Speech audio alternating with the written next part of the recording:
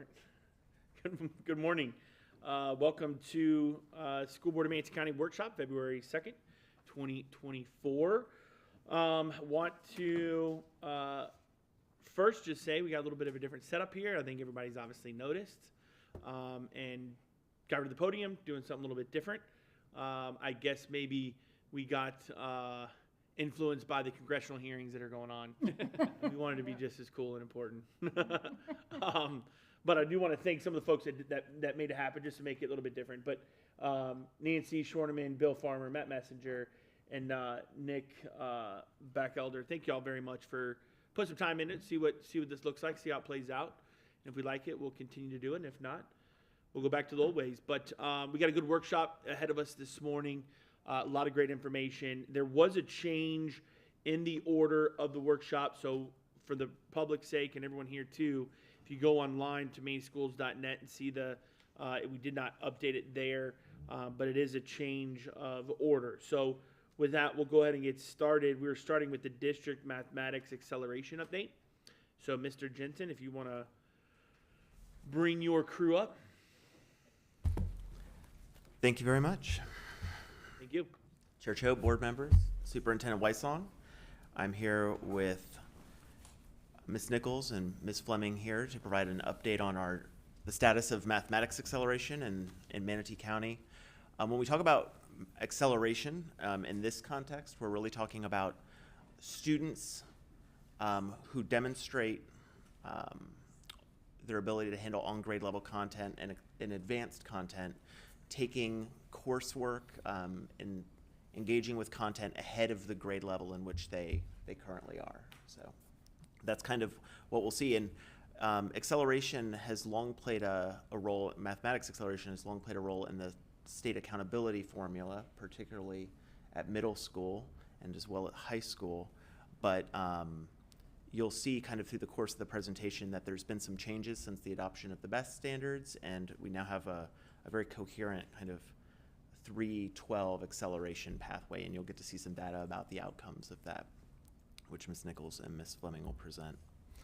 For this presentation really aligns to our strategic plan, Ready to Learn Goal 3, increasing those elementary school enrollments in accelerated courses, and Ready for Life Goal 8, expanding acceleration opportunities for all middle and high school students.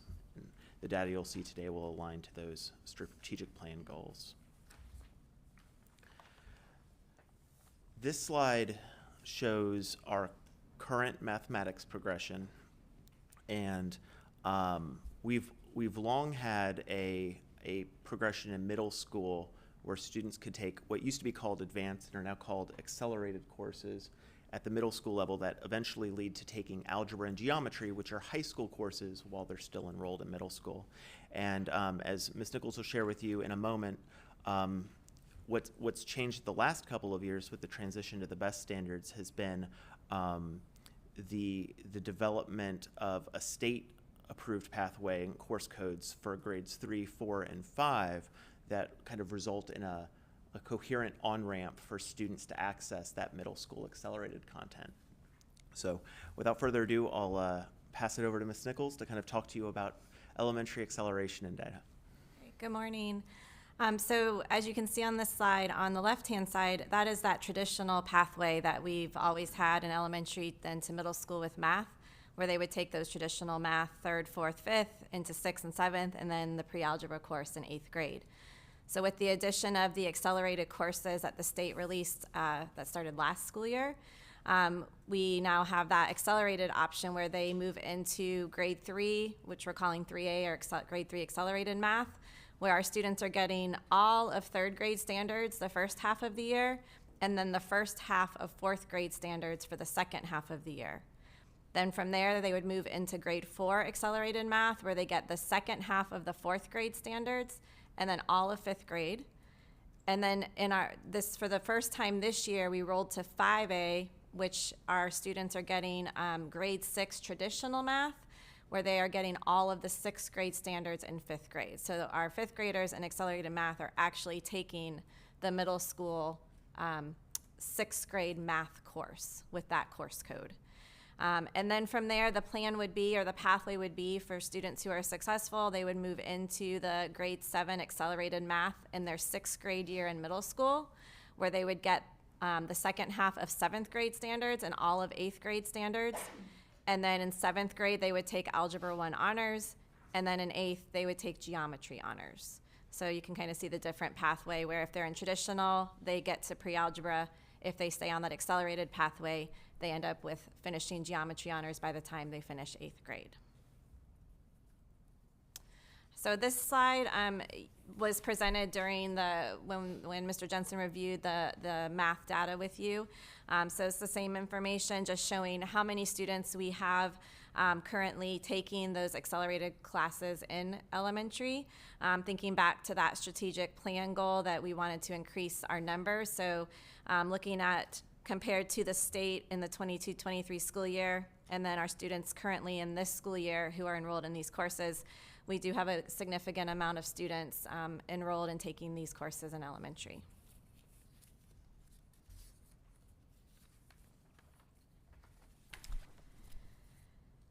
And then this slide again was same slide with the data that you saw in the previous presentation, just showing how our students who are in these accelerated classes in 3rd, 4th, and 5th are performing as far as FAST goes.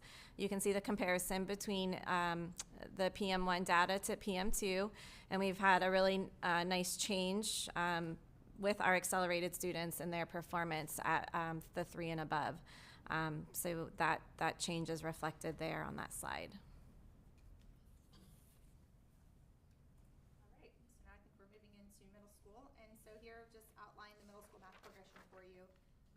So starting on the left, you have your grade 6 math. So this is the traditional pathway. We had grade 6 math, regular grade 7, and then grade 8 pre-algebra. We also have the opportunity for students to come in at grade 6 accelerated math, and then they move into the grade 7 accelerated, and then from there they're taking Algebra 1 honors. And then now with the addition of the 5th grade accelerated course, there's this third opportunity where our students will be entering in grade 7 accelerated math, and then taking Algebra 1 honors and geometry honors. So again, finishing their middle school math career with 2 high school math credits. I do think it's important to note, though, that students can move in and out of the progressions. So it's not that if they don't enter an accelerated progression, that's it, and they're excluded, right? Depending on how their performance is, they can move into the program, and then also depending on performance and other factors, they could potentially move out of the accelerated track as well. So then to look at some middle school acceleration data, we're starting here with the overall middle school acceleration. You can see we are 8% above the state as far as that acceleration goes, and then it's broken down by grade level. So our percent of 7th graders in Algebra 1 and geometry, we're sitting at 11.1% compared to the state's 9%. And then our percent of 8th graders in Algebra 1 and geometry is sitting at 49.7% compared to the state's 36.9%. And then we also look at how students performed on the end of course exams in algebra and geometry. And again, both of those data points are above the state. And so I think, while we enroll more students in the accelerated, courses compared to the state, our students are also performing in those enrolled courses. So then we move into the high school math progression. This slide could be very large if we really wanted it to be.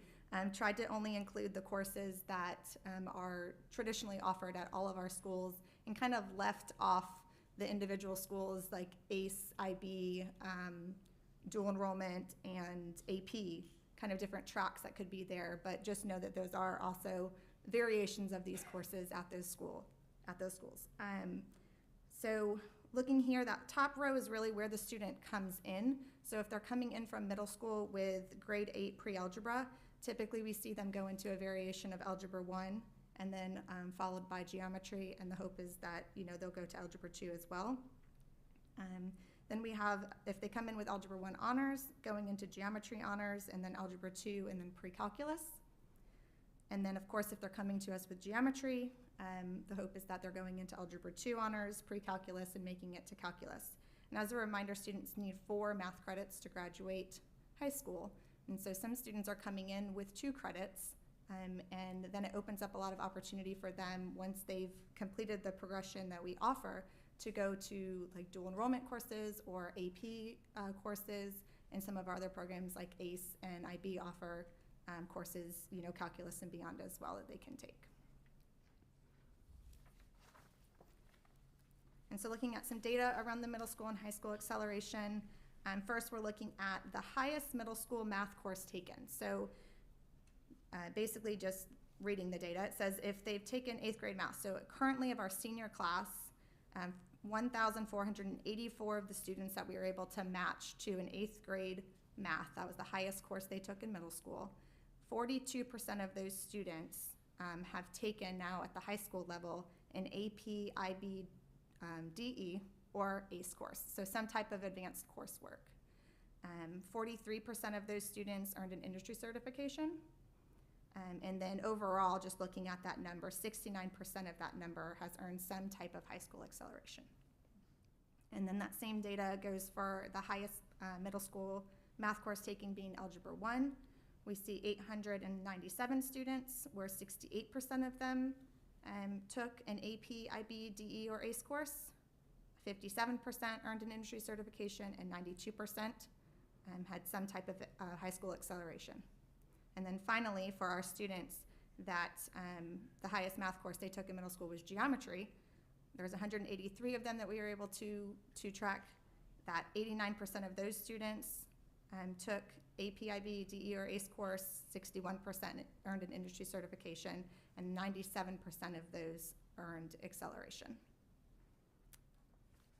So I think, kind of one of the themes that I think this data kind of lays out from 3rd grade all the way through 12th grade, looking at dual enrollment or advanced placement or IB coursework, is, our students who are well prepared in math, who seek to kind of get on an accelerated pathway and take more challenging math courses at an early age.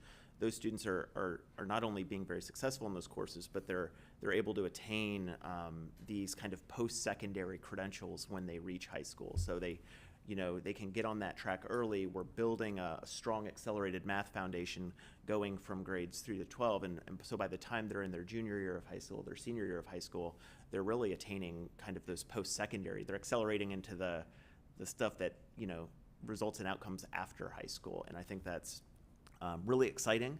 I think there's this shows even more work to do, right? Like I'd love to use this data as a foundation to help identify more of those students who took 8th grade Algebra 1 and help support them into getting into more IB courses, dual enrollment courses, AP courses, and increasing those percentages. But as a whole, I think it shows that we have a strong foundation for math acceleration in Manatee, and our students are being very successful. And with that, I'll open it up to any questions or comments. I know we're not Granicus, so we'll just go around. Just a couple questions. Both my kids were involved with the acceleration, so I know the progression and that sort of thing. And my daughter's a junior and is in dual enrollment, taking statistics the second semester, right, as a junior, and so it's great. My question is, 2 questions. Number one, how do we identify the students that are ready to be accelerated? Like, is it just, hey, you're proficient, you're in 4, in P? I know haven't used PM 1 and 2 other than this year and last year, but are we looking at those scores like, hey, you're scoring X this score, and that's how we determine? And then are we watching that? How Ms. Fleming, you said that you can go in and out of it. Are we watching that as they continue? Because I believe there was, I don't remember, as whichever child of mine, there was a point where we were like, we may need to like dethrottle a little bit here, and so that was my first question. Yeah, I mean, I think, and Allison, you can chime in as well, but we do have like recommendations that we provide to schools as far as guidance in order to identify students that should be considered to be placed in these courses. But of course, we also take into consideration the teacher's feedback, because the teacher, sometimes grades don't always reflect the work ethic of a child. We also, of course, parent feedback as well. Just like you said, there's situations where the anxiety may be caused by being in an accelerated course is beyond what the parent wants to have their child, go through, and they may choose then to pull the kid, not in the accelerated track.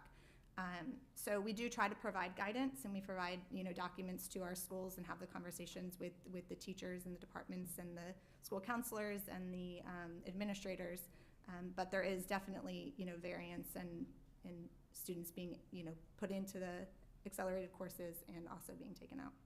And on the elementary end, it's the same, but because it is new in elementary, we are constantly, this is only our second year with acceleration in elementary for math, so we're constantly looking at the data. We do have guidance for the schools, just like Shannon said, but constantly revisiting that, because as we're living it for a second year, we're learning more and kind of figuring out which students really should be in those courses, working with the schools, listening to parents. So we are making revisions and tweaking some of that criteria every day. So. Like you said, Chair Choate, it's a very personal student by student decision on these. So, like our administrators and teachers work with the students and their families to try to make the best decision in the interest of that student. Great, thank you. I love that as a district, and this goes beyond when I was on the board, that we are not only worried about the students that we need to get proficient and we need to get better, but also the students who are proficient, that we're not just leaving them alone. Like we want to accelerate your learning and get you to a place as high as they want to go. Because I know when my daughter has some high school or college credits, it'll save me a little bit of money there. So it's a good thing. Any questions, Mr. Tatum? No, it was informative. I'm glad to know, like Mr. Choate said, that we have some accelerated programs, and I'm pleased to see what we have, and I don't have any questions. Thank you. Great. Yeah, I've got a few. The students who are in accelerated, are they taking the same test that the non-accelerated students are for the progress monitoring? Yes. So for those students, they are taking a test that's either assigned to their grade level or course. And as we've, especially as we've come on board with the elementary programming, we've been kind of analyzing the standards in those courses, the exam that those students are taking at the end of the year, and making determinations. And we'll make future determinations about whether the grade level exam at which they're being tested is the most appropriate one. So. But yes, in general, if you're taking, Algebra 1, if you're a 7th grader taking Algebra 1, and you're an 8th grader taking Algebra 1, and you're a 9th grader taking Algebra 1, those are all the same exam. So, in other words, a 3rd grade accelerated student, when they take progress monitoring 2, they are scoring at the rate of 82%. So that's basically they have completed that 3rd grade class. Correct. And so they're demonstrating how they perform. Absolutely. That's really, really impressive. I'm thrilled. That's absolutely great. The middle school math progression. If a student is falling into the category and taking the accelerated math, are they chipping away or eating into the electives that they can take in middle school? No, this is the core math course. So instead of, every student has to take 3 math courses in middle school. So instead of taking 6th grade math, they may be taking grade 6 accelerated or grade 7 accelerated as a 6th grader. So they have the one math credit. So they take 2, everybody takes 2 math? Nope, they're only taking 1. So if let's say I'm a 5th grader and I'm not on the accelerated track, right? I come into middle school. Yeah. I take grade 6 math. Okay. But let's say I'm a 5th grader and I just took, and I've been identified as an accelerated student. When I go to 6th grade, I'm enrolled in grade 6 accelerated math. It's one period a day, the same 1 credit. And then, again, if I'm a 5th grader this year and I'm taking the 5th grade accelerated class, which is 6th grade math, I'm then entering as a 6th grader and I'm taking grade 7 accelerated math. Again, 1 period a day, 1 credit. So the 7th graders take one semester of Algebra 1 honors and one semester of Geometry honors. Am I getting that right? No, there's just, Okay. they're all full year courses, so each Oh, of okay, those all right, courses are full okay. year. Okay, all right. Okay, and then what is the difference between the geometry and the geometry honors? Is there any difference in the course material? There are differences in the standards. So there are, the state standards for each of those courses varies. So there are just additional standards. It covers, Geometry Honors covers all the standards that regular geometry covers, but then there are additional standards that are included in the honors course, but they still take the same assessment at the end of the year. Go ahead, thank you. I like this. This takes a lot of work to decide and test and see who excels and who doesn't. Touring schools yesterday, you can almost see some of the students that, in a math class that I was in, I could see a student that was spot on, right there, could explain how they got their results. It was pretty amazing. And then you can see the kids that needs that little bit of help, and this is elementary. So I'm happy with this, and to see that we are actually above state, and most of the measurables is even better. I mean, just tracking which student is in this program and that program is an accomplishment to me. So, and one of my questions was, is how do we communicate to the student and parents, hey, I can identify your child as being a little accelerated. This is the recommendation. So I think Ms. Foreman kind of addressed that too. So I like this second year for elementary, and that you have those results already, that we can see that we're identifying it and it's working. So I don't really have any questions, just more thanks for doing all of this. It's impressive in my opinion, so. That's all. Ms. Spencer? She's got questions.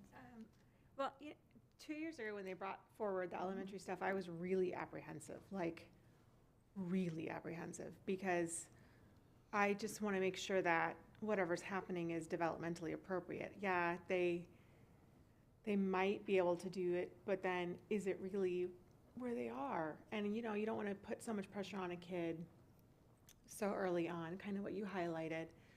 So that was my biggest apprehension to the whole thing, specifically in elementary. But to your point, they do send a letter, and they say, hey, we think your child would be appropriate for this accelerated one in elementary, and this is the pathway forward if you want to do it. And it is, the parent does get a say in it. So if the parent does have a concern, and the pressure that you talked about. But a lot of my apprehension went away in your presentation, especially on slide 9, where you really talk about the long-term, what I'm going to call the long-term effects. That sounds like a medication they've been on, but the long-term effects of the acceleration means that they really can have more opportunities in high school to get college credits, which is nice for the students. I know there's a lot of data that shows that if they get a college credit in high school, that they're more likely to go on. So, that there's a lot of that makes me feel a little less apprehensive. And I will also say that the results, the gains from PM1 to PM2, although I'm going to once again say that's retrofitted, so whatever, or it's just whatever. But you can't help that, right?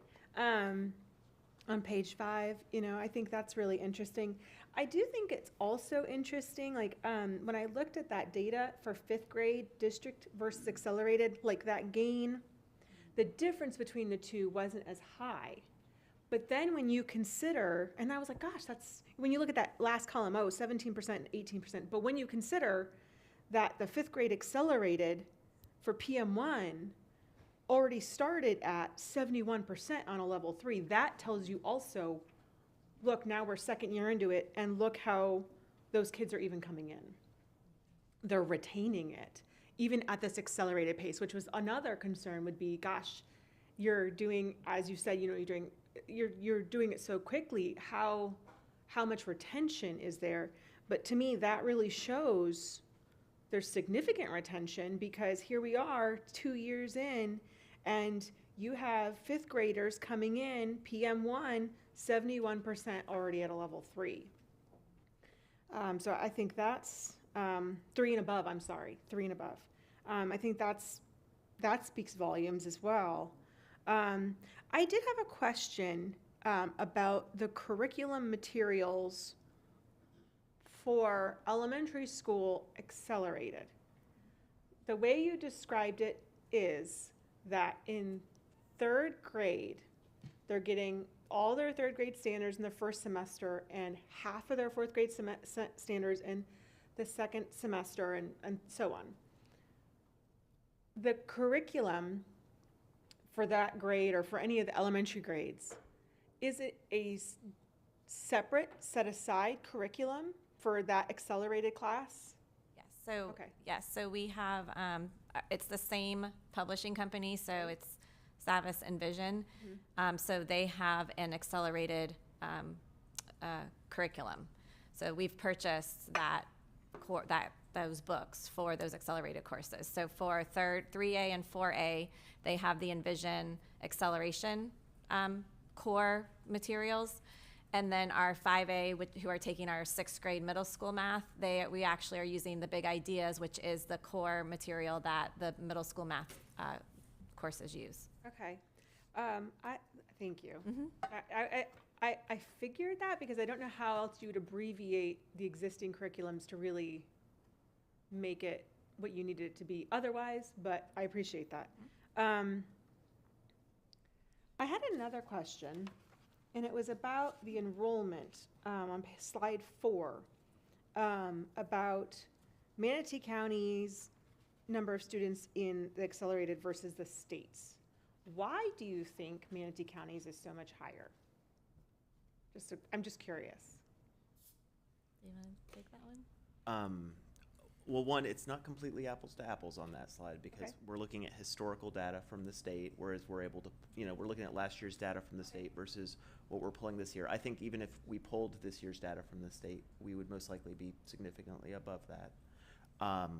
What I have heard anecdotally, and I don't have data to support this from other districts, is that whereas we have an approach across all schools, because we believe that students at all of our schools can attain this kind of accelerated coursework, there are some districts that choose to place these types of programs in their magnet schools, gifted programs, and kind of limit the reach of the acceleration programs more to specialty programs, I'd say. Interesting. Can I add to that just some perspective? Yeah. I remember being at one of the instructional leadership conferences when this acceleration model was rolled out, and it was billed as kind of an elite opportunity, and so I think some districts have implemented at the small scale. I think what we're finding in Manatee, what Mr. Jensen and I found in our prior district, is that kids tend to rise to the occasion. And you're right, Mrs. Messenger, that there's a difference between productive struggle and unproductive struggle, right? And we want parents and students to talk when parents are seeing that frustration, and talk about, and we've got to be able as educators and parents to discern the difference, right? I have those conversations as a parent and an educator right now. So, but I do think that some districts have approached this as small number of participants, but I think it actually scales very well. It does increase complexity, right? In some of the data reporting and some of the planning. And I would also say, and I think we've talked about this in other workshops, if you implement this at large scale and you really get the acceleration going through secondary, you actually disadvantage your high schools on the state accountability model, because our top high school students are done with their state math requirements in middle school. And so those high schools aren't getting that proficiency and learning gain really credit. So there's a kind of a systemic disadvantage built into the system when you do this at scale. But what we're doing is the right thing for kids. I was about to say that, but that might be true for the game of the Right. grades, Right, not necessarily what's best for kids. absolutely. So Maybe that's why it's lower in the States. I mean, that could potentially be why some districts don't offer it across the board. That's interesting. Well, and depending on how it was billed, like what you said, if it was said, well, this is going to be some elite thing, then they might have treated it that way, and then they'll look at Manatee County and go, oh. I had a couple other questions. There was a slide, and I'm going to try and find it, that talked about, I think it was 7, that talked about the proficiency of middle schoolers taking the high school credits. And it's a really high proficiency, so that's wonderful to see, but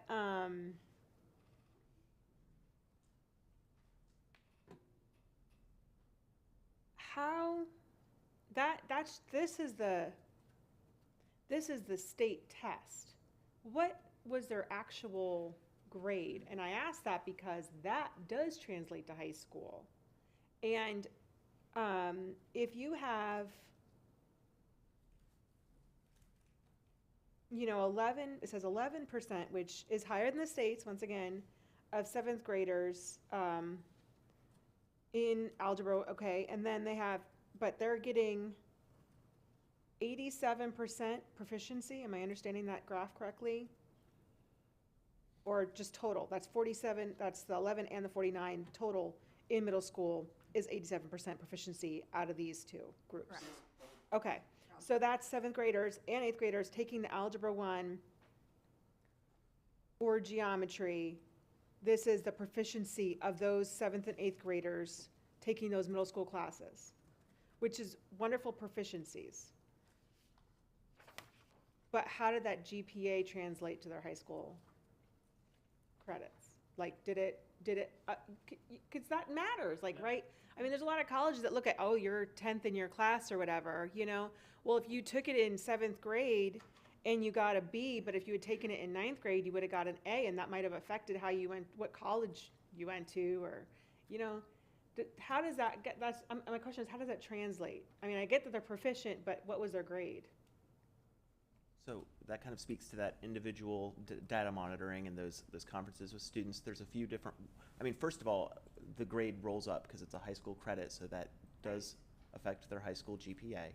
Most of the students are very successful. If you wanted to know kind of an individual grade breakdown, I'm sure we could get like kind of some aggregate data to share with you, maybe about students who are proficient versus students who aren't proficient in their relative GPAs. But oftentimes, right, if a student maybe starts this acceleration process, they think it's a good fit for them, their family wants to try it out, maybe it's the first time they're trying math acceleration, and the student starts engaging with the course, and maybe it's just not the right fit at that time for any number of factors. The student has a number of options. They can, request a course change. They can kind of, if their grade is low enough, they can retake the credit later on. So like, you know what, I did Algebra 1 as an 8th grader. I tried it. I wasn't as successful as I wanted to. I'm going to do it again in 8th grade. And now I've been like prepped for being more successful my 9th grade year.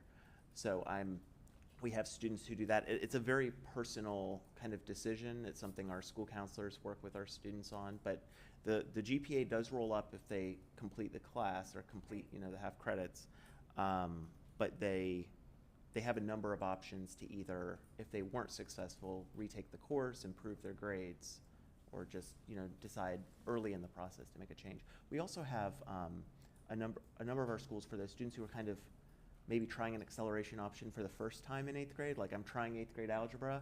They have support courses for those students, and those students actually get additional support opportunities to help make them successful in the algebra course. Now, if they did that, they probably are giving up an elective. That's correct, if they choose to do that. How low does a grade have to be able to retake it in a middle school? Like, let's say they took Algebra 1 and they're like, I got a C, and I am not happy with this C. I want an A. I want to take it again next year. Is that, or does it have to be something failing? How does that work? So, correct me if I'm wrong on this. So for middle school courses, if a student earns as a D or lower, they can retake it in high school in order for grade forgiveness. And that's articulated in the student progression plan. So the student progression plan identifies what, Yeah. what grades are eligible for retaking at the next level. If in your first situation where you were saying the student got a B, but realizes maybe they could have gotten an A, you are correct. They don't have the opportunity there to retake that course for grade forgiveness.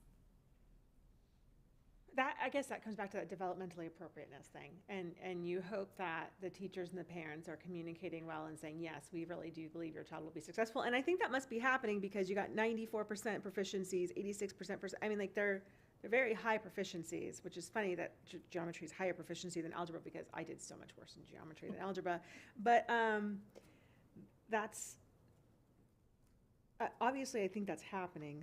That's the only thing that makes me nervous as, think about, a child that may not really understand, like, no, that's going to go to your high school, and then that's going to go into your GPA that gets put forward to colleges, and, but you'd also hope that, I guess, other things would be taken into consideration if that was taken in middle school. And maybe that's like a whole new normal as this rolls out more. I don't know.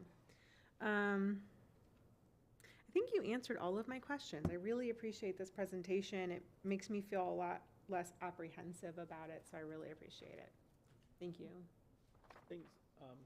Yeah, I had a follow-up question to what Ms. Messenger had. If a student is on track for a C, okay, in algebra and in 8th grade, and they aren't going to be happy with that, at what point can they, in the month of May, go, I'm going back to the other? At what point can they step out and go back to regular math? Those decisions are primarily made between the end of first quarter and in those first few weeks of second quarter. Ouch.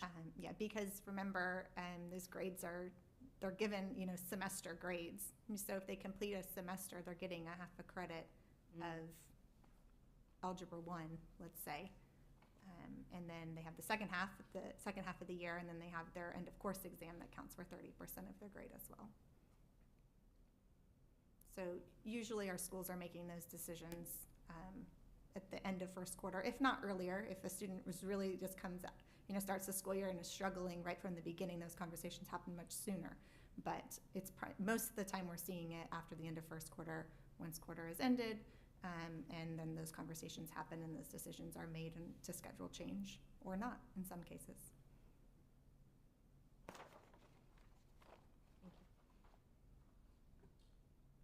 I don't see any other questions, so thank you all very much for the presentation. And that moves us to item number 2, which is job fair summary. So, Mr. Bailey, come on up.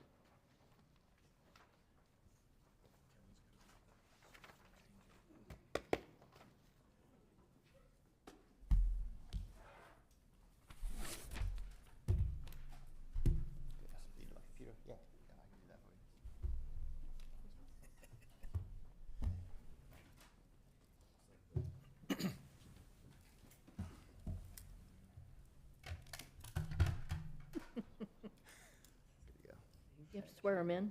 Not very, That's right. Raise your right hand. I'll have to work on that transition. Good stuff. All right. So thank you all for coming and sharing kind of the job fair and what's going on in human resources. So Yeah, good morning, away. everyone. Chair Choate, members of the board, Dr. Weissall.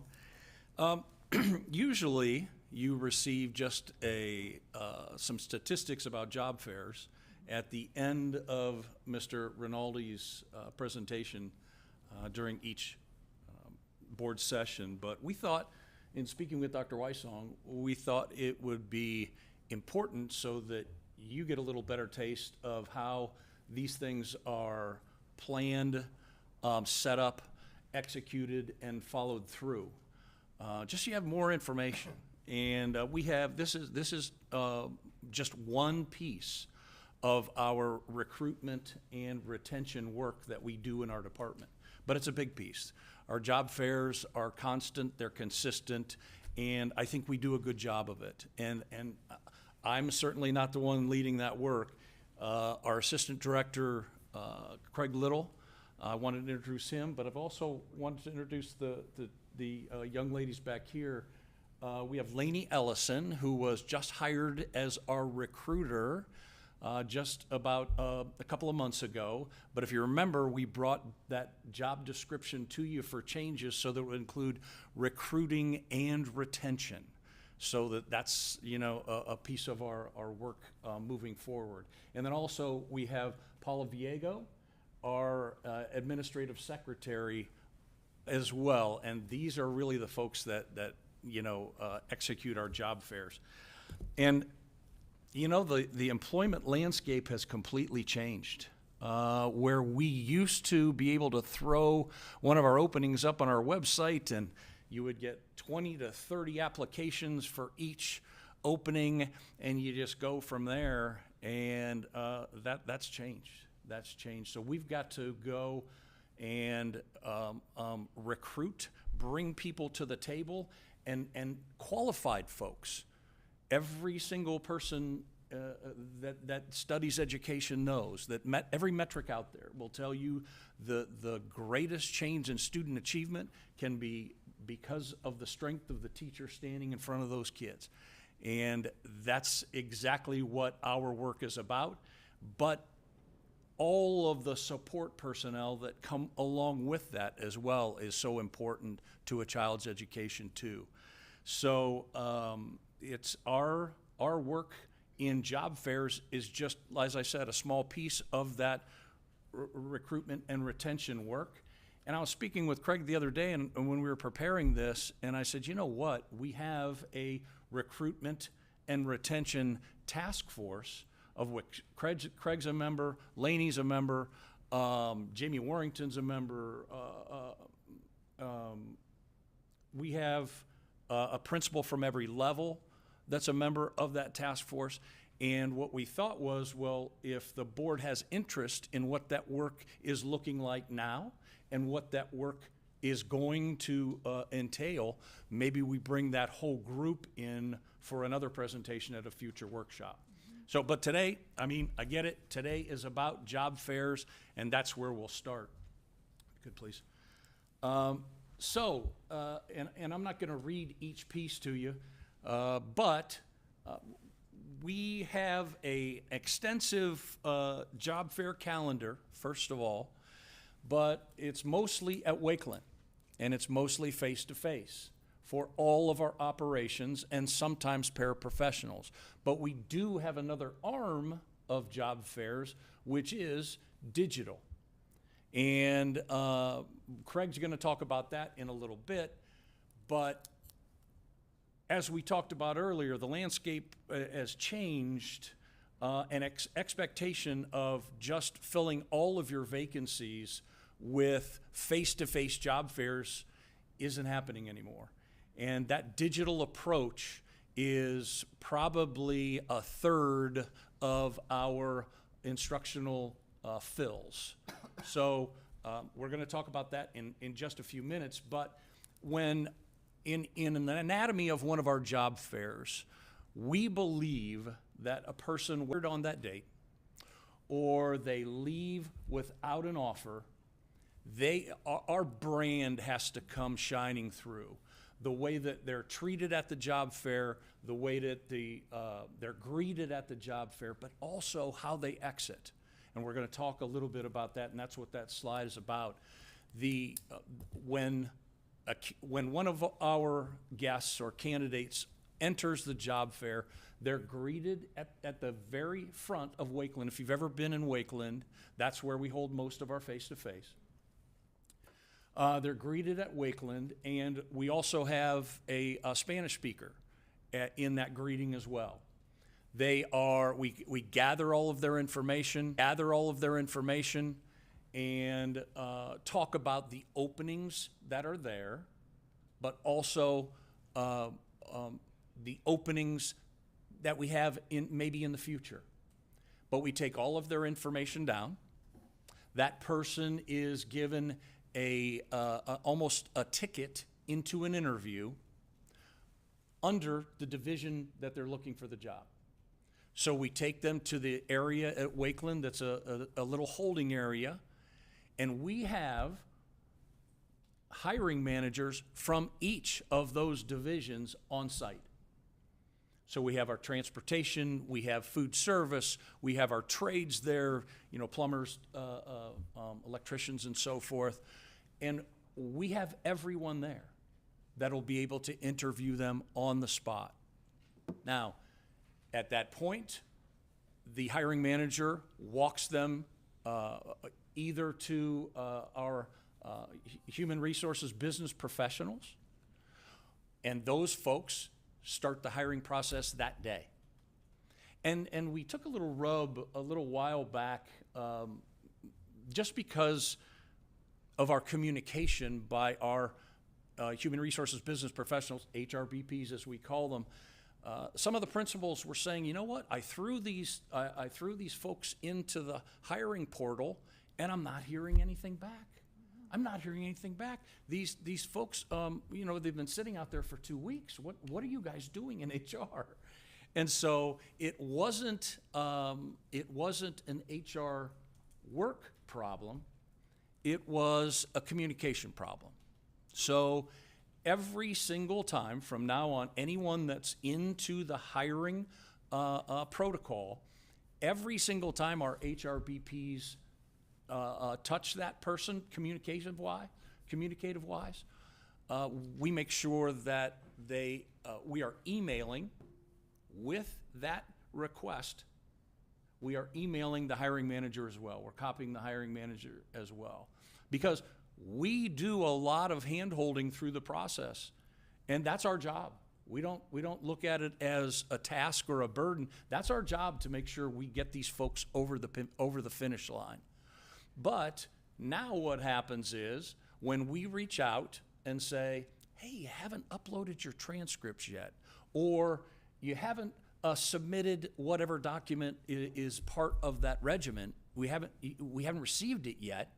Not only are we communicating with the candidate themselves, but we're also communicating with the principal or hiring manager, because sometimes the principal or hiring manager has a better nudging capability than we do, because they met face to face with them. They hired them on the spot. They talked to them and said, you know what, I'd love to have you in my building. Hey, what are you doing? What are you doing? We want you on campus. And that's helped. But also, that has cut down the questions coming back from our principals, who have much more important things to do than worry about getting a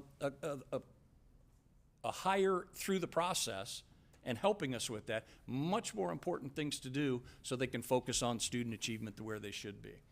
But also, we have our HRBPs that start, as I talked about, the hiring process. We start that immediately.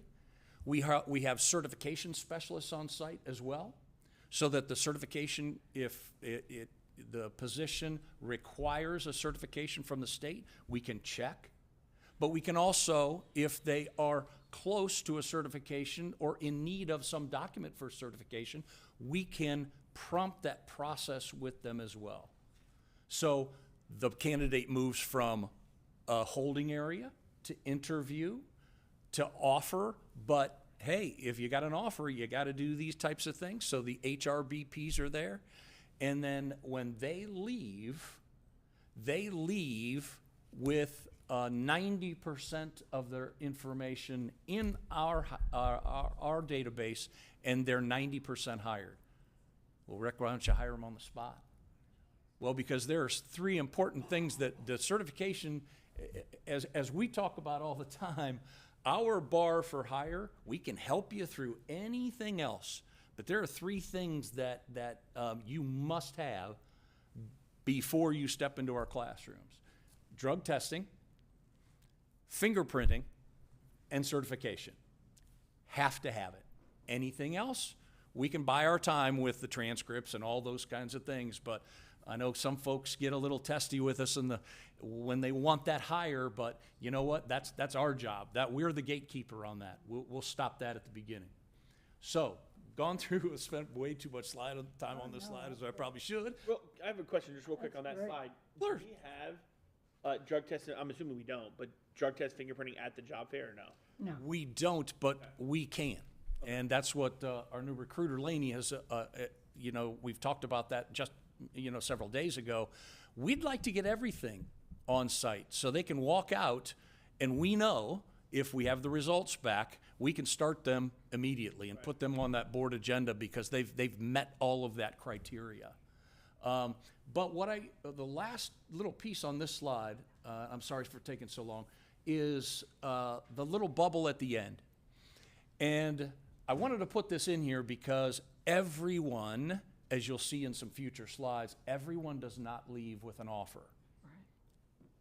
It just, you know what, sometimes it's not a fit, sometimes they're not credentialed, sometimes they need a few things more, but everyone that wants follow-up communication, we follow up from our department with each person that leaves our job fair. So if they truly want to work for Manatee County, they have an opportunity to do so. So there will be a question time at the end and so forth, but if you have questions, interrupt me. I do have a question with this. I spoke to a friend who is now working for the district, applied, and I saw her 2 weeks, 3 weeks after that. She said, I haven't heard a thing. And I'm like, seriously? You haven't heard anything? No. And a former educator, all of that, and that was really surprising to me. So knowing that you're breaking those, intervening, and getting those timelines down to where the applicant has constant communication, I think this is wonderful. And after I saw her again, yeah, I finally got something, and I'm working, and I love it, and all of that. So having that timeline in this chart of how we communicate with the applicant or whatever, I think is instrumental, because they were ready to go somewhere else. I'm like, hang in there, and I might have emailed you or said something to Dr. Weiss on what's going on, because I wasn't going to give a name. I just wanted to know the process. So this is incredible for me. Well, if those isolated cases do happen where somebody slips through our cracks, which usually doesn't happen, but we're human as well, please feel free, email me, email Craig. We will get that ball rolling. We will make sure. I think because we live in a technology world and we're all involved in it every single day, we believe that everyone lives in that same world. And everyone should be able to why can't they just upload their documents? Why can't they just? So we also have included, if anyone calls us with any kind of limitations technology-wise, we will meet with them. We've set up a kiosk in the front area of Human Resources. If they come down with their documents, we'll scan them for them. We'll upload them for them. We will get them across that finish line. I mean, that's our job. So anyway, Awesome. I just had to say that. I think we better move on. Okay, and I know, we weren't going to talk about vacancy data and recruitment, retention, all that, because it's a whole nother group of the work that we do. But I think we always have to keep our eye on the prize. Where do we need to target our job fairs? We, because of transportation, now we have targeted job fairs just for bus drivers. As you can tell, look at the 6-month drop in our vacancies, and we would like to say, oh my gosh, this is all the things that we do in HR. You know what, we're realistic. the job market's coming back a little bit, and that's good for us. I mean, our vacancies are, the first one is the one that worries us the most, the classroom teacher, but we are down to 35 instructional vacancies in this district. I mean, with 50-some schools, and there are 5 right now at one school, so we have 30 or so across 50-some schools, and that's pretty good. Now, that's, tooting our horn a little bit, but look down 2 graphs. Paraprofessionals. Our paraprofessionals, and whether it's and that's going to be our focus, because we're looking at this data too, but paraprofessionals just is a tough group to keep. Whether it's our fault in not describing the job of what it's going to, rigor of what that job is going to be, or whether it's folks that get in and realize this is hard work, but so important work. I don't know. That's going to be our focus in the future, but it just seems I deliver a vacancy report to our cabinet every single Thursday. And it just seems like we've hired 15 paraprofessionals. Awesome. We lost 12. Please. Do we hire part-time paras?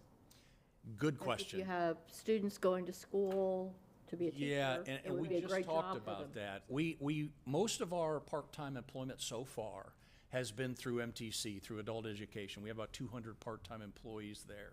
But I think that's got to be on the table for paraprofessionals. We have a lot of retirees in this area that may be able to, give us several hours. With 80 vacancies as paraprofessionals, I mean, even a half fill is better. The more of those we can stack up, the better. But that's got to be part of the conversation. I appreciate the question. Let's keep going. These are just the same kinds of informational pieces that Joe has provided in the past. But what we've just talked about with Laney coming on board, what I'd like to see, and I know there are a couple of board members, or even all the board members would probably like to see this in the future, is another column on that chart. How many of those folks that we hired at the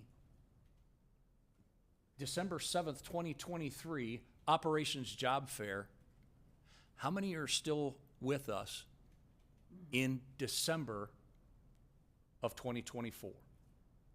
So in the past, we haven't tracked that specific of data, but we will, and that column will be added to the next time we stand in front of you, or sit in front of you, I guess, for the next job fair kind of event that we have. I think it was good. And now, as I talked to you previously, there are 2 different ways that we approach job fairs. And one way is face-to-face, and that's awesome. We love to meet people face-to-face.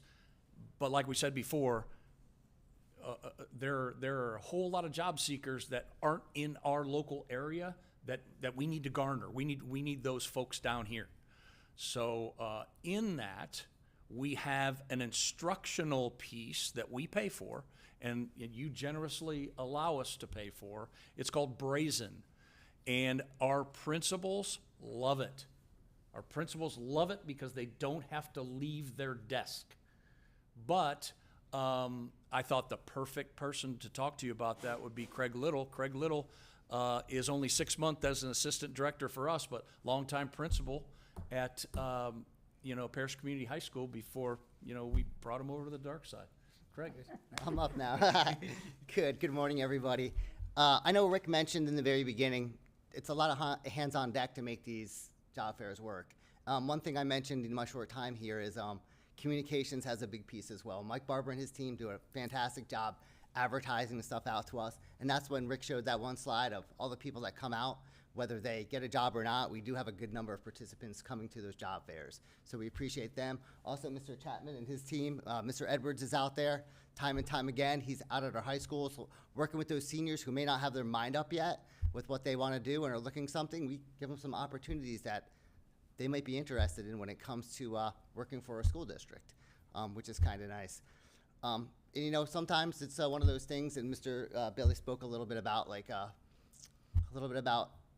our job fairs or in-person job fairs. That might be the one time or the first time they've ever interacted with somebody from our school district. We've sat down, and one of our goals is creating a culture, whether they walk out of that day with a job or not. The feel is great. They have a good feel about this district. They were greeted nicely. It was a real professional atmosphere when they left. And hopefully it'll recircle again, and we'll end up at the next job fair, which we've seen. We've seen multiple people come back in again. And maybe the first time they didn't get that job, but the second time is, and Rick mentioned it, how the end goal is get them there. If they want to be part of this team to help our students, we want to help them. So with that being said, I'll move on to what Rick was speaking about, and it's called a Brazen Job Fair. Rick spoke about those traditional job fairs that we have in person. This is a little bit non-traditional, but it's becoming way more mainstream. And we have to be more mainstream because times are changing. Post-COVID, people are not just grabbing their briefcase and walking into a school or to the district office getting jobs. We have to be on the cutting edge and provide opportunities for them. So I have a little bit of a flow chart here. We've been using Brazen since 2020. Rick mentioned I'm a former principal, so the nice part is I can tell you guys how it looks from the principal side of things and tell you the benefits of it. So I can walk you through a little bit. We've been using it since 2020. The platform, I felt, has been very simple. You can go online, there's videos. The support is really good, very user-friendly from the applicants that have applied told me. I know in my administrative role, it was very user-friendly as well. Since we've been using it for a little while, I feel that we have a pretty good grasp of it when it comes to our administrative teams at our school. So just a little breakdown. I'm not going to go through every little piece of this, but the first thing we do in human resources is we create the job event, the Brazen job event, the virtual job event. With that job event, we create what's called once it's created, you get like a unique URL code, which is crucial. With that URL code, we bring that, and once the event is planned, we bring that to our communications team and we market it out. Once the marketing takes place, every marketing piece that we do, we embed that URL code. So if you're living up in New Jersey, you see this job fair here, you click on that URL code, it brings you to what's called a landing page. The landing page is basically, it's our flyer. You click on that landing page and you register for the event. And this normally sits out, the time that I've been here, for at least 2 weeks. We let this kind of get out there, allow people to register for the event. The nice piece about Brazen is the event could actually start, and say you forgot to register, you can still register and get yourself into it. So you don't have to, but it's nice for us in human resources to see that build up. We'll see 5 people, 10 people, and it build up, and we can see how many people registered for it. And then plus we got a lot of information for it. At the same time, those applicants are applying for it.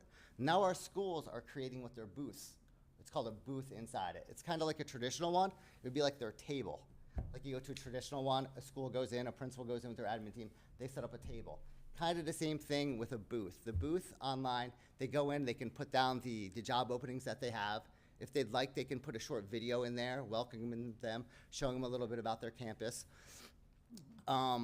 They can, and then from there, once that's created in their booth, the people register for the event. Once the actual event starts, everybody kind of logs in at the same time. And then from there, applicants choose which booth or what table they want to sit in front of to meet with the principals or admin team at their school. And then from there, they go into like a waiting room. As an administrator, they can plug in. I could do just like almost like a text chat back and forth with them. I could invite them into a video chat from that point. And we just kind of work it back and forth. So it's a really nice atmosphere. From there, you can extend the chat if you want a little bit longer. And a nice piece is, this is all archived in Brazen. So if it doesn't work out at that point, and it's something you didn't want to hire, you can always, maybe 2 months down the road, you might need that social studies teacher. You can go back and Brazen, and all that stuff's archived in there. So if things go well, you've interviewed the person, you move it along to the next steps, and of course you process it. A little on campus. We don't have HRBPs right there to process them through, but then we can eventually work it through. But it does give us definitely a nice option for people to apply. My next, we really read it. Typing away, doing what is safer. An also nice piece was I could tag team back and forth with my admin. I could cover some lunch duty if emergency that. There's also a lot of like travel time and setup time with a traditional fair. You can just log into your computer and you're on and you're there and you're communicating back and forth. You could have multiple assistant principals on board too, all interview people if you do get a long list of people. So I thought that was the most important thing. I could be on my campus, we could host this event, we can meet a lot of different people. The next one's probably just as important. Way more people from the area, Brazen, a marketing teacher from New Jersey, a math teacher from Virginia. They couldn't make it down here at the time. So with the convenience right there, I think we're exposing ourselves more and allowing more people from outside the district. And it even could be somebody local that just couldn't make it that day, but they have a lunch break or something and they could log in and meet with somebody. So another huge benefit. I mentioned this a little bit before on the third bullet point. It's another options for job seekers to connect with our hiring managers. I put a little snippet from Indeed in there. It says 2021, 82% of employers conduct virtual interviews. As I said, the old school method of showing up at a campus. And hey, maybe that would be the first interview can be something virtual. If you do like the applicant, I've done many times, invited them on. And Mr. Bailey mentioned, like, this is not, like, the job market's changing a little bit, but there's not nearly as many people applying. We're selling ourselves and our school just as much as they're selling themselves. So many times before I would hold that virtual interview with them, they would make that trip down. I would show them the campus and sell it, and sell the community, sell them the district, let them know what the benefits are, and set them up for success, whether they're in a classroom or working in our cafeteria or so forth. The next piece down there, I mentioned this already a little bit before. Brazen does a really nice job archiving everything from the people that register for it to the video chats that you do have. So you always have something you can go back into, and I've used it many times before. And you're right, and you have your notes, and you can go back in Brazen, and you can see, and you can pull their resumes. So it's nice to kind of have that piece in there. Definitely essential for when you're looking for those high needs positions. And of course, the last one there, it provides the ability to easily create and host large scale job fairs. When you're hosting a large in-person job fair, sometimes you have to move people out of different buildings. You're changing things around. I know MTC has been completely gracious with that and helping us out on those live ones, but I know it's like a little bit of an inconvenience to them, and they've been great about it and everything. At Parrish, I think it was last spring, we did the same thing. We were happy to host, but it does stress the environment of the campus a little bit, and you have to make some changes along there. But definitely advantages and disadvantages to both. I really feel this is something that's benefit us, and we definitely like to keep this as one of our tools to really help our teachers or help our schools recruit people. Good, thank you. This is just in thanks to our communications department. They do such a good job of getting the information out there. We can't get the candidates to our door without them knowing that we have openings. So these are the different ways that communications gets that information out. And as you can see, as Craig talked about, in the lower left-hand corner is that QR code where all you have to do is, click on it with your phone and you're on our landings page. And you see all of our job openings and you see when those openings will happen. And then it isn't just about Brazen. We have to also be on every social media outlet that's out there, because that's how most are communicating anymore. So I just put these couple of slides up to say that we are on LinkedIn, we're on Facebook, and so forth. And lastly today, what's upcoming? Well, this last year was this same event was one of our best events and maybe, I'm not sure if any of you attended or not, but it's a job fair on a Saturday in mid-March prior to spring break. But we have everybody there, just like we talked about before, but this is a big event. All of our schools participate because today's opening at Bayshore Elementary School may not look like tomorrow's openings. So you've got to preemptively go out there and get these folks on board. But this is for the 24-25 hiring cycle. We can, and we did last year, hand offers to new educators on the spot. And of course, they're contingent offers because we haven't checked the triumphant yet. Certification, drug testing and fingerprinting. Of course, we've got that clause in that offer, but we also make it a big deal.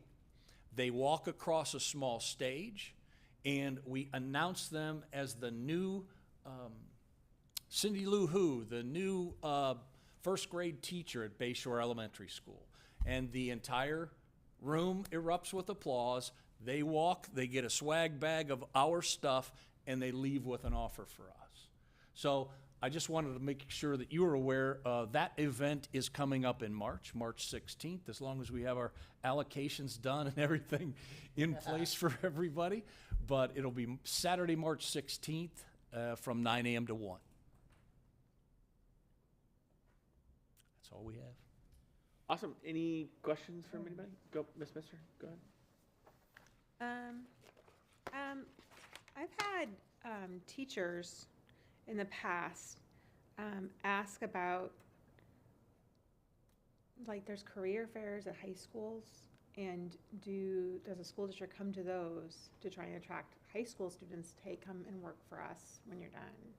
You know, that's Omar's focus. He is in every high school and meeting with student groups constantly, and that is a consistent message from Omar is, you know what, you don't have to go through college. You can, at this point in your life, don't want to discourage anybody from any future education, but you can work for us right now.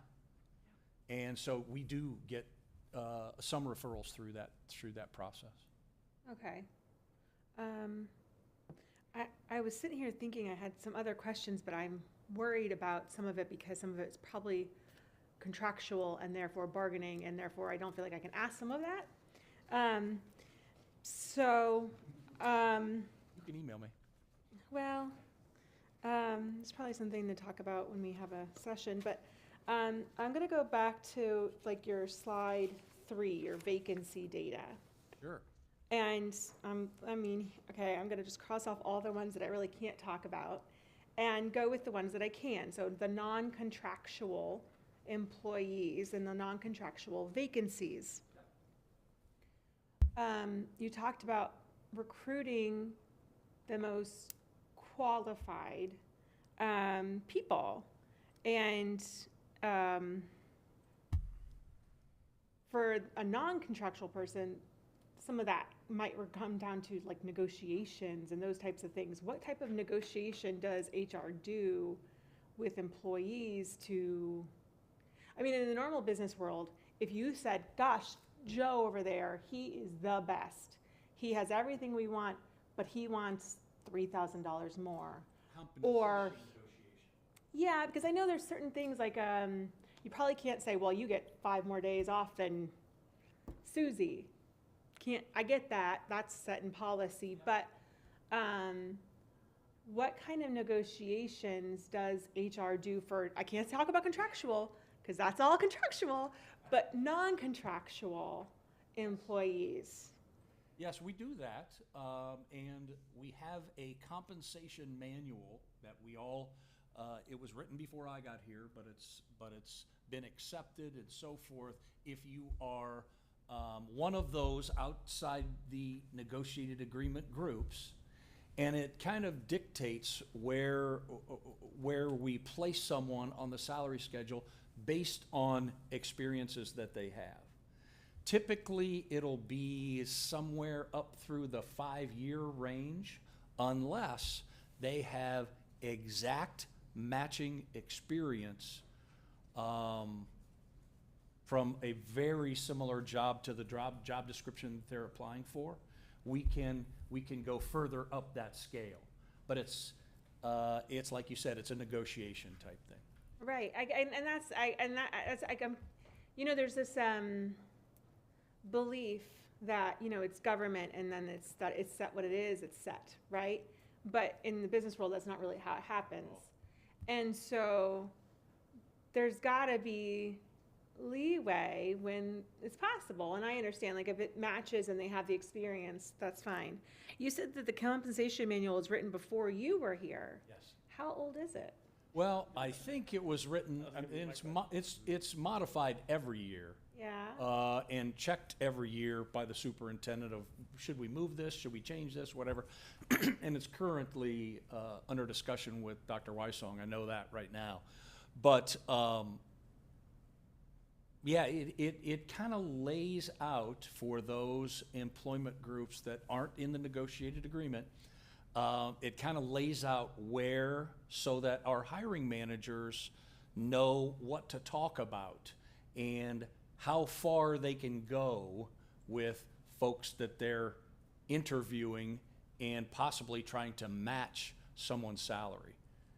So, So this manual is, once it's updated, it's shared with everyone that hires people? yes, yeah. Oh, okay, Hiring managers, yes. okay. I had a question about certification, and I know I've heard from people that, and this is from other counties, you know, just talking to other school districts, about certification. This is really a statewide issue too, of like people not being able to pass certain certification tests. And I know we've even talked about it on this board before, not being able to pass the GKT. Gosh, I hope they can pass their subject matter tests. That would make me more worried than the GKT. But so my questions are, you said that they need to walk in the door with a certification.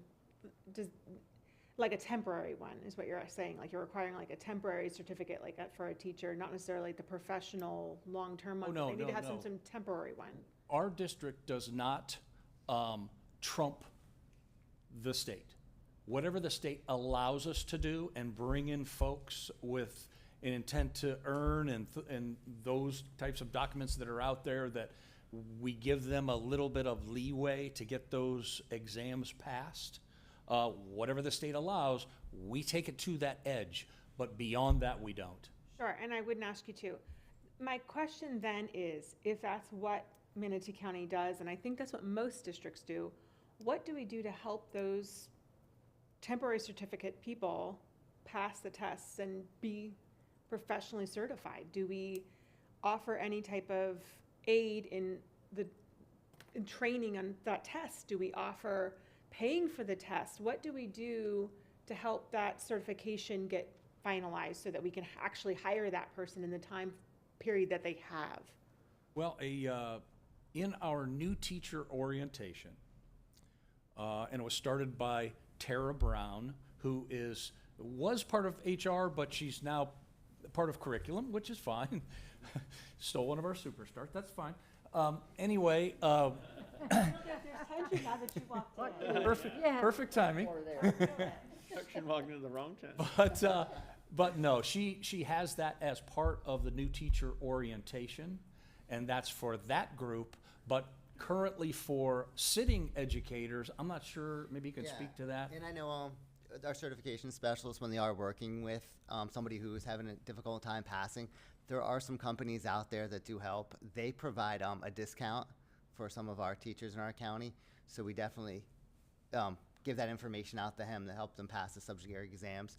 Also, as my former life as a principal, if we knew that was coming along, I remember on my bookshelves, I'd have those study guides available for them.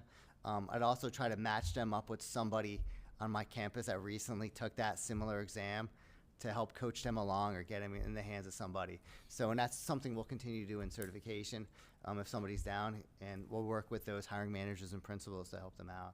Because, right, if their passion's there, we want to find a way to help them along to pass that exam. But we don't pay for the tests, and we don't have like any type of free tutoring service, but we do hope that you might use a mentorship, or you might use other resources that the principals might have. Right.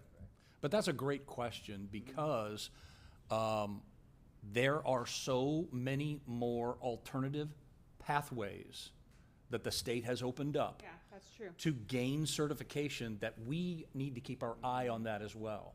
Because these folks can come in and be experts in their field, And let's say we have a math teaching opening, and the person is alternatively certified as a mathematician. They come in, and oh my gosh, they pedagogy, wow, unbelievable. They know their craft. Classroom management is a completely different issue. And making sure that you're able to marry those two so that the achievement is where it needs to be, that's where we need to start thinking. Because with all of these folks coming down a different path, I think we need to help them out a little bit. You're right. I kind of think, this is just my own personal belief, but I kind of think a lot of the best teachers probably aren't experts to begin with, because they struggled, right? Like learning is painful. Like, it really is. Like, it's a struggle to really learn something. And if it was truly a struggle for you, you have probably learned a lot of different ways and that you have learned it that you can then use. So I kind of think somebody that's an expert in whatever it is may not actually always be the very best teacher, because they might know the material, but they may not know how to teach it. I think that's your point. There's got to be like a fine line. Yeah, you have to know it well enough to teach it, but you also understand how a child might struggle through it, and to be able to do that, you might have had to struggle through it. Like I was talking about before with the, No, it's okay. Like I was talking about before with the new teacher orientation, I was over the first couple of days of school. We help out with different schools and their bus lines and all that stuff as cabinet. And a young lady is leaving at the end of the day, and the principal points out to me, that's a brand new teacher that we just got from Pinellas. And I introduced myself, said, thank you. If you have any buddies up there that want to come on down, just bring them down. And she said that our new teacher orientation for those 2 days was the most powerful thing she's ever been a part of. And that's all attributed to Tara, but also in that program, they meet on a monthly basis, but Tara and her team will go out to individual teachers' buildings and meet them after hours and coach them through those same kinds of issues that Ms. Messenger, that you're describing, those difficult times when I know my stuff, but it's not being conveyed and it's not being accepted. How can I help? They're meeting individually with these folks so that we don't lose them. Because that's the worst thing that we could do is, just let somebody twist in the wind and they're going to go somewhere else, I guarantee you. Or leave the profession, which would be sad in itself.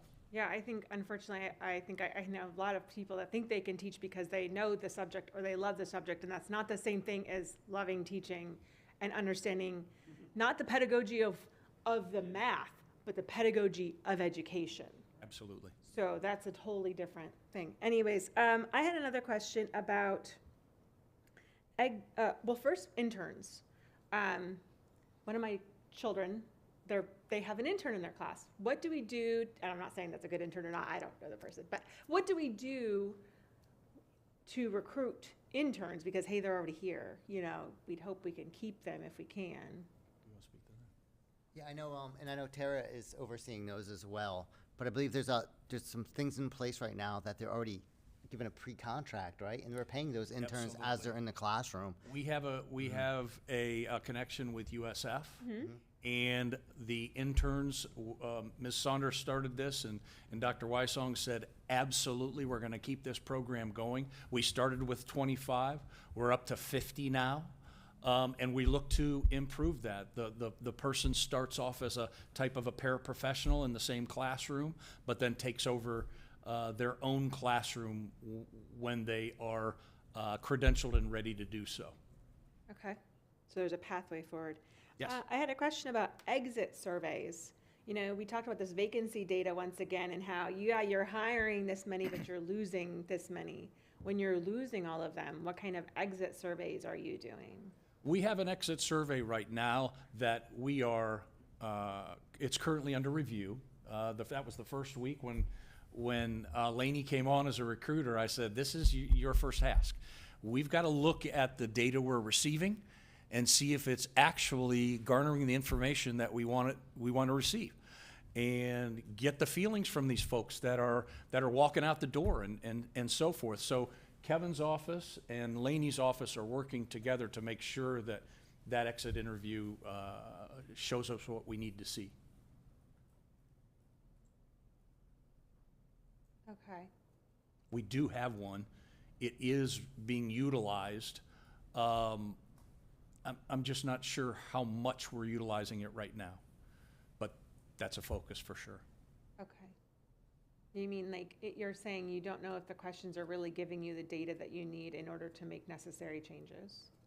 Right, right. It's, and Kevin, I'm not sure if you want to speak to it or not, but. He doesn't have a nameplate. Oh, that's right. He You can't. gotta shift your own nameplate. That was on purpose. I'm sorry, who are you? Yes, USF intern. The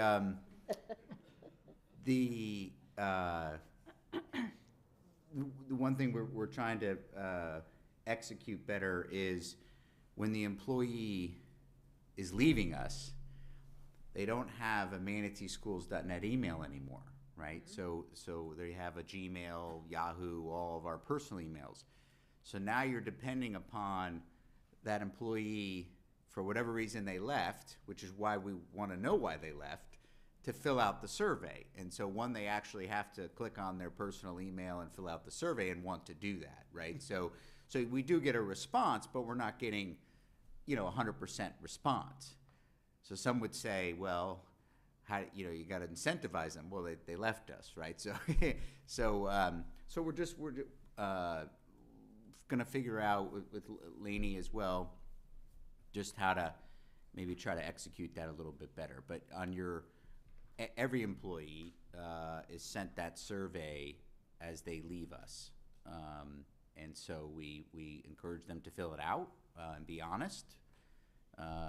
It's essentially anonymous. It doesn't, you don't have to put your name and all that stuff. So, but those are little things that we're gonna make sure it's better. But there is data there.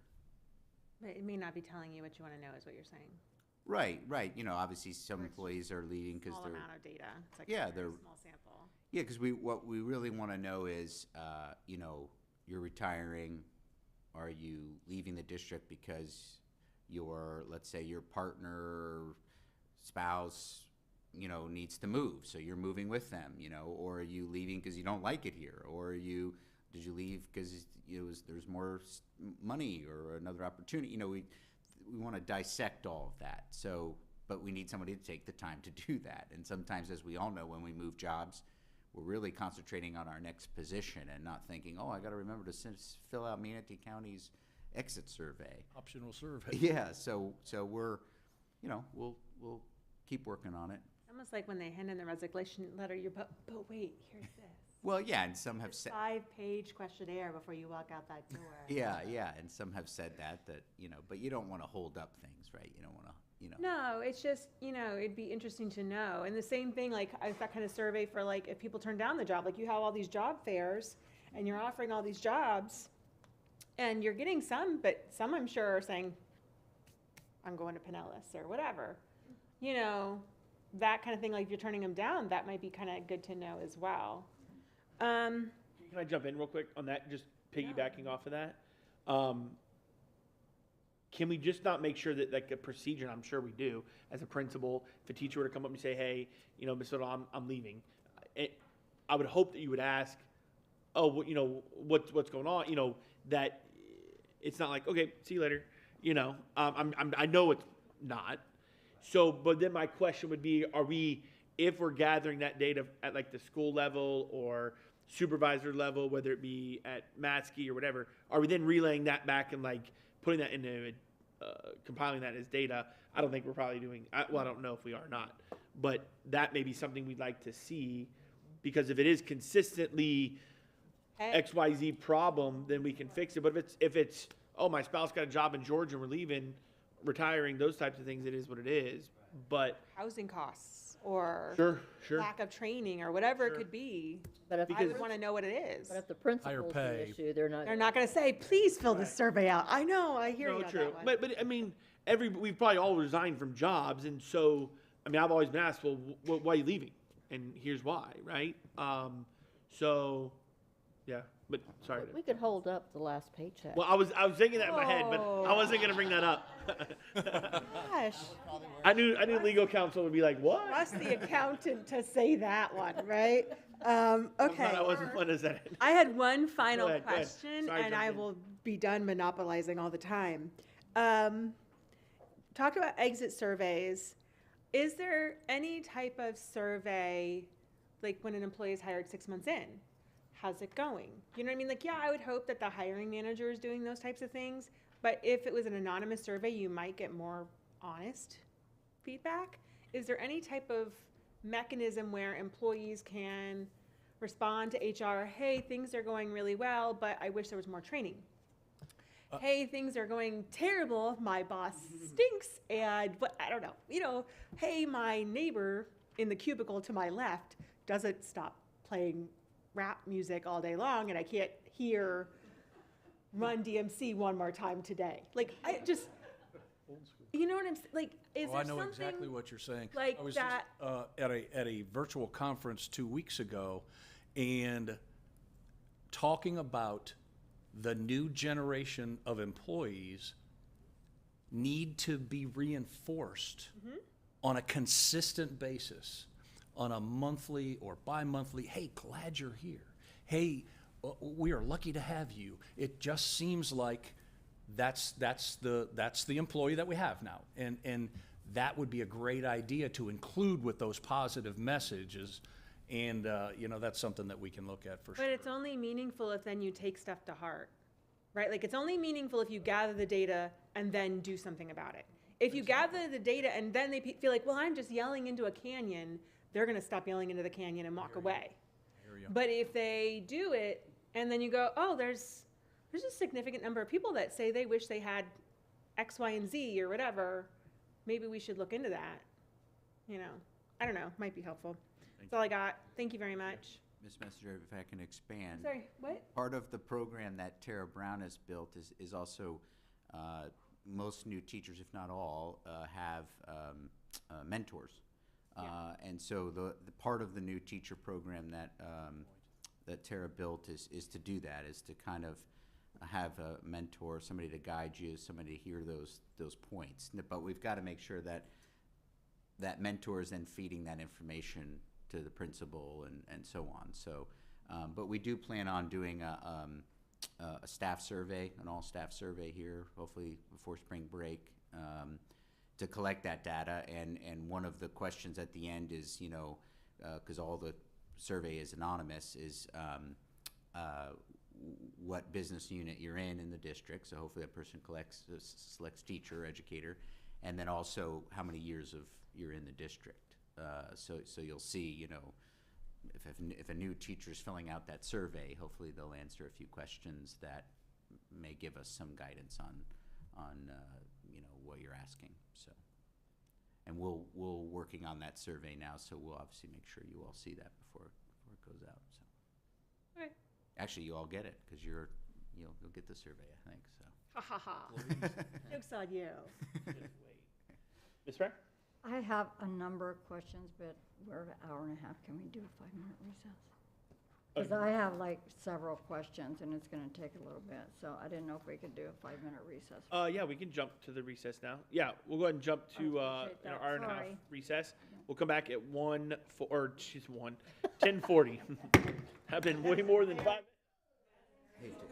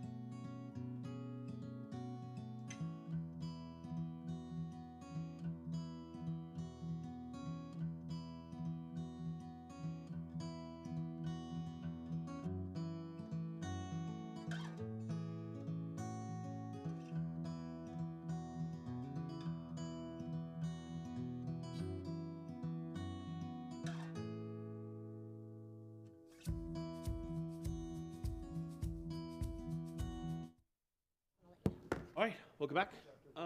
We are left off with Ms. Spray. Yep. A few questions, if you don't mind. And I will refer to slides as well. So slide number 3, we have all the different categories of the vacancy data. What I would like to see is how many positions? How many positions do we have for classroom teachers in our district? I know it's a lot of information. How many other instructional positions do we have in the district? Paraprofessionals, I mean, it shows the vacancies, but it doesn't show us how many we actually need or have in our district that are budgeted or whatever. So I would like to see that, if we could, dial in on that. I know it's probably a lot, but, and then on slide number 4. You have what you're saying, 130, say the top one, operations, on the job fair, 139, how many offers? And you talked about adding how many we retained on that data. I would like to see how many turned over. So if you had, in operations, you had 64, or we have however many vacancies, or again, that goes back to the previous slide. If we had 500 paraprofessionals and we have 78 vacancies, okay, well, how many of those turned over? So I always go back to the turnover rate, and that's something I've kind of been hanging on to, and that's something that is kind of valuable to the CFOC committee as well, that turnover rate. So if you had people come in, we hired them, then they left, and that's even in any position that we offer. So if we had one position in one school and 3 people, and it was in that same position, we turned that over 3 times. You're following, I'm Yes. sure. Yeah, okay. So I would like to see that data as well. And then Ms. Messenger talked about the exit survey. And legally, we can't do some things, of course. But while they're still here, we should be able to do some things. The anonymous option, if, to Ms. Messenger's point, you have a person in a cubicle and there's rap music being played. Yeah, yeah, okay. And the person, and unfortunately, I've, not the rap, but other issues with people in the cubicle beside me just it drove me nuts. Drove me nuts. But I didn't want to go say that to my employer or my supervisor. I want to say, hey, Ann is driving me nuts with all of her personal phone calls that she's taking. It's just unbelievable. But if I had the option to say, I'm leaving because this individual, and it's not like a ratting out type of thing, it's informative for us to know, well, maybe we need to look at our policy, that this person is not following the policy. So I would like to see that as an option before they leave. Put it in here. Here, this is why we'd like to know. And or if a individual went to their principal and said, I'm leaving because I don't want to do a survey, but that principal could go in and say, we are losing a position because of this. So I think having that option out there before the person even left, instead of trying to, like you had indicated, they have their own personal email because their district email is basically shut off. I think it's kind of backwards. We're chasing that instead of getting that before they leave. So I would kind of look at that. I know when I left, I was asked to do a survey, at another role. And in that survey, I said, I got another offer. I was happy working here, but I have another offer and I can get to where I need to be with family. So that was instrumental to them to say, okay, because I probably would have retired there, but I got a better place to live and a better role here. So I think that would be good to capture it before. I know it's more informational that I have than I do questions. Video capability for candidates. You touched on that a little bit, and I think that's valuable. How we got our superintendent. When we went through that process, all the applicants did videos, and we were able to see that. I don't know if that's an option, because we have like you said, out-of-state people. Have that video, send us a little video clip of why you want to become a teacher or whatever, or a professional down here. We would love to hear about what you are, other than just a paper resume. Did Brazen have that capability, and did you Right. experience that? That's where I'm at with that, because that's the slide I have right here, slide 5, with that Brazen capability. I think that would be something we could check into. I don't know if we're doing that or not. And 2, new teachers. My friend up north became a teacher, and once they got into the classroom, they're like, I don't know if I want this after all, because learning the profession in a book versus learning the profession or exercising and working in that position in the classroom is so different. It's like the book knowledge versus the experience. So, new teacher classroom management, I know that's probably part of. Absolutely, that's a big part of Right. Tara's program. Right, okay. Yep.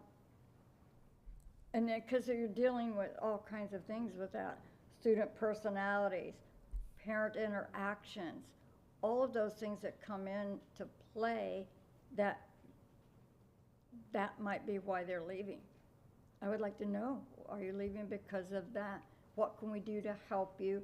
Mentoring, I know we've done some mentoring programs for new teachers. So, again, this is like my suggestions, not really diving a whole lot of questions in it. Out-of-state candidates. Would you have to do the fingerprinting? How does that work if we have a out-of-state individual that they're doing? They go and get their fingerprint up north and then we get the results? I don't know how that process Yes, works, and so that is one question I do have. Yeah, they do fast fingerprints. We use that vendor, and it's just a way to get through the Florida system. That's all it is. And the people that fingerprint in Florida and the people that fingerprint in Ohio all get through the same filter. And we're able to use that different vendor for remote fingerprinting. And it's through the Department of Education as well, and Florida law enforcement. And how about like the drug testing? Is that also? No, the drug testing is Here. in-house, not in our Right. buildings, but it's down near Sarasota Airport. Right, We ask right. everybody, even folks from the outside, when they come in, their first day they are drug tested. Okay, okay. Because I kind of figured the fingerprint had a platform that we use, I'm sure. I think that's basically like I do know that I asked Mr. Edwards to look into getting a booth at the fair. From what I understand, it was very helpful and instrumental in getting potential candidates. Do we have any results on how many applied, what positions we offered? From the fair? From the fair. I can- Right, because that was a 10-day event. That Yes. was not just go and yeah. I think that would be helpful if we had that information, because I I'd like to know, was it successful? If it is, let's set it up there for every event maybe, because it's just not the fair. There's a lot of different things go out there. I don't know if the county's booth, maybe is the county, their corner booth, is that permanent? Is that there all the time, or is it just set up during the fair? Set up during fair. Okay, so you never know.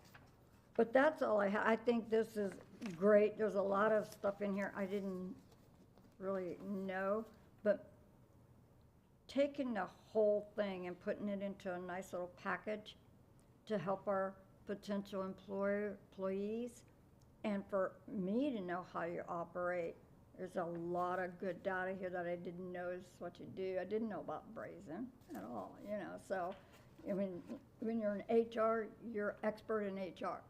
When you're in teaching, you're an expert in teaching. I'm not an expert in HR at all.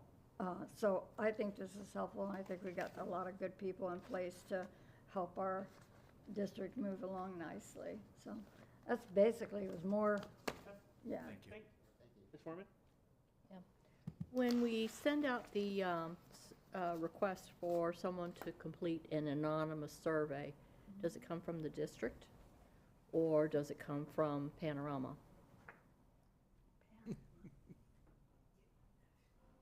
I guess the USF is going to come back. Back? Hmm? He's pretty good for an intern. Yeah. For an intern, Yes, need a name badge. it comes from the school district, so they know, you know, because they may not know the source of the email other than the school district. Well, But that's something we can look There's likely into. to be a perception that the district is going to have that information, and it's not really anonymous. Whereas if I've had anonymous surveys before where the district would send an email saying, you're going to be hearing from Panorama, totally, you know, third party, they just give a, they're not going to disclose it, and then we might have more success. Yeah, I think we baked You know, that just into a- the just a thought. process. I think that makes sense. Yeah. For the, I thought it was really cool that we had the table at the fair. Do we, and I know that at the summer graduation, we had a table for jobs. Do we do that at all graduations? I don't remember seeing that at all graduations, but I definitely know we started in the summer graduation of Southeast. Yeah, but if mom and dad say, you need a job, go over there. I mean, that's a captive audience, with reinforcement there, so just a thought. And Ms. Foreman, we do combine our efforts with MTC, so we both kind of share a booth. Well, it's like this, there's an MTC table and the school district table, because it's one and the same, really, where you're either, we all worked at the fair, and I found that a family would approach and they had both issues, oh, well, I've got a son who's not working, not doing anything, and I said, well, go have him go to MTC and then come work for us, kind of thing, or questions about enrollment and all kinds of things. So it's, if we combine our efforts, it also helps with costs too, so, and people power to man the booth. So just wanted to add that it seems to work very well when we have MTC there as well. And they have great signs and we have signs, so it kind of is one and the same, so. And then, this is a question, I guess, for Mr. Bailey. You are more likely than anyone to know how our compensation measures up against market.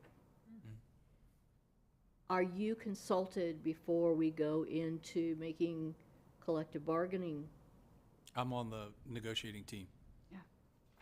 No, I'm talking about, because when they come, when we start talking about it, before you even enter negotiations, where if we've got a really crummy bus driver salary, okay, but the ivory tower downtown doesn't pay attention to that or know about it, or consider it, I just want to make sure that you are having input, that we rely on you to keep us up to date on where we stand in the market.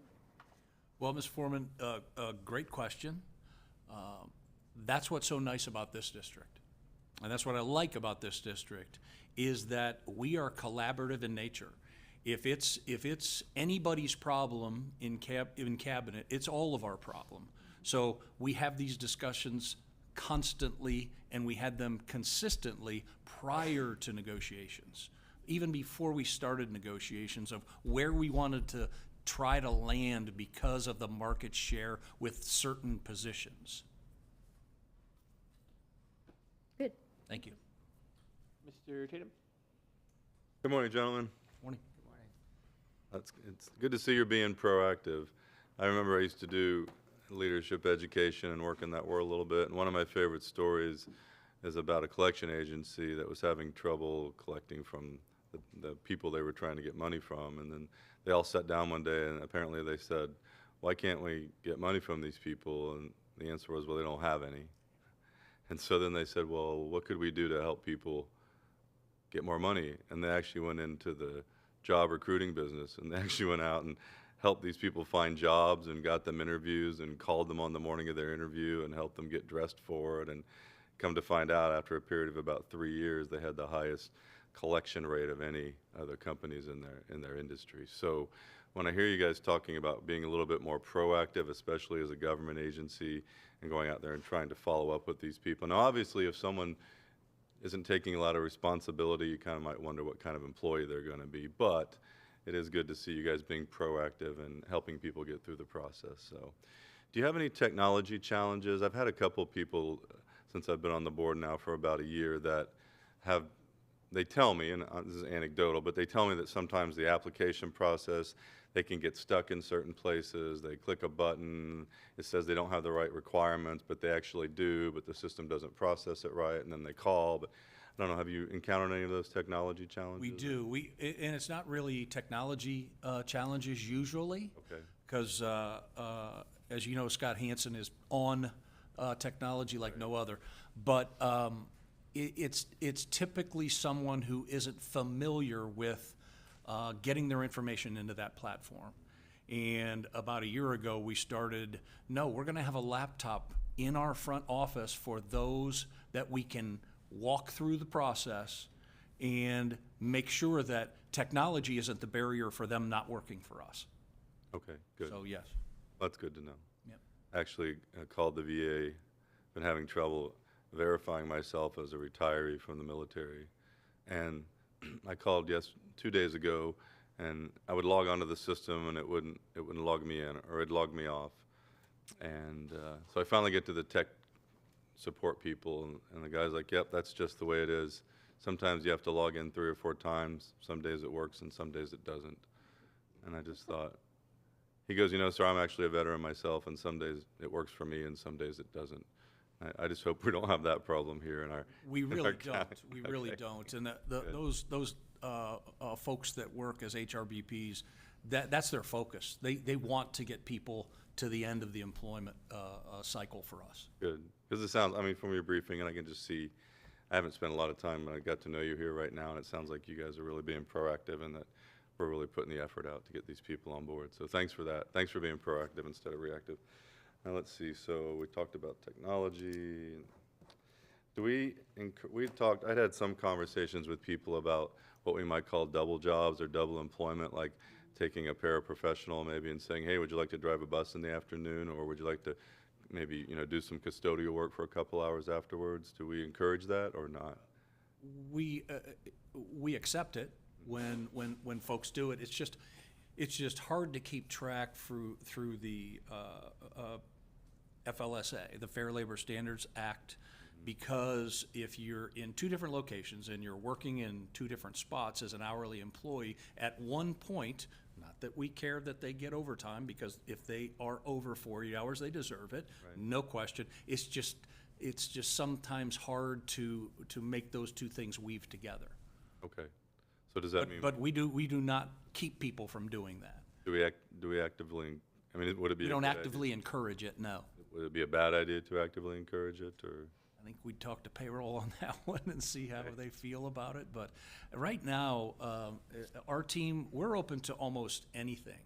Part-time employment, when you get into the teaching field, it sounds great as a job share, but eventually one of those 50-50s decides that they need to do something else. Well, then this person wants to stay at their 50%, and how do you then, weave in another employee half-time to that same, it's kind of difficult with that. But like I said before in the beginning in our briefing, I think everything's got to be on the table now if we want to fill every single position we have.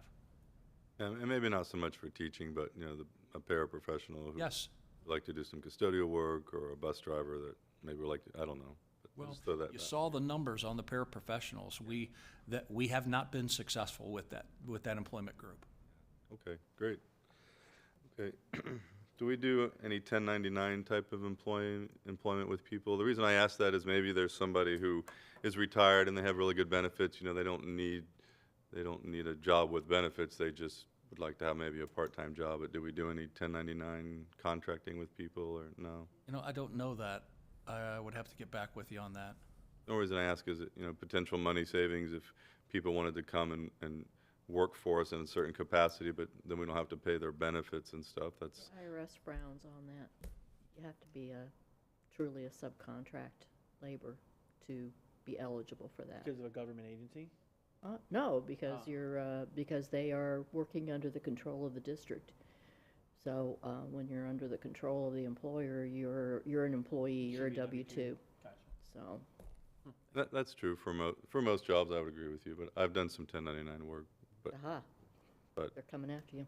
well, I think the one of the keys is you kind of set your own schedule, and you can come and go as you please. So I don't know, but we have 6,000 positions in the district. There might be something where, I hear you. and that way we just save on pay and benefits and things like that. But you're right, we have to be careful with the IRS. That's true, no doubt about that. And then, when I was doing some substitute teaching, one of the frustrations that I had was every time I'd go to a different school, and like a charter school down in Sarasota or a private school, they all had their own fingerprinting systems. And I think when I came, before taking this position here, I had, I think, 3 different fingerprintings done, and yet I still had to have another one done when I came here. Is that just the way that is? That's the way that the statute reads. If you're another employer, we're not going to take their fingerprinting results. We want to have our own fingerprints for every employee that we have. So we do get a little bit of a pushback from substitutes that want to work for ESS, but ESS takes care of their fingerprints for them. But sometimes it's a rub that they have to go do it again when they just did it. But separate employer, separate employee fingerprint results. Is it not done through the same? Can you help me understand? I'm just curious why. Isn't it the same? Aren't they all running it through the same law enforcement database or something? Yes. Yeah. It's a state law? Oh, go ahead. Yeah, I thought you were going to say something.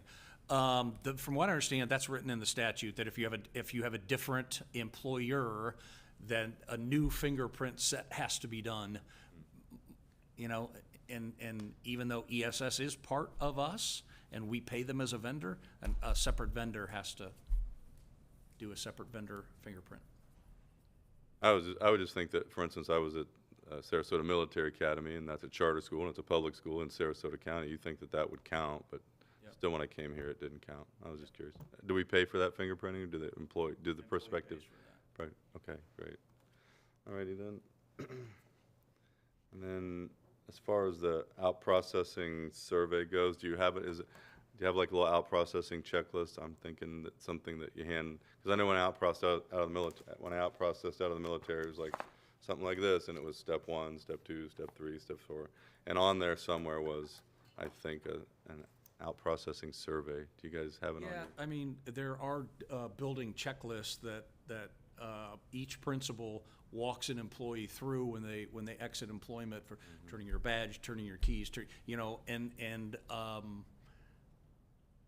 the exit survey hasn't been part of those because the district has handled that. But like you had mentioned before, maybe that's something that we do as part of that exit and walkout checklist that we have. It's still going to be optional. Yeah. it's still gonna be, you know, if I feel like doing it, I'm going to, and some of those folks, you know, especially the ones that we have to exit, probably not gonna get the best data from that. Would it be legal to put a $20 bonus on their final paycheck? And I'm not being facetious. I mean, seriously, is it legal to do something like that? Optional, but we'll pay you a $20 bonus? I don't know, something. I know I'd do it, it's you know. illegal to hold Right, pay that they've already earned. right. Sorry, Ms. Foreman. Hold pay that they've already earned until they complete the survey, but I don't know about a bonus or. It's just a thought, you know.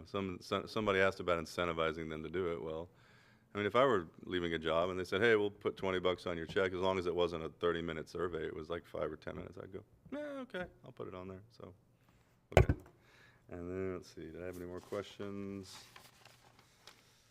That was it, the last thought about the out-processing checklist and how to incentivize people. So again, thanks for being proactive. It sounds like that's working for us, to some degree at least, and I think we'll have better results. And plus, it makes the employees feel like you care, rather than just sending their paperwork into the bureaucratic morass and hoping that it gets processed somehow. So thank you for an informative briefing today, gentlemen.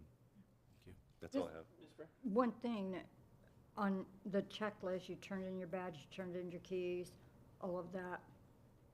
Do we hold their check until, I mean, somebody's got keys, you know, we don't want to give them their final check till we get their key. Is Their that key legal? Their key is usually their badge. Right, So we're able to deactivate that badge just like that. But we Right. still want the Centegix badge back because Right. it costs us money. right. But, I mean, that's theft of property if you want to take it that far. We usually don't have any problems with folks turning stuff in. Okay. Even defiant people that are leaving, Haven't had any Haven't had come any our way problem with that? through HR with that. like the badges, you can turn that off, but the Centegix, that costs money. Can we dock their pay if they don't turn that in? I'm just curious at that. I don't know how we do that. Legal? I mean, if they're terminated, we obviously, you know, escort them out of the building and we take all of what we need to take from them. So we've never had an issue with that. Not at all. Okay, I'm just curious if that's ever, okay, sounds like we got a good system in place. But yeah, the exit survey, throw that little thing in there just before they leave, because that makes more sense to me, so. Gotcha. Okay. Yeah, I just had one more thing after hearing some of the discussions, and it really, I don't know how many people in this room remember or know Dr. Gibson, but she started as a paraprofessional and worked her whole way up to becoming an executive director here. And I always envisioned her one day being our superintendent until she passed. And so she was in Manatee County the whole time and worked her way up. And so I guess what I'm asking is, and this is really more of a retention piece, but also a recruitment piece. Do we offer opportunities where we will either pay for or reimburse MTC classes or pay for and reimburse college classes so that maybe they do start as a paraprofessional? And I know MEF has a scholarship for that in her name. But does the school district offer something that says, hey, come grow with us? We will pay for X amount of dollars for I know the county government does. So we will pay for X amount of dollars of your college program every semester. That might have them stay here. I know it would be a cost, but then even if they're taking a paraprofessional, man, I don't really want to do this forever, but I'll do it for the next 4 years so I can become a teacher or I can become a principal or whatever. I mean, she worked her whole way up. And she stayed because, I mean, we didn't pay for that, obviously, but I guess my question is, do we have something like that? And if we haven't, is it something we've considered? Yeah, we have a para-to-teacher program. We have the McCracken Scholarship through USF, where you can earn your master's degree for free. Some qualifying steps along the way. We were blessed 2 weeks ago with USF was approached by a very generous donor who has offered to expand our Teacher Leadership Academy at which is now at Manatee L and at Daughtry, but to expand it to 4 more schools where those teachers could earn more certifications and eventually go on their way to being a master's degree. So more work is to your point, more work is coming to on that piece of retention, and also encouraging our educators to continue their own development and their own degrees in the time frame they can, and where and when we can with the rules we operate under as well. Right, and I obviously don't want to violate any rules. But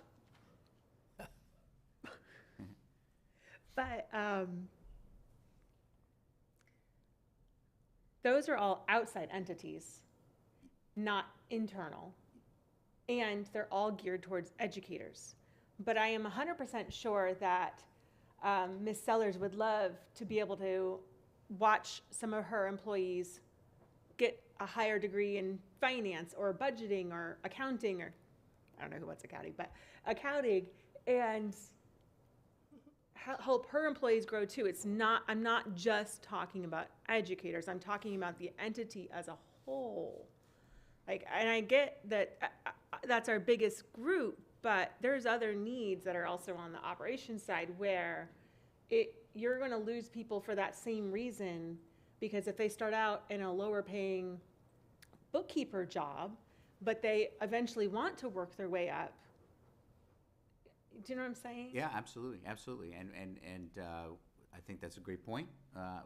Another program I missed was our Aspiring Leaders program, and then also, as you know, we've hired or promoted and put in a new executive director, and part of that executive director's job is leadership development. We haven't had that position here in a while, so although she's probably a month into her job and really concentrating on some schools that she's inherited, but I know knowing her, she is already working on a structure for to really do exactly what you're saying, which is to really grow that leadership development, and not just on the instructional side, but on the operational side as well. And you also approved a new executive director of school support on the operational side. And well, let me say, you haven't approved yet a new executive director of school support. You've approved the position, and soon the superintendent will be filling that position, and that position also perhaps could be working in tandem maybe with that new leadership development executive director to work on the operational side, to your point, to see ways that internally people can work towards their way through the system and growing and developing into, if they'd like to, into jobs that become open, positions that become open. Thanks. I just was sitting here thinking about that, and Yep. I don't have any questions. I mean, there's some that I had that were answered, so appreciate y'all presenting. It was very informative, and we'll look forward to future presentations. Thank you. About no more job openings. Thank you. All right, we're going to move to, in board, this is something that obviously with the referendum coming up, obviously, we did the legal portion of it last week. Dr. Weissong, before we started getting into it, we thought that it would be a good idea to obviously have the legal portion, which we did, informing the principals and the staff. And the next thing is kind of the process of how do we renew the millage, the referendum, and what does that look like? And so these next two things, one is going to be Mr. Dye presenting on, and it'll be pretty quick. I mean, most of us probably know it, but just to refresh it, the process that we'll have to go through. We've got a timeline that I know Dr. Weissong has set up with myself with the workshops to get ready to go for that. And then this last section, the last portion of the financial update is going to be obviously geared towards as well, like the millage and the referendum. So, Mr. Dye, if you want to inform us Okay, of the process of renewing. thank you, Chair. Thinking back, this will be the second time the board has considered the renewal of the millage since I've been the board attorney. I can't remember, Chair, were you on the board yet in the 2021? I was, yes, sir. Okay, so Brand new. Okay, so Ms. Spray and Mr. Tatum were the board members that were not here then. I sent y'all a short summary of just an overview of the process and also the history of how it's carried through here. There's two statutes that authorize this additional optional millage. And I've sent you all a copy of the relevant sections of those.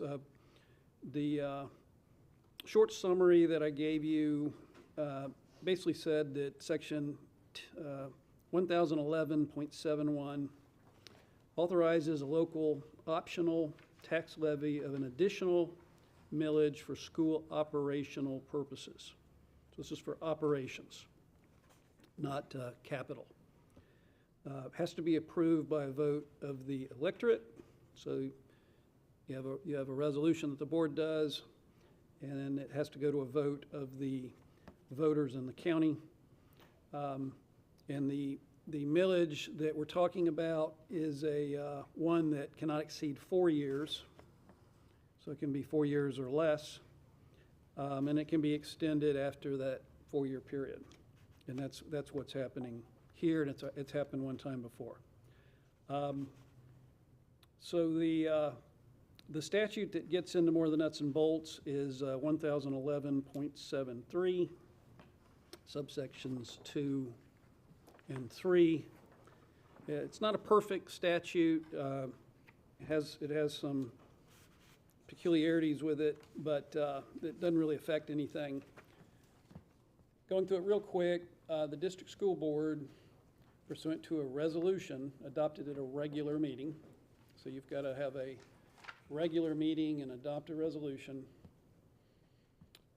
And the resolution directs the county commissioners, that's kind of the odd thing, to call an election at which the electors within the district may approve an ad valorem tax millage. So it's an additional millage. The election may be held at any time, except no more than one in any 12-month period. As you know, it's a millage that is limited by 4 years. And the other thing that got added, which is kind of interesting because the last time that this board adopted the extension of the millage, it was to be next voted on at a general election, general presidential election. But that actually got added to the statute for everybody. So these are done during a general election.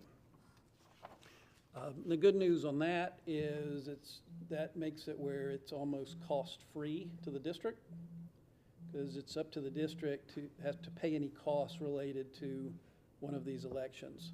So just tacking it on to a ballot of a general election reduces the cost a lot. And that's some pushback that the board got in the past, was holding it as a special election.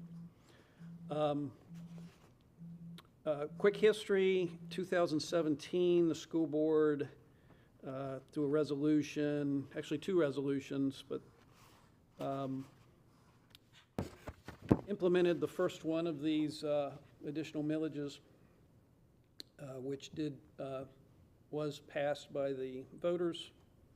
And it was very similar to the one that was passed in 2021. It was to increase student achievement through more instructional time after-school tutoring, to recruit and retain teachers and staff with competitive salaries, expand career and technical education and STEM programs, and to support charter schools. And a Citizens Financial Oversight Committee was created to monitor and analyze the outcome of that extra tax dollars. So then in 2021, which was the last time this was done, the school board passed a new resolution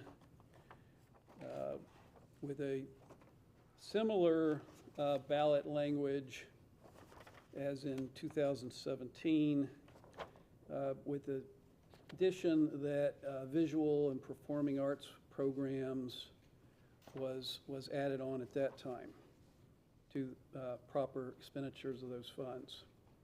And then the charter schools started out in 2017 as they were getting a percentage. It was not mandatory at that time for school districts to include them. This school district did, and came up with a formula for giving them a part of the money. That's been changed by statute, and now they get a proportionate share based on enrollment numbers, which I think you guys are aware of. The 2021 also, as I mentioned, tied in that it was going to be voted on at the next presidential or general election.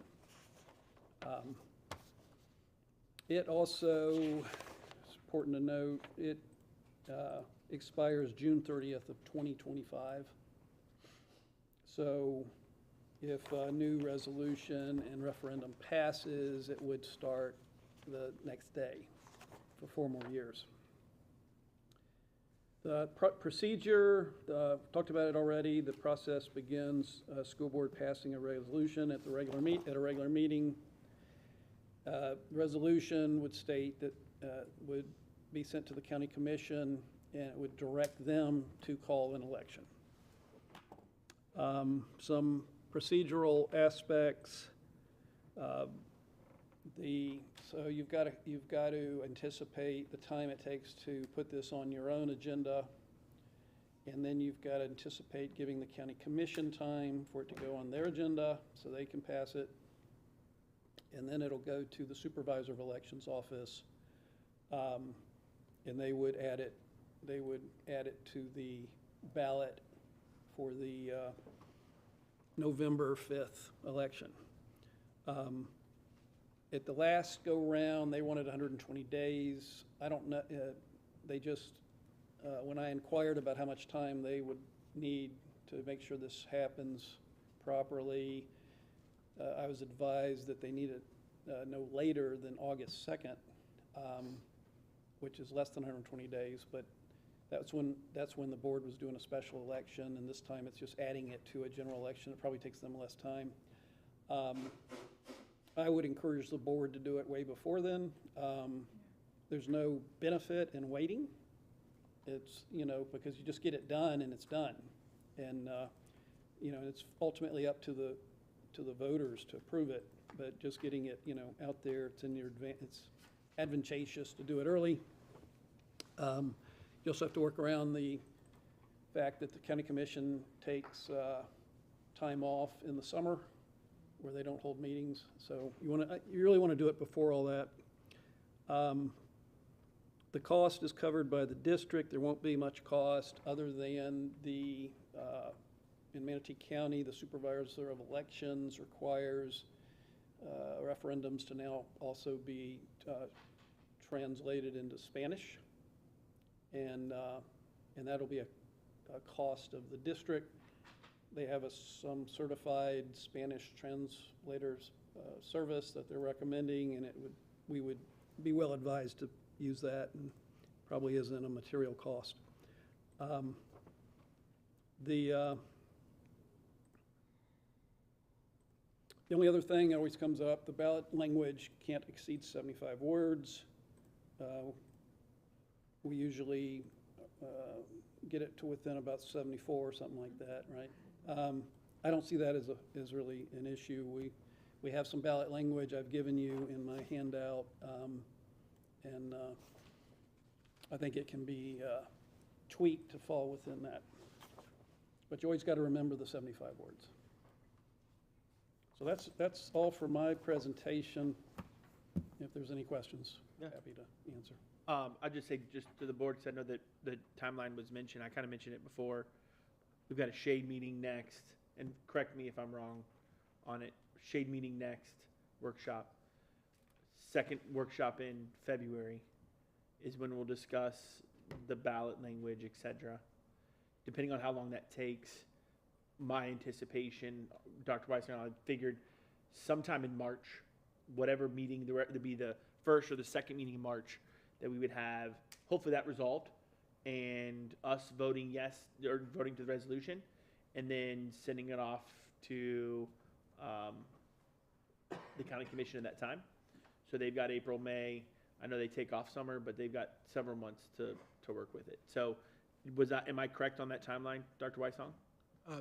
Yes, Chairman, and just to be clear, so that, yeah, the next workshops on February 16th will be shade topics, not directly related to the millage, because of course we can't talk Right. about the millage in the shade, but security, But there's some security stuff that we feel is cybersecurity, important, yeah. right, and collective bargaining, and those topics then help the team build a budget and different priorities that kind of are in tangent with the millage. We have one board meeting in March, and so depending on the progress we make and the consensus of the board in the shade workshops and then the workshop after that, we could, at the earliest, look at a millage resolution and ballot language at the March board meeting. If we need more time, then we'd have the next workshop and then the first board meeting in April.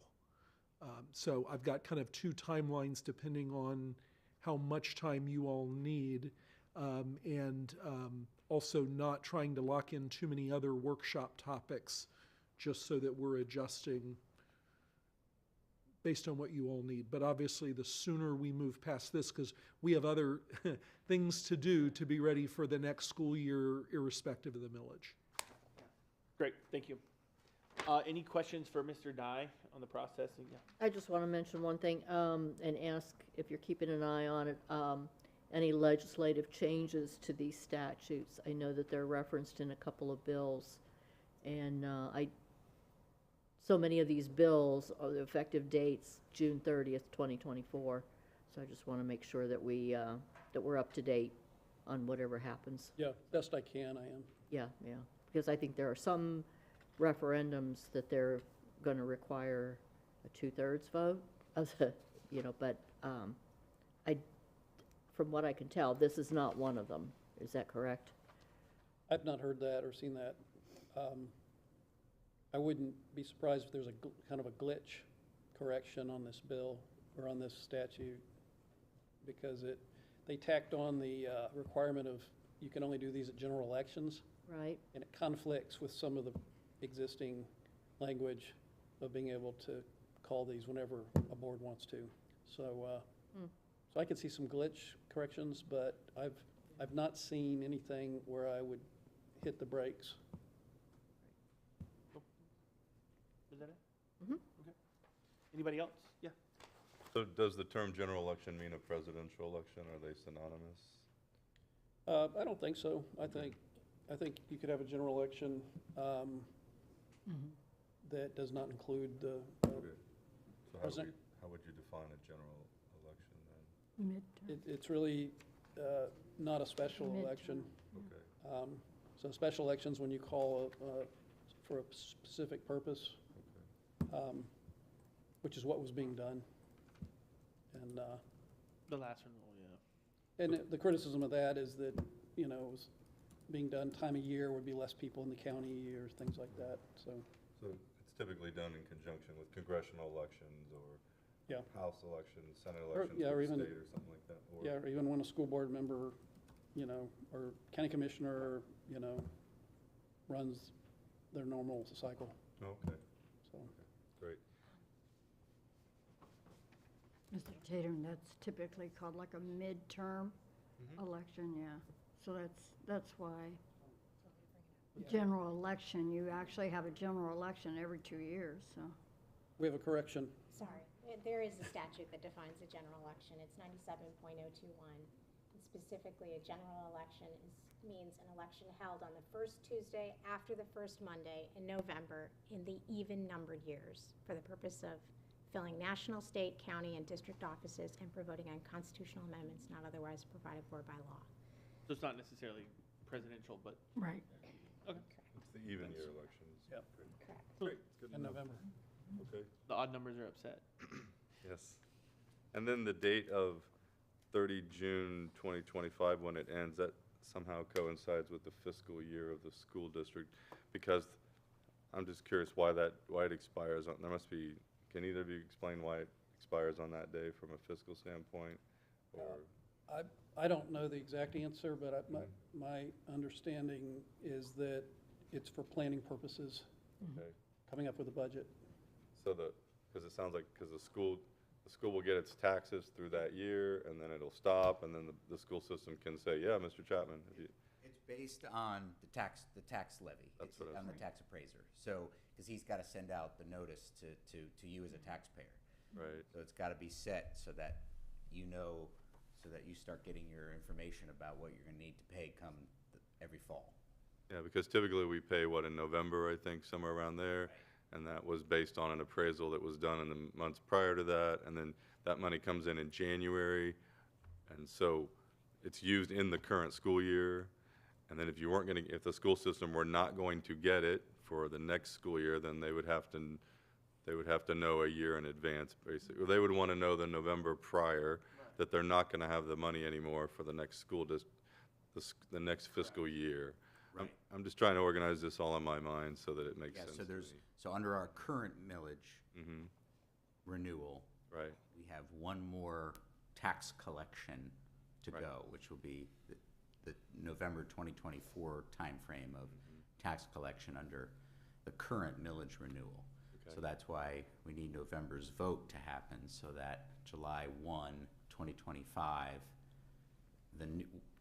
if we're blessed by the voters to approve this, then there'll be the renewed millage will be assessed at whatever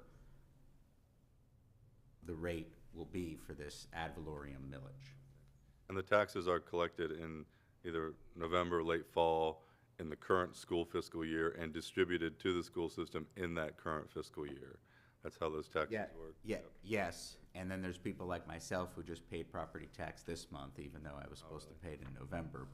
And that's why you have the finance team come to you, and sometimes we take out A loan to cover, knowing that is coming. So we play that, well, it's not we adjust our finances accordingly. Right, Because the appraiser will tell us an estimate of essentially what the tax collection will be. sure. So then we base our budget on that. That was informative. That clears up some things in my mind about how all this works, so I appreciate it. I did have some questions about the percentages and stuff, but maybe that's a discussion for another Different day, time, right? yeah. Different day? We will Okay, be, all the resolution, ballot language will be, like Dr. Weissong said, was it February 20, what? I believe Workshop it'll is be the that? first workshop in March. Okay, yeah. When is that date? Yep. Oh, the 22nd? March 1st. Oh, there you go. Yeah. Perfect. Well, that's all I have then. Okay. Thank you. Just to be clear, that will be the only topic for that day, because I can only imagine the Yes. amount of discussion. Yeah, I think it is. Yes, ma'am, we won't have anything scheduled there, and the point is on your future meeting tracking sheets, I'm not gonna book anything else until you're done, so that we don't end up with a lot of other presentations. Now, if you get too late into the semester, then I've gotta start bringing you a code of conduct and SPP. We have lunch and dinner planned. I was gonna that say, workshop. I would I really was gonna like, I'm just say, kidding, yeah. just I, kidding. no, but I kind of agree with you, because I'd really like for us Well, I to like it to walk be done. away that day saying, would and agree. this is gonna be on the agenda on the 19th. That was our because kind of thought. I think it that- would be. That would be ideal, because we wanna make sure that we have time for before the county commission for whatever they're gonna. And then I also wanna make sure that, we have time, the district has time, and everyone, So That's, I knew we didn't want to put anything on that date, and I figure we'll probably be done by then. I mean, I don't think it's only be one meeting. I would hope so. Yeah, But, we'll okay. be, yeah. Okay. So, Chair? yeah, yes, sir. And I'll send the board a draft resolution before then that's got blanks in it and stuff, just so everybody has a template. All right, great. Any questions for legal? The process? I just want to mention that as you're drafting it, I think the board has had conversations about CFOC, whether that would be the appropriate body. So we do need to have that conversation. Right. I think it's gonna be in there, that resolution, that for sure, that talk. Yeah, I don't know if we want to just have a generic, a designated oversight committee or whatever, but I'm just Okay. throwing that out. That's, So, okay, good. thanks. I just wanted to point out that in your summary, it does say on here that the CFOC was created pursuant to the resolution to monitor the use of the revenues generated by the additional mill. So the additional mill was set to expire on the 2025. And then the actual ballot language says that as overseen by the Citizens Financial Oversight Committee. So, yeah, overseen and monitor are very strong words. That's what their role is. So I want to make sure we keep that. And then in the statutes, is in the statute 101171, current operations for value for purposes of the district, operational. So it all has to be operational. And then paragraph 2 in that statute also has may not be more than, it's weird. Each school board may levy not more than 1.5 mils against, okay? So it cannot be greater than 1.5 from what I'm reading in this statute, although we're not, that's a discussion for another time, but I just wanted to point out that the CFOC is who watches, oversees, and should have that flexibility to get data and numbers they have an annual report. They need those kind of things to create that. But the monitor and oversee, seen are very key words for this, these efforts. And I just want to point that out. Yeah. I just want to make sure there's one clarification. The 1.5 mils that's mentioned here is for capital. The capital, okay. I want to, because it says, Yeah, I just wanted to make sure that was really clear. yeah. Okay, thank you very much. Yep. Appreciate it. So moving to our last topic, the financial update. I know Ms. Sellers and team are coming on down. Come on down. New badges. Or name, what do they call them? The nameplates, yeah. Yeah, nameplates. They were switched out during break. Should just stack them. By the way, this is on an incline. Did you notice? Oh, yeah. Wasn't expecting that. Hi. Chairman, I'm going to start and then turn over to Ms. Sellers. Good workshop today, board members. Thank you for indulging us in trying a little bit of a different format. This started because we were talking in cabinet about the awkwardness of the podium sometimes. Yeah. And then all of a sudden we were making an adjustment. And yeah, there is an incline. I wish we had done this for the superintendent search interviews, so I could have talked to you without my knees in my chest. Yeah. From behind that podium. You might have gotten a slightly better performance. It worked. Whatever you did worked. Well, and then you got to hear today from really all three of our divisions, but I think the other advantage of this is you got to hear from some of our leadership team members that you wouldn't otherwise hear from. And that's a great part of their leadership development for their future plans. I think you had three directors and an assistant director today that are at the table. So I think that's a plus as well. So the purpose of this presentation is to just give you the current, latest budget and finance update.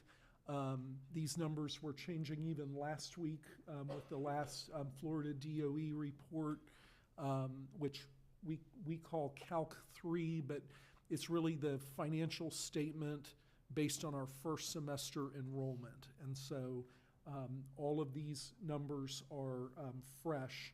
We're going to show you a variety of looks at the budget, the general fund, and then finally the current status of the additional mill.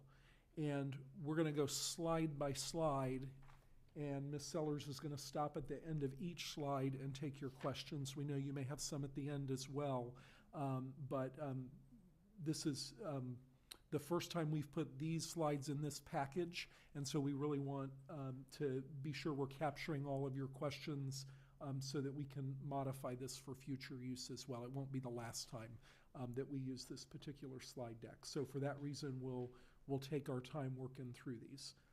Ms. Sellers, take it away. All right, well, good morning, Chair Choate and board members.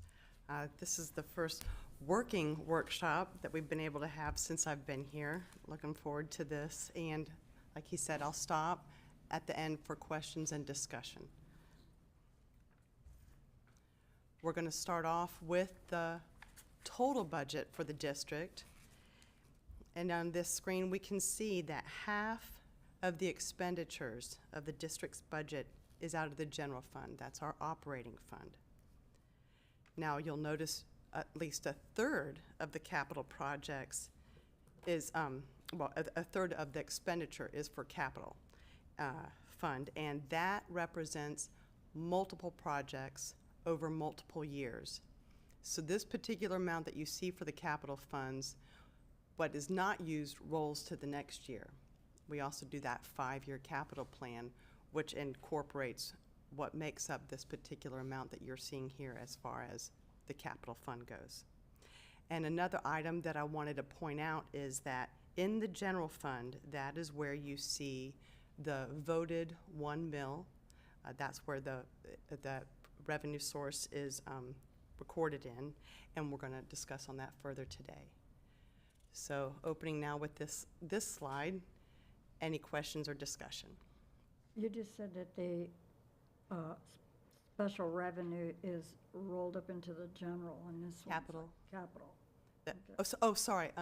I said that the general fund has the additional mill. The referendum is included in the general fund. Okay. Well, I'm looking at this slide and it says general fund 596,027 to the left, but then it has a special revenue of 66,082. So that's why I was questioning that. See what I'm saying? At the top of the slide, expenditures, I guess, general fund, and then special revenue. That's a separate fund. Okay. Where our federal grants right. are captured. Okay. All right. In that slide, in this picture that you're looking, it is the Right, the special revenue is at grants and things like that that we- 5.52%. Right. Not, Okay. not the referendum. All right. So, right, so the big blue portion inside of that is where the additional voted mill is recorded in. Perfect. And just, oh, go ahead. Internal services, what kind of funds were those? It says internal services, about 63 million. What's the revenues? Internal services, remember that was the health insurance and the workers' comp Okay, great. is recorded there. Okay. Just a kind of a verification, I guess, for Dr. Weissong. This budget includes, since we just had job fair and all that kind of vacancy, this budget includes jobs that are not filled, that are vacant, but we budgeted for them, right? And that's why our actual at the end of the year may not be as high as this because we didn't fill those spots. That's correct, Chairman. Okay. You're, even in a tight labor market, you're never gonna have 100% of your jobs filled every day of the contract year. And so you're always going to have some unused salary and benefits at the end of a year. And so the question is just how great is that number? And all of that gets into staffing and position control, and we're working through all of that right now for 24-25.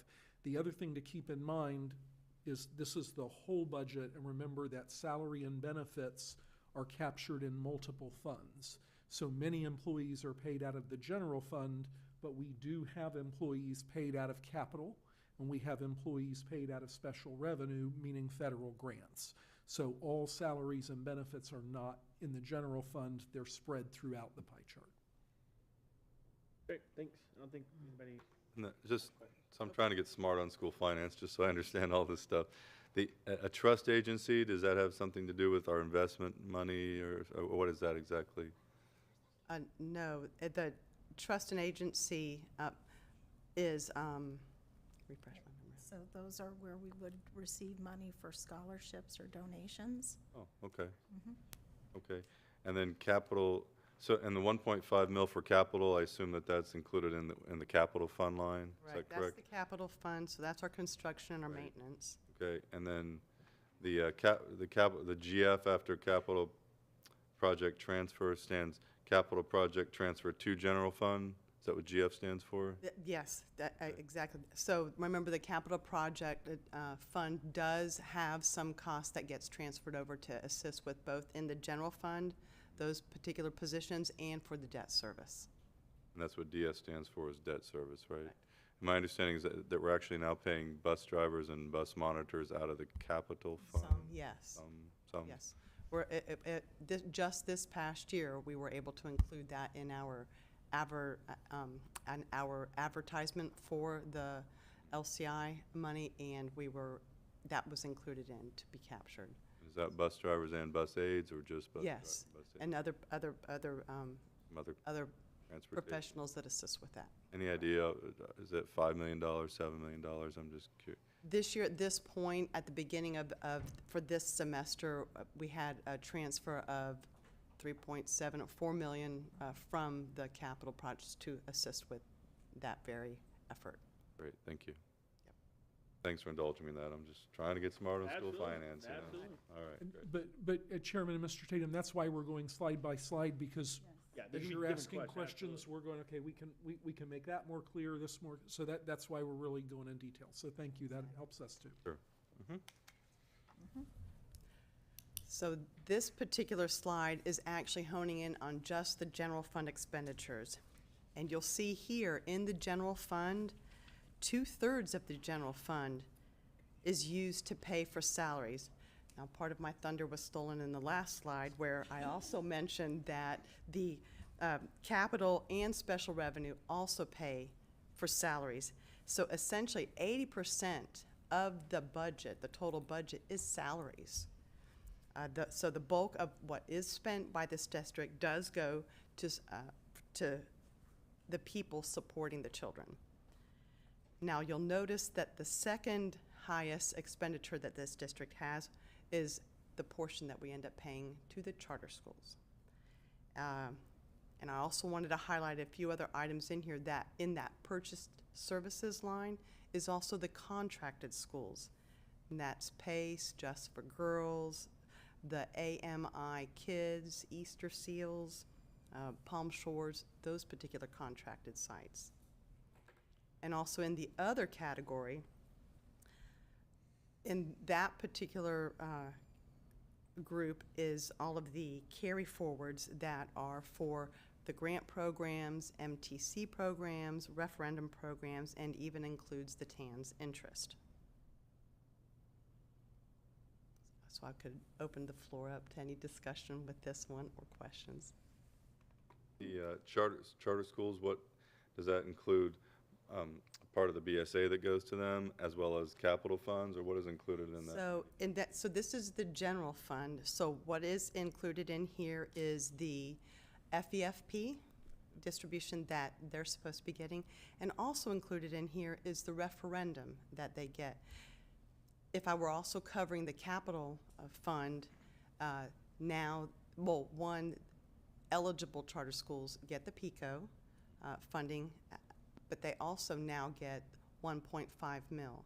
And this past week, the 23-24 allocation did come out, which totaled about, it's 20, right now it's on a sliding scale, so it was 20% of what they eventually will be getting in total, and so a total of 2 million is what these charter schools got, just at 20% at this point in time. But that's not part of the general fund, but still, that's another piece that the charter schools do get.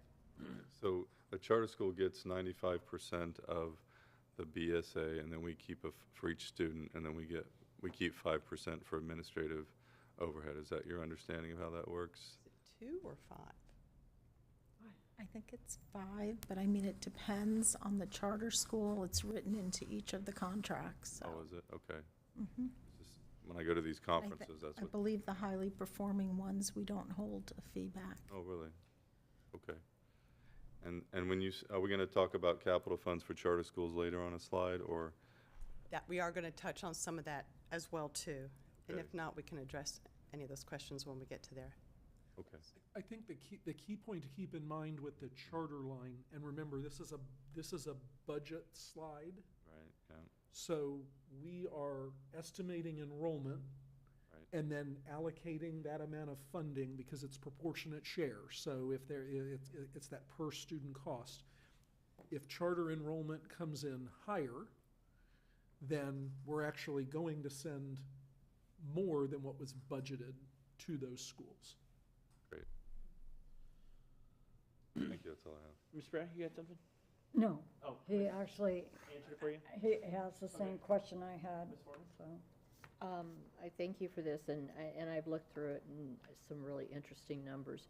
But I would ask, and it's not necessarily related to this slide deck, but the presentation that you have of how you are identified very simply, which is beautiful, the budget, the money coming in, where it's spent, could we have columns, could we have it broken out over time to show since the last time we went to the voters where we are on numbers?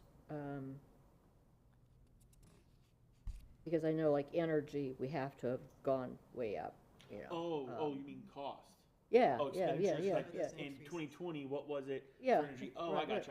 Right, Yeah, so, be but if we do interesting. it annually, so, Well, you're definitely seeing in construction yeah. with 80 more. Well, of course, but 40%. we're doing more projects too, Right, but right. yeah. But just the cost of Yeah, a school. but to take it back pre-2020, pre-COVID, So Mrs. Foreman, we have all of that data. It's always a question of balancing simplicity and complexity, right? So are you just I'm interested saying in it's us for us. giving the tables, or do you want to see that embedded in slides? no, I do not want to see it in slides. I Okay, like so you having just it like the simple, data But I would tables. just like the Absolutely. data, yeah, please. All righty. I think we can go to the next one. Right now, we're going to discuss the millage. Where's the revenue coming from? This millage is from the property taxes. This district keeps lowering that tax rate, which has now dropped to 6.421. However, and that impact is $444 million on the district, of which the district, after the FEFP distribution to the charter schools, nets $364 million. Actually, not shown on this slide is the additional referendum amount of $12.8 million that also goes out to charter schools, because this is in total. It's not just general fund. We're talking about capital. There's also, for 23-24, we're looking at $5.3 million that's coming out of the PICO to them, and another $2 million that's coming out for the 1.5 mil. So essentially, the net is about 300 and maybe about 40 million versus the 364 million that we're seeing here, because we actually just stopped with the FEFP distribution, but there technically is more when you're looking at the total millage versus just the general fund. So I wanted to, well, and the referendum actually is the general fund. So I wanted to point that out because it's not visibly shown on this slide. When you talk about total millage, we're talking about not the referendum, you're talking about local effort. Right. We're talking about the capital, the half cent, we're talking about everything that we possibly collect. Exactly. The 444 million is forecasted what's generated from that mill, but you have general fund. We also have millage in the capital fund as well too. What's shown on the screen is reflecting just the FEFP portion that the charter schools get, but there also is the referendum. Yes. This slide blew my mind. I don't recall ever seeing this. You're saying that our property taxes, from school property taxes, bring in $445 million. We send it to the state, and then they send us $364 million? It actually goes through the district, except for the PICO part. It actually goes through the district where the portion for the charter schools is like the FEFP. Once that comes through, is released up front and given to the charter schools at the beginning of the semester year, and then same with when we find out, like when they determine the 1.5 allocation, and then when we're informed of the PICO. So if we are giving, say, $100 million to the charter schools, theoretically then, well, it wouldn't be $100 million, but whatever we have to give to the charter schools is not included in the net to the district? In other words, I want to know where the money went. If we The difference generate, between the levied and the net to district, right? yeah.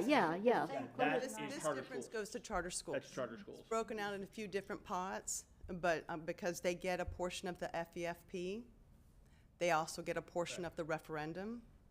When I'm thinking just like you did, when I first saw this slide, I said to and I called and we asked, and I think we verified. Well, so I wish I had all of the rest of it, like referendum in here and stuff, because So that would have taken us. I thought that we sent them 445 million. When I say them, the state, and then once they got everybody's district money, they shuffled it around and said, okay, now you only get 364. Yeah, right, Which is right. what Greater Consortium we talk about all the time. Right. That like 56% of the education funding comes from us Greater Consortium districts.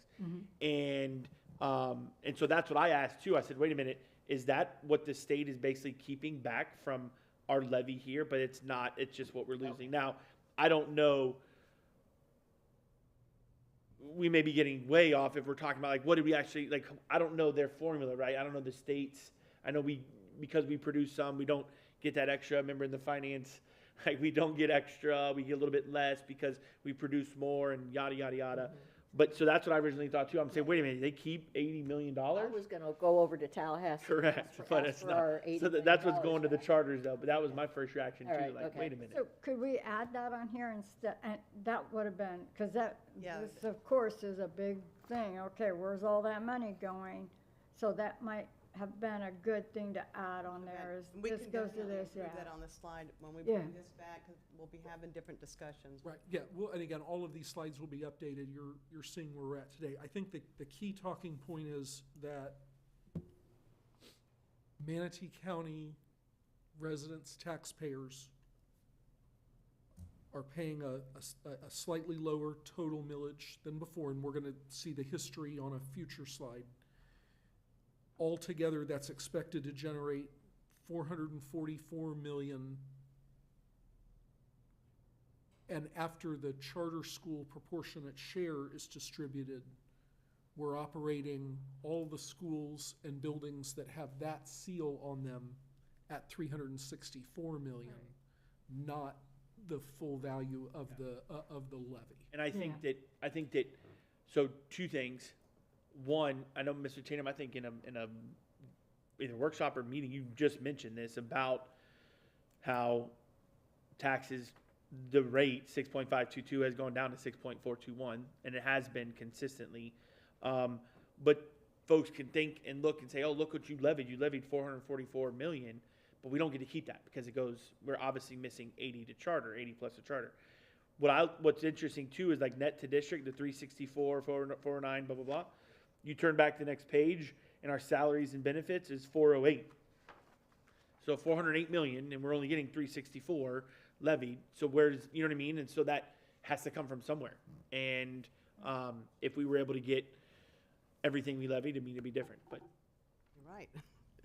Any other question? Yep. Yeah, and this might be jumping ahead, but another slide that I am used to seeing and that I think is very telling is out of the total amounts that we are paying, the state is, their percentage of it is going down every year.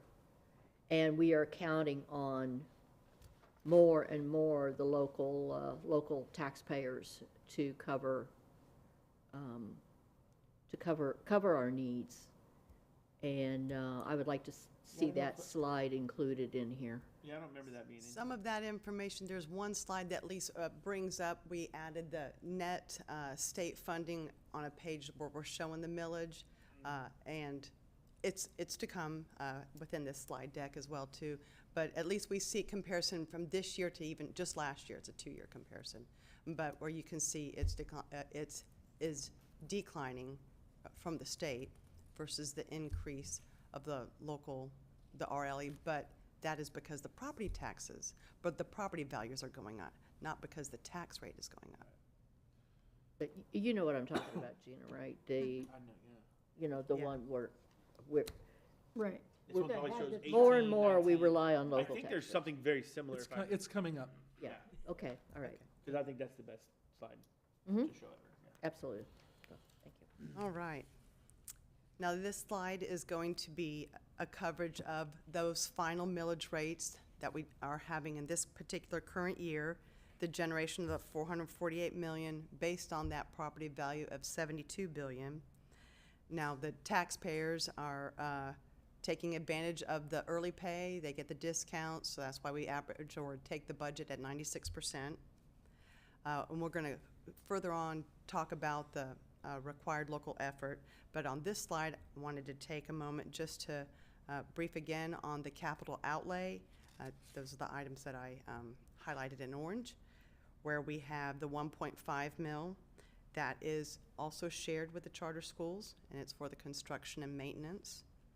There is the discretionary operating, mandatory, and it is also one that all of the other school districts assess as well too.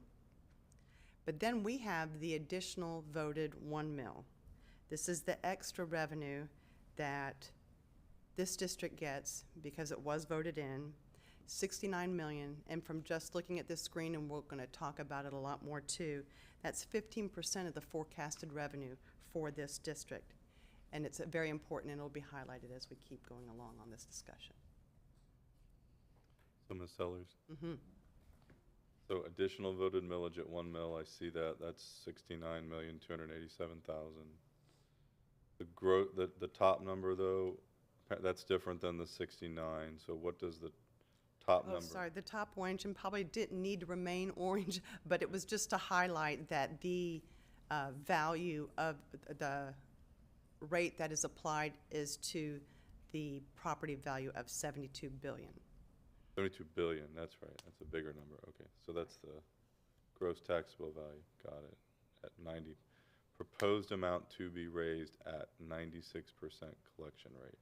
But that's obviously not a value to be raised, that's the gross taxable value, right, the 72 billion.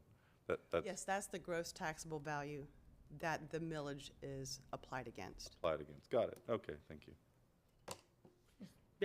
On slide 4, you said the total millage was 6.421. I thought you said that didn't include the referendum, but it does on this slide. Yes, no, Okay, it does okay, include the okay, referendum. all It right. does. All right, and the discretionary operating, the 0.7480, we set that, or that's by the directive, by That the is state, set by isn't the it? state. That's, okay, I wanted to clarify that. And the capital is also set by the state, the 1.5, is that, okay.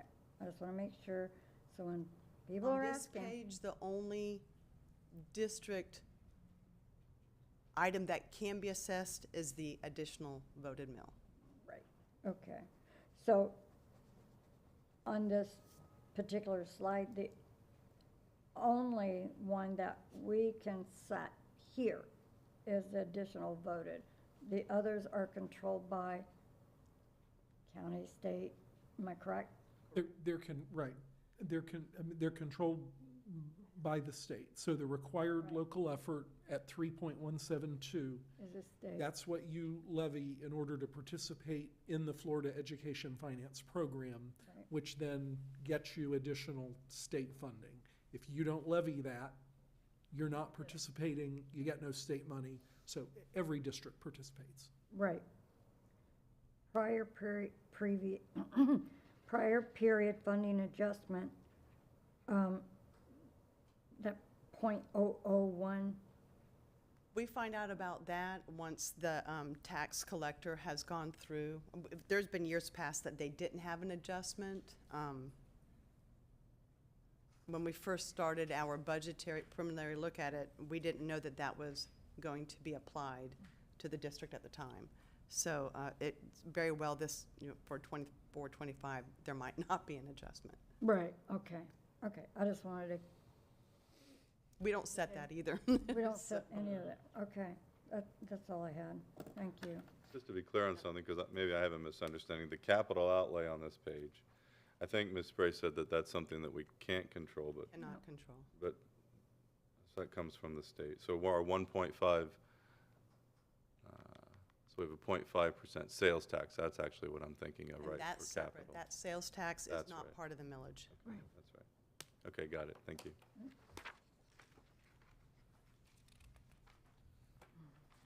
All right, here we are going to show a comparison of the property tax levied.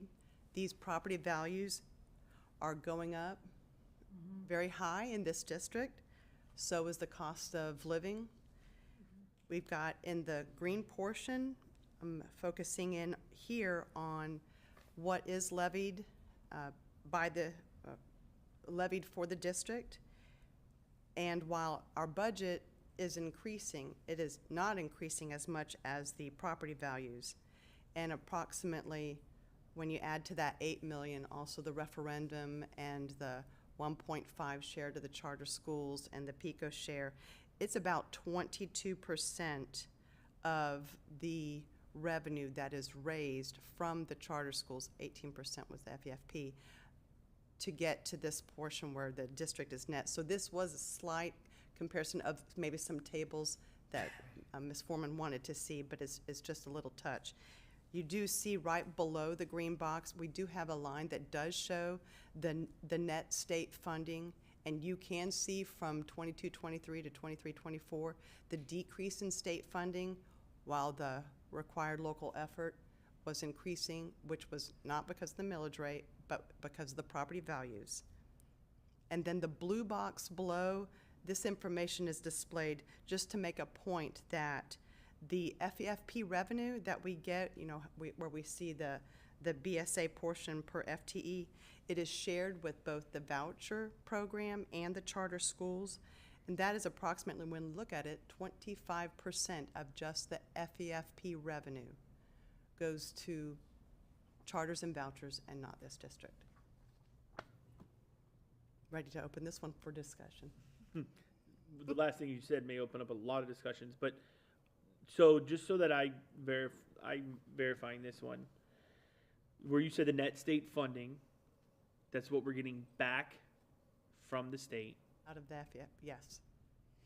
But we gave them the 3.173. I'm looking at the green chart. That's the required local effort, right? So we took that portion, that 219. Is that going to the state?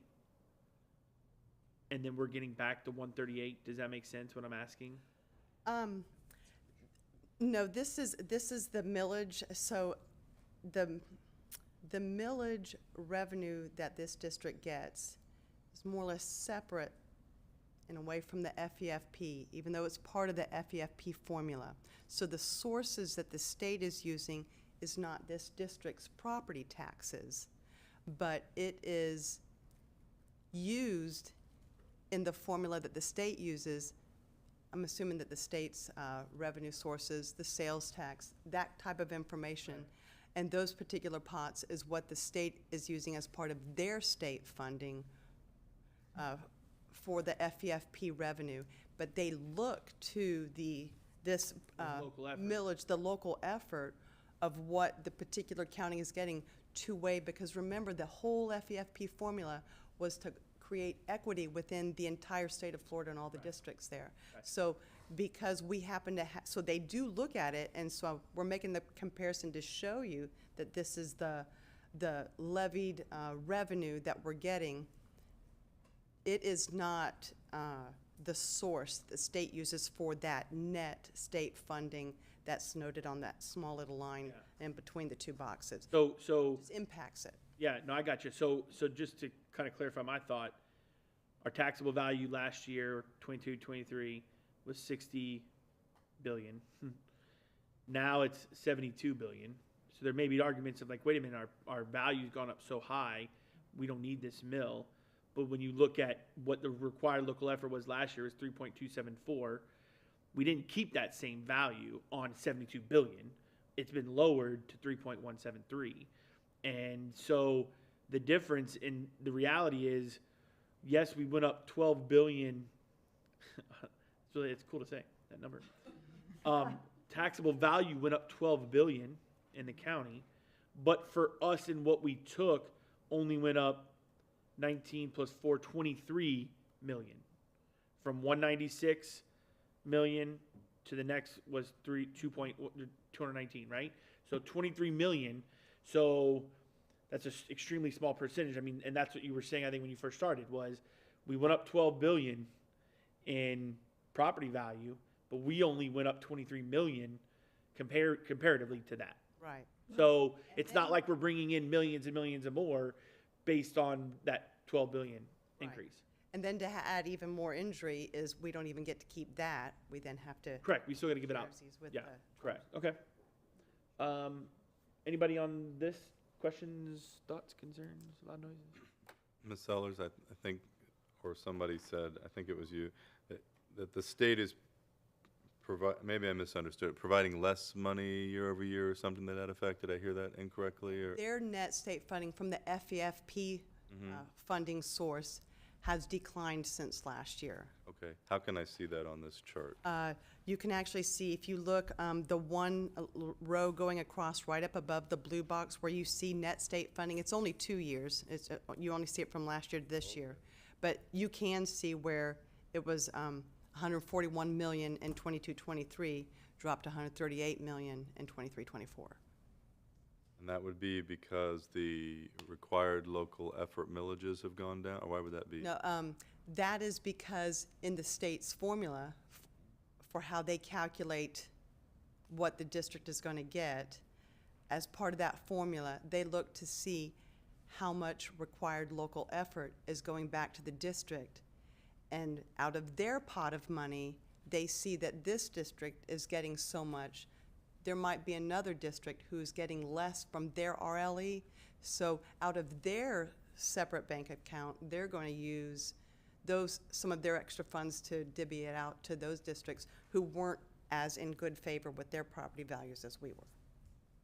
So would it be correct so if I had to summarize that, a summary might be our property values have gone up, therefore gone up more than maybe in comparison to some other parts of the state, therefore our tax rate is going to bring in a bigger chunk of money, and to kind of equalize things among the school systems, we're going to take a little less, we're going to give you a little less money because your local effort is going to raise more money that is raising this district more money than other districts. Okay. So the state's not going to give us as much money because another district isn't getting as much money from their local effort. And so when we say we're raising more money by our 1 mil, Is that taken we're, into account? No?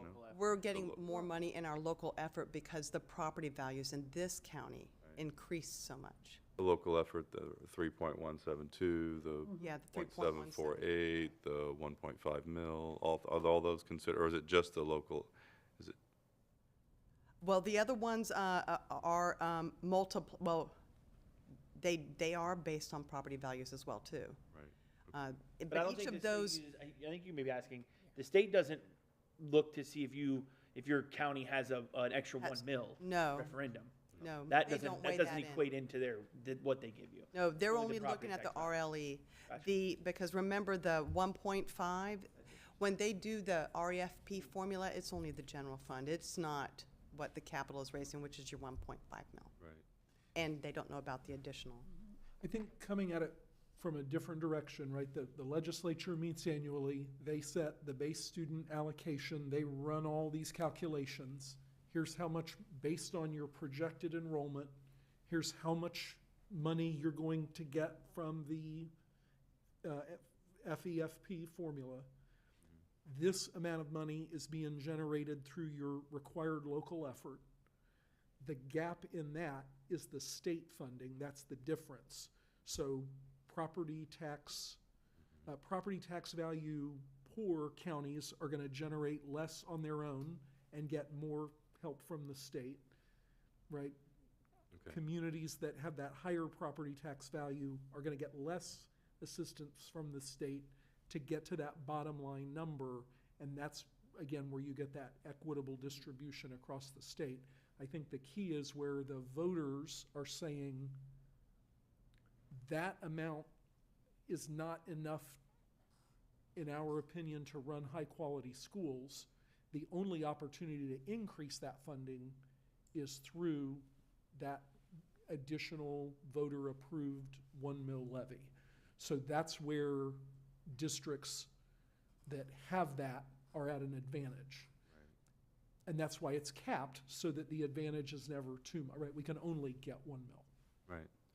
So, actually, as I'm digging back into the last year's finance course, every county actually has a different required local effort.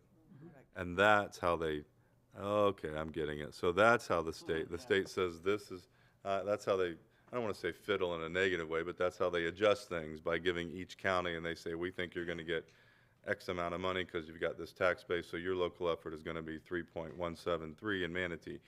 And it's going to be 3.25 down in Sarasota because you got a real big tax base, so we're going to, actually, no, it's going to be lower because you've got more tax base to tax upon down there. Right, I get it. But from a, okay, it's actually that RLE number that's different for each county, and that's how the state, I get it. Okay.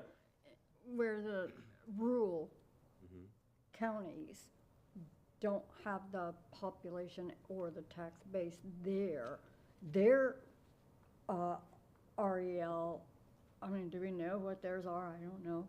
What, like Hardy or DeSoto or the internal? They get a separate sparsity Right. Yeah, from the state. built into They also, to which the this district never FFP. gets, but there is another allocation called sparsity Or, for those. They don't like This- to crank them up. I'm sorry, I didn't One, mean to jump. one thing to keep in mind is that this increase in taxable values is not just the rise in property values, it's also the growth. Yes. And with growth, we have more expense, because we have to pay for more schools and more teachers.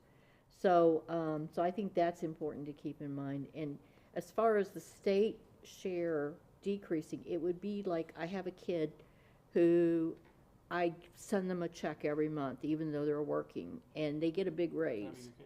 Can I be your kid? Yeah. Actually, I want them to send me the check. Right. But he gets a raise, okay? Well, I'm gonna look at it and go, you don't need the whole thing. I'm gonna send you less. And then he goes, well, hey, I've got more kids. I just had a pack of kids because I'm making more money. So I should be giving him more, but I'm not, okay, if that makes sense. You know, but It's one way to look at it. Okay, this does not include the half-cent sales tax that we get.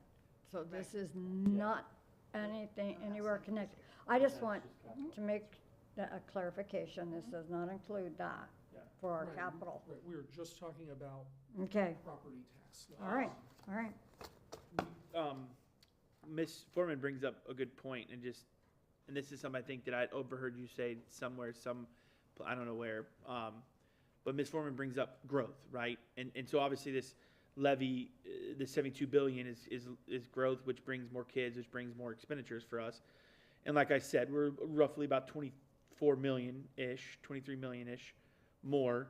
How much, I think you said 13 teachers is like $1 million? Yeah, so just, I mean, and again, it's Roughly? changed over time, but I think roughly 14 teachers. Okay.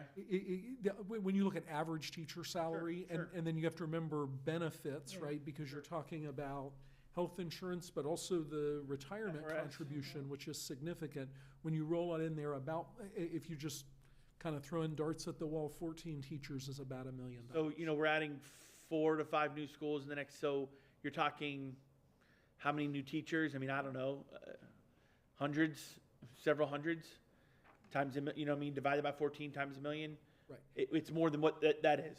And it's not just the teacher units, it's the teacher assistants. Sure, it's the custodian, yeah, office everything. staffs. Everything, it's- yeah. Right, it's all, right, each Brown. additional school has even when to run a small school, you're gonna have fixed costs related to staffing. Mm. So you're right, I mean, when you have growth and you've gotta build new schools, your personnel costs are going up incrementally as well. Oh, yeah. I think we're good. Go to the next one. All right, you guys have seen this one before. All right, so this would be the millage trend. And the green bar is the property values, and you see it's gradually been going up this entire history. The yellow line is the legislature set RLE, as we've been mentioning, and you can see that it has been on a decline since 2017. I want to note here that since 2017, this decline in the RLE is more than 1 mil. Fortunately for this district, we currently have the voted in 1 mil. Now we asked, just check that off.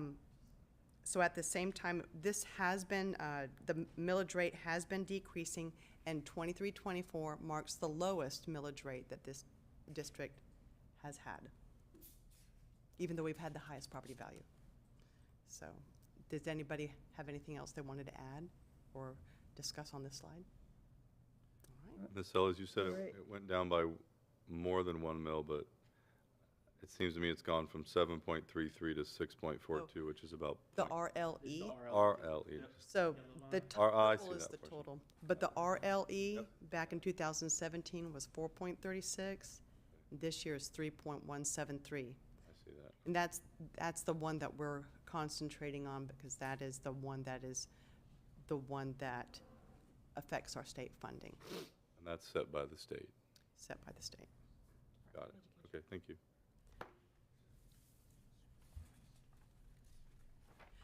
Now, we've already mentioned in many talks prior to this workshop about how the state mandates certain programs, but several of these programs are not fully funded by the state.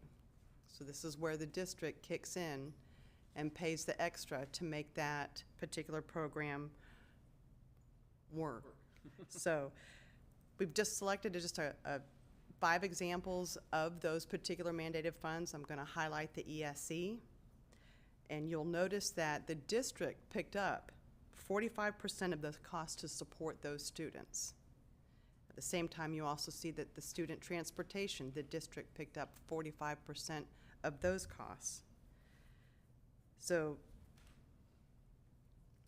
this is an opportunity where you see, with just 5 of the programs, 27 million the district is paying out, where this would be an opportunity that the additional voted millage does help the district. I know you said this is like, obviously, it's only 5 of them. Is there a rough estimate, like how many more there are? Just out of curiosity.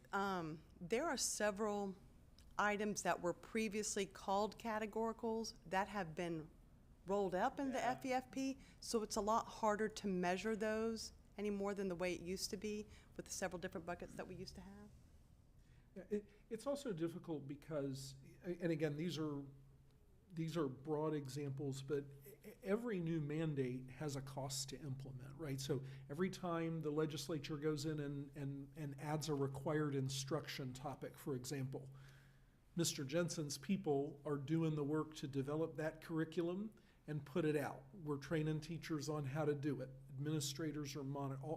All of that, sometimes we need an extra person, so that's true salary and benefits. Sometimes it's opportunity cost. We're not doing other work that we need to do because we're now doing this mandate. The FEFP has to cover all of that, right? And what we don't do in most cases is go, okay, here's a new requirement.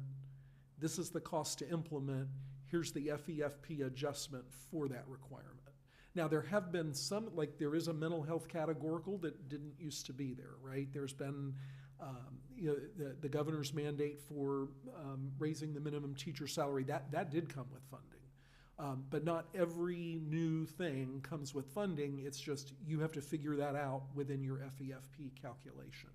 I think another great example one is home education, right? We're responsible for accepting the registration and the annual evaluation paperwork for any family in Manatee County that wants to educate their child at home.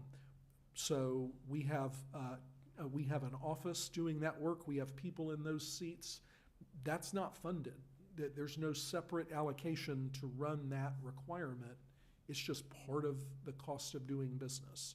So I think that's, again, not all of this money ends up sitting in classrooms. It's helping us to get all these mandates accomplished.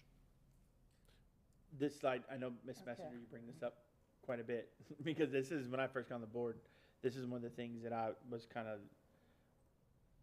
it blew my mind. Like, you require us to transport kids, which I'm not saying we shouldn't, but then you don't fully fund us to transport kids. Or the mental health of the ESE and yeah, crazy. Did someone have a? Yeah, I did. On this slide 8, if you could add the percent on the side there, that would be nice. Where you were saying percent, we're paying this percentage of it. And you just said that the homeschoolers we are required to provide services. Can you explain what services we require? Okay. To be clear, it's an administrative function, right? So if you're a Manatee County resident, you're gonna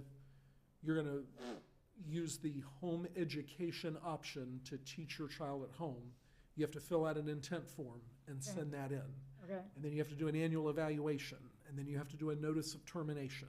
All of that, we're then required to receive and keep track of, right?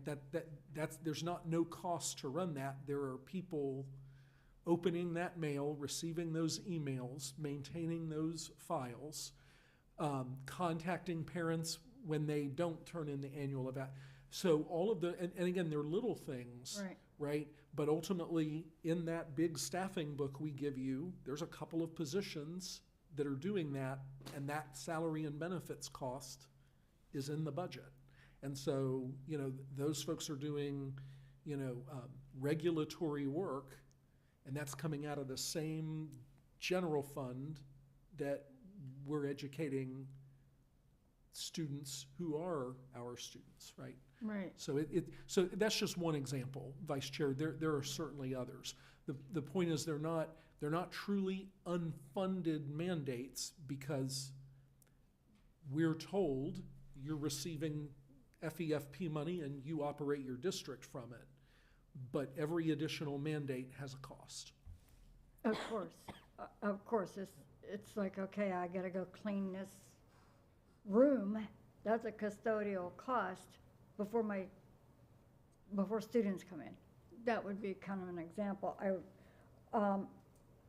because at the legislative session, there was a chart or a graph of what the state collects and what percentage goes to education. And I was like, wow, and I think I already said this before, 20-some% of the state's budget goes towards education. But what you're saying there is some of these mandates are not state funded. So it's, yeah, it's a big cycle. Right, we've got one pot of general fund money to operate the school district with. Right. But then there's all these regulations, all Right. these statutes that have to be kept track of, and every new statute has a cost for implementation. Yeah. So some of it is pay for it with the money that you receive, and then back to the chairman's point, there are very specific, expensive mandates that do get a separate funding, but it's not enough to pay the bill. Transportation and ESC are usually the two big ones. Okay. Well, I know what to lobby for then, so. When the state funded and required a new starting salary for the teachers, did we have, as a result of that, the compression was just awful. It had a devastating effect on our more experienced teachers. Did we incur extra compensation out of our own pocket to try to alleviate some of that? Was there a cost associated with that mandate? Sure, we had that, possibly too. Yes. Because, I mean, they would tell us, it used to be called the TSIA. Right. Inside of that now, where it would come what you had to maintain, also gave you an objective for what had to be raised, but that's just the minimum of what it has to be raised. We go to collective bargaining, and if, certain positions where they had this last time where you see they were maybe correcting a particular set, if it goes above and beyond, it's going to go above and beyond what the state was paying for, even that particular allocation. Back in the history, you saw that where Yes, I more know. in the general fund from the district had to help make that up. So it wasn't a no cost to us deal. It was still a cost. Yeah. There was still a cost, yeah. I was gonna say, if I remember correctly, in the very beginning, like there were certain percentages. Like when you got that money, I think it was like 75% had to go towards upping the salary, which is what caused the compression, and I think only 25% could be used for basically everyone else. Mhm. So in order to make it up, the district did have to make that up to counter that. Right. But isn't that, I think that's what it was until we hit that amount, and then the rules changed again, but Yes, that's correct, if you hit the amount, and now it's, the last year it was 50-50, so the split. Yeah, But- go ahead. So probably for Dr. Weissong, you've been around the Florida education world for a while. The legislature must know that they're, like for instance, the transportation mandate, you will do this, but we're only going to give you, 55% of what you need. What's your perception there of why they don't fully fund some of these mandates? Well, I think the conversation in Tallahassee is likely the same as it is when I sit down with all my principals, right? Everybody wants more, but you ultimately have a finite amount of money, and so what things are you going to select, right? What policy priorities are you going to do? Often, I think what I've found is that, over the course of a legislative session, there's thousands of bills filed, and individually, people will read a bill and go, that sounds like a great idea, right? Let's do that. Passes. And then all of a sudden, you've got 30 new mandates, and it's typically not any one of them, right? It's kind of the cumulative effect, and then you go, okay, how are we going to get all of this done? But I mean, the underfunding of transportation, I think, has been an issue for years. But again, it's also a reflection of each district's implementation of transportation, right? Some districts do more courtesy busing than others, so their costs are higher. Some do more magnet busing than others, so their costs are higher. So there's also some local decision-making that ultimately impacts your transportation budget, for example. Do we essentially do what's required by the law in this district, though, or do we do anything above and beyond, or do we? Well, I'm gonna punt, and it may be that we'll just need to get back to you, because I probably wouldn't get it entirely accurate. Mr. Rinaldi, I don't know if you want to jump in, or if you want to just take that as a follow-up note to give you a list. We do meet the letter of the law, which is providing transportation for any student that is 2 miles or greater from their assigned school. The add-ons that we provide are for like the International Baccalaureate program, the Cambridge program. In order to entice students to those programs, we do provide transportation, but we are limited in providing choice transportation. Okay, thanks, Mr. Rinaldi. So in your mind, Dr. Weissong, would it be just and fair, so to speak, that the state, if they're gonna, if this is the law and this is the transportation you have to require, and that if we sent a calculation up to them and said, well, if this is what the law says, this is how much it's gonna cost us, do you think it would be quote unquote just and fair that they provide us that much money in that category, so to speak, or? Well, I mean, to me, it certainly would make sense that you're gonna get a categorical, the amount that's in there is gonna make you whole in terms of compliance with the statute. We could run some of those numbers. We could probably estimate what the additional things that we choose to do as a district costs and back into, that this is what we actually spend on the transportation mandate versus the few additional things that we choose to do. Let's send them a bill. I mean, $6.6 million. We send them a an lot of invoice. choosing for us. I mean, I just can't see we're doing that much, but who knows? So my understanding is correct, is that $6.662 million is money that comes from the state for us to do education. I guess busing people is part of education, but it takes away money that we could be using for para salaries or teacher salaries, and we have to use it to put into our transportation program because it's required by the state, but they don't. I think you used this term partially funded mandates at one time, I think. Is that an accurate statement? Yeah, yes, and again, there are still, because I'm always thinking the other side of the coin too, Mr. Tatum. So you could, I mean, are there, you always can say, well, are your routes totally optimized? Because if they're not, there's savings there. Could you redraw all your attendance zones to maximize your transportation efficiency? Yeah. You could. There'd be lots of other problems, right, with that. But if that was your number one priority for how you set school assignment, right, transportation efficiency, then perhaps our zones would look very different than they do. So I mean, those are the variables in there. There's a lot of so I guess if I had to play the other side of the coin, right? If I was a state person, I'd say, well, have you done this, and this to reduce your transportation costs? And you might say, well, no, we're not willing to do that. Well, okay, then you're going to have to pay for that. So I think that's the difficulty of it. But certainly, I think getting back to the point, there's lots of stuff we're paying for in the general fund to meet mandates that aren't fully funded. Okay. Even ESE, though, I mean, there's a little more flexibility. There's not much flexibility in that, right? And well, there's how you structure, right, the process that you use to build units, the staffing decisions you make, although those are driven by, IEPs and all of that. So again, you could look at all of your schools and the number of students in each unit, and you could go, oh, well, we could combine these 2 units and move it over to this school, and that would save us an assistant. But then you have to transport all those students to the other school, so then your transportation costs goes up. So it's a balancing act. Thank you for your explanation.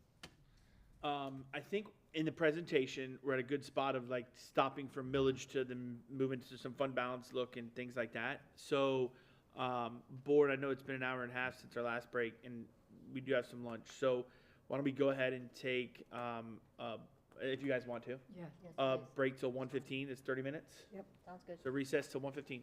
Thank you.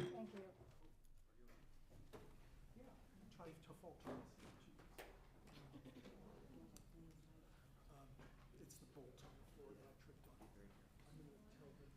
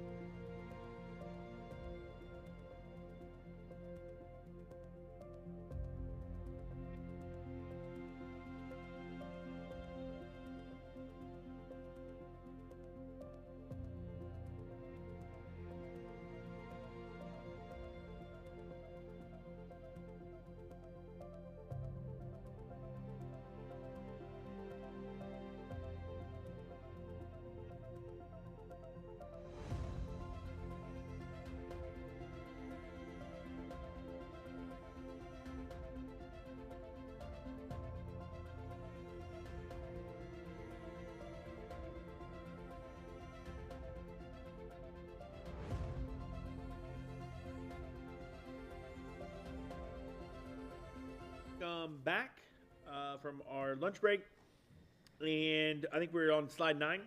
Yes, we are. Take it away. All right, so we are focusing now in on the general fund. How we measure the health of the general fund is by taking a look at the fund balance. The fund balance is divided into 4 categories. There's the unspendable, non-spendable, that's the inventory. We also have the restricted, that's the grants. We have the unassigned fund balance, and that is the part where the purchase orders, encumbrances, and required categorical programs are accounted for. Then there's the unassigned, and this is where we have the flexibility. This is everything that hasn't been assigned for a specific purpose or restricted or committed. Now we're going to go over the formula on how we calculate that reserve percentage that we monitor for the fund balance. And this example that I'm showing you here is on the 22-23 ending fund balance. That was audited, the report came to you. And in this calculation, you take the assigned plus the unassigned fund balance, and you take that total and you divide it by your general fund revenue. And that is how you arrive at your reserve percentage, in which we have targets and required levels that we're supposed to maintain. As an additional note, before we move on to the next slide, so this is how we calculate that reserve percentage. Just know that there's a gauge that we commonly use. Every 1% of the reserve percentage is worth was worth 5.1 million. So 5.1 million of the fund balance equals 1%. Does anyone have any questions on this one? No, I think All righty. Sorry, my mouth's full. The fund balance obviously has gone up quite a bit. And is that deliberate because of ESSER? Or, ESSER would contribute to the fund balance going up, but maintaining a higher fund balance, is that deliberate? In the upcoming slides, we will show that the increase that we have been experiencing for the last 4 years is due to the federal influx from ESSER. And it's shown better in the next few slides, but that has not been a deliberate, that's just a cause and effect for the extra funds that we have had. Because of the extra federal funding, one, we did get a lot of extra things we needed to do in line with that ESSER grant, because the expenditures, and they were reported, you'll see this line reported on the CFA in the last 3 years and this coming up fiscal year, where you can see the actual grant brought in like 15 million that first year in expenditures that were reported on that schedule of federal expenditures the first year. In the last 2 years, those expenditures have been about 45 million. But there are some costs in there that were related to positions that used to be in the general fund that got paid for by the ESSER grant. Now, those are still expenses that will eventually need to be expended.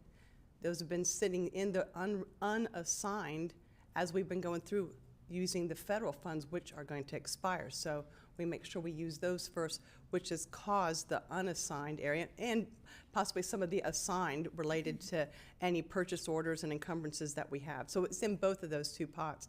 And that's why the fund balance has been experiencing an increase over the last more recent years. How quickly do you think that fund balance is going to go away, the extra? Well, it depends upon the choices, and I was going to address it in another slide. It depends upon the choices as far as what expenditures are we going to pick back up in the general fund after these funds are gone. We could deplete it very quickly and not change anything, but we'll see if we were to do that, we would not be able to have the fund balance to be able to pay for some of the other things that are also part of this. So that's where we'll see it, and we'll cover that a little bit more as we go forward. Thank you. Okay. Right, so this is a history of our fund balance back to 2005. And I'm going to cover the approved fund balance that the board just recently approved that had some revisions. The policy does cover and include that 3% state required, which you actually see on the red dotted line. Our fund balance or our fund balance policy also addresses the board's strategic reserve of 5%, and that is the long green line that we see. We also notice that starting effective in fiscal year 24-25, this particular policy that's been approved will go into effect in our budget, and we will be also seeing where the 8.5% contingency target rate also is. So we can see from looking at this particular chart that most of the history, this reserve percentage has been under the district's goal of the strategic goal of 5%. And you can also see where once we started getting the stabilization funds, or ESSER, is when we started to see an increase of that reserve percentage due to the influx of the additional revenue that we were getting in.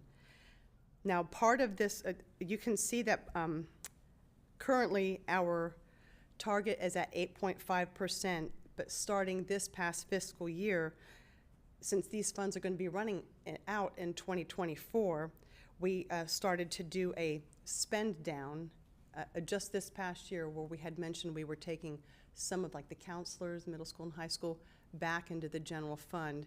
And you can see where we're projecting that we're going to start to go on a decline. Now, this projection, we've shared some information with you for where we were projecting this fund balance at June 30 to be. We're still working through having had this third calc come in, starting to make some changes for our expectations.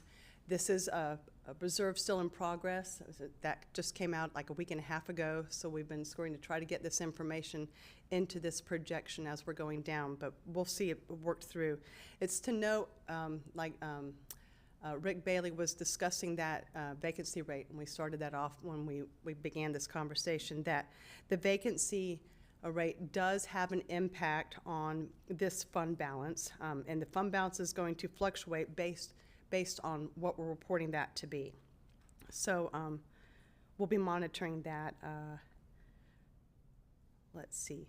Does anybody have any questions in regards to? I just have a question and comment real quick. Actually, Ms. Messenger may be able to answer this and maybe not. Do you remember when the board implemented the 5% fund balance policy? Was it before your time or during? No, it was not before my time. It was while I was here. Yeah. But I can't tell you. I'm just looking at the chart, you know what I mean? And, Yeah. and obviously, I know 11, 12, 12, I mean, that was the downtime. It was not then. It was while was I've been here, and after. I was elected in 2016. Okay, so that's what I thought. So around the time where we had that policy, probably 16, 17, 17, 18. Somewhere around. Okay. I was just wondering, I knew we didn't have it beforehand. Any questions on this one? Yeah, Mr. Tatum, go ahead. Is the 11.09%, is that as of today, or is that what we project at the end of the fiscal year? So far, with the projections that we have, that will be what we're looking at the end of the year, but there's a lot of work within the budget that still has to continue.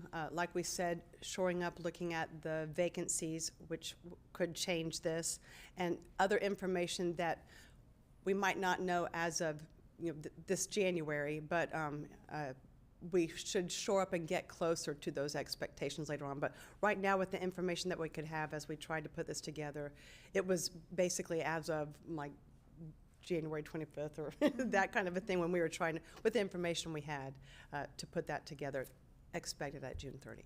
Great, thank you. Just a quick question. The 11.09%, and you're saying that this is if I look at the line, the box at the bottom, assigned and unassigned reserve, percent. Okay, I didn't just catch that. But it says 11.9 on this slide, but if I look over here at the slide previously, it was giving 11.76 unassigned and 1.82 assigned. So Vice Yeah. Chair, on the prior slide, Right. that was your fund balance Okay. as of June 30 of '23. So that's where we Okay. actually finished last year. Now this Then the slide board is approved a projected. budget with a different lower number in it. And then this 11.09 is the latest update as of last week. So that number is going to continue to fluctuate. It's, and really, I mean, things change weekly because we've had some enrollment growth at a couple of our schools. And I just had to authorize a couple of additional teacher allocations. And so when those people are filled, right, that's going to impact, right, just a little bit. But the point is, it's changing all the time. But the 11.09 is from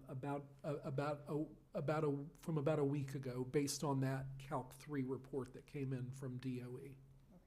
That, I just wanted to clarify Yep. that, because this is 2020, the end of, and this is projected, so, okay. All right, that's all.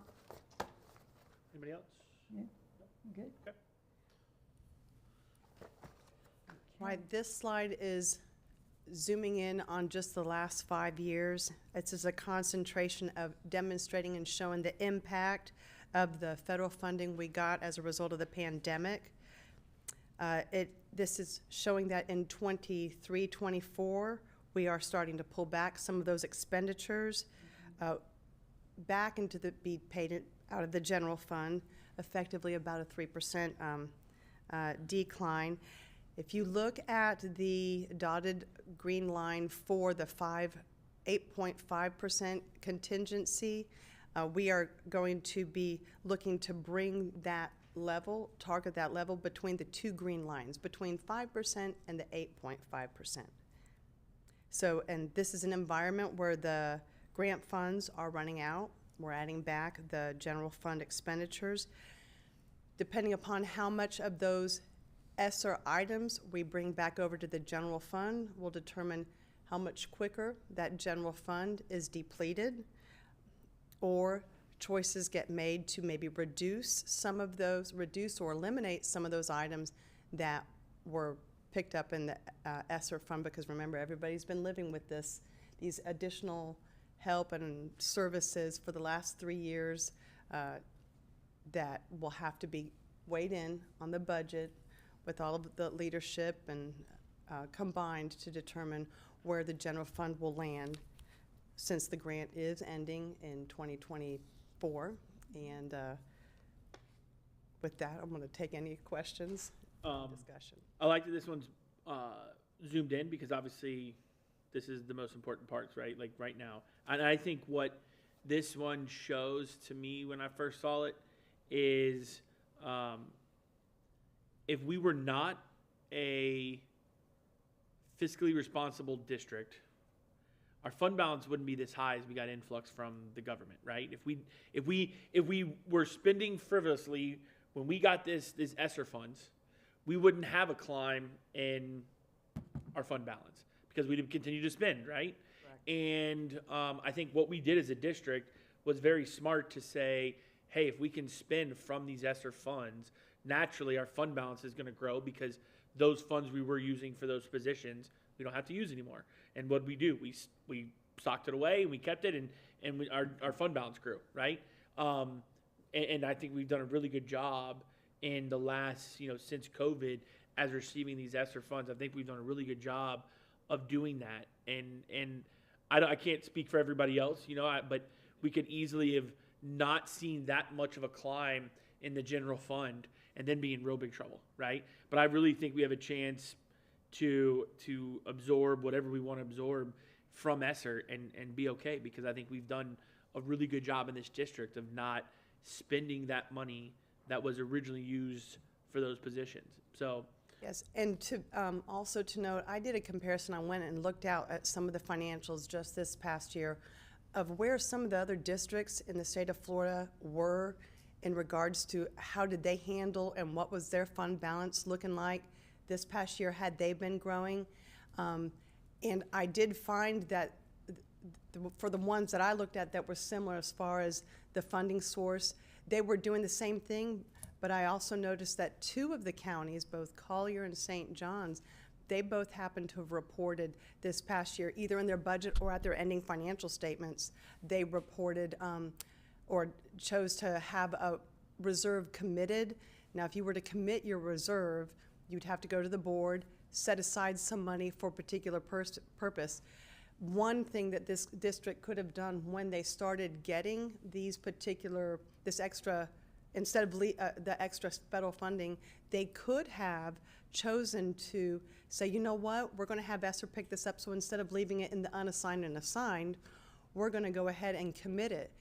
Then you actually don't see that particular dollar amount saved in the calculation because now it's a committed, because remember, when we do the reserve calculation, it's only assigned and unassigned, not the non-spendable, not the restricted, not the committed. So yes, so our fund balance, our reserve percentage did increase, and we would have still seen the fund balance increase. We wouldn't have, if we had had a committed reserve, we wouldn't have seen this reserve calculation increase because it wouldn't have been in the mix. Right. But either way, the district did save that money for when those expenditures weren't being picked up by the ESSER. And because it doesn't, at this point, except for pulling back some expenditures in, the bulk of all of the services that the ESSER has been picking up has still been expended. It's this coming up year when we're looking at the budget for next year when we don't have the ESSER anymore, where we're going to be faced with the challenge of which services we're keeping. You said 1% basically equals $5.5 million. 5.1? No, it's 5.1 million. We're saying 5. Okay. Thanks. So you go with 5. Anybody else? Questions on this one? Thoughts, concerns? No? Awesome. All right. Okay, this is covering the history, but in a different look. This particular slide is showing, one, the blue is the total fund balance.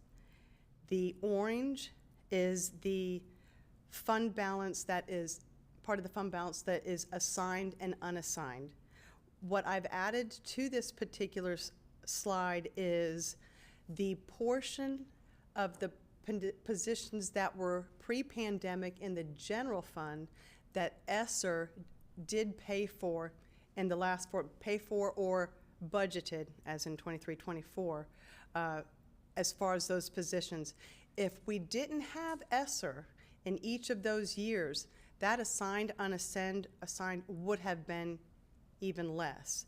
For example, this 23-24, our assigned, unassigned would have actually only been 48 million instead of 60 million, but this year we had budgeted for ESSER to pay for 12 million of that. And so as the fund balance continues to get smaller, this is where we're going to need to look at to decide what type of changes in the budget would need to be made. So there's a lot of messaging going on in this particular worksheet to be able to see how, and this happens to be, like I said, if you notice in 2021, it was the 5 million, and then you see, 21, and then 22, 15, 23, 19, and this 24, 12. At the same time, we actually got an awful lot more out of the federal grant, which is extra items we had to do, that, like the custodial costs, the cleaning costs, and all that kind of stuff. But at any rate, those things are going to have to be decided on whether what will be retained or not. So if you notice 22-23, the expenditures of 19 million, that was the ESSER positions that were pre-pandemic paid by ESSER, but the CFA actually shows this past fiscal year, the expenditures paid by ESSER was actually 45 million. So that just lets you know there's a lot of services and stuff that has been getting paid that this district is doing that the teachers and the schools are all used to of 45 million worth of expenditures. That is not all going to be there. we can look to see the positions that we had before, but it's almost like everybody's going to need to see what did we have back in 2019-20, and take a good look at where they want to be, which is going to be a lot of decision making. Yeah, that was, I'm sorry, it's okay. This is a critical slide to me because of the fact that we're losing all of the ESSER dollars, okay? And back, previous administration, some of the, we're hiring because we have the ESSER, we have to because of ESSER. But the day's coming real soon that, you're right, decisions are gonna have to be made. We had those positions because of the added revenue. But now we have to take a hard look and do that gentle balance to get back where we are and continue, because we've grown so much. So I look at this as, okay, but then if I go back and look at the slide of how our property values have gone up and things like that, so it kind of doesn't make up for all of it. But I see that I like this slide a lot because it does show the gradual decline, and then it's gonna go to zero real quick, from 12 million to zero. Am I right on that? Yeah. Oh, yes. On the ESSER, right. Yes, exactly. Right, so we started out with 5, and we had done some, we had to do some things, online, school, and all of that. And then we, in 15, then 19, to 12 to 0.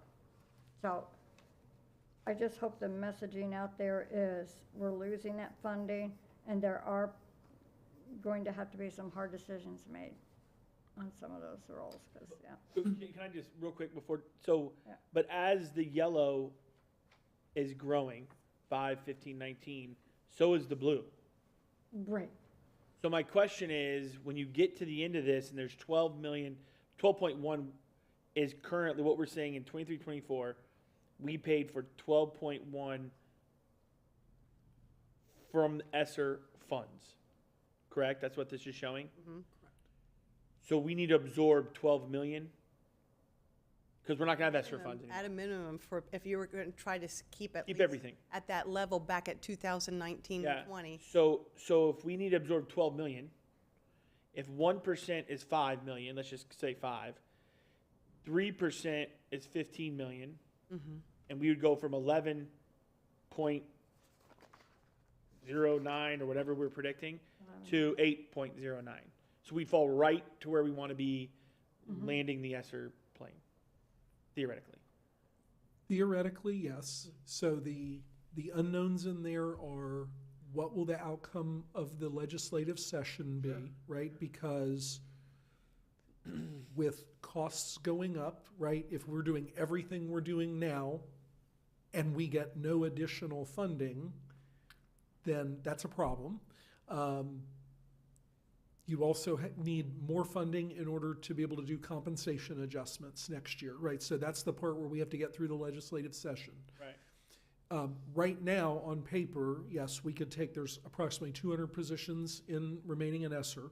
If you put those in the general fund, you spend that fund balance down at 12 million a year, but that 12 million a year is salary and benefits, so it's recurring, right? So eventually, that line will take us below the 5%. Only good for one. Right.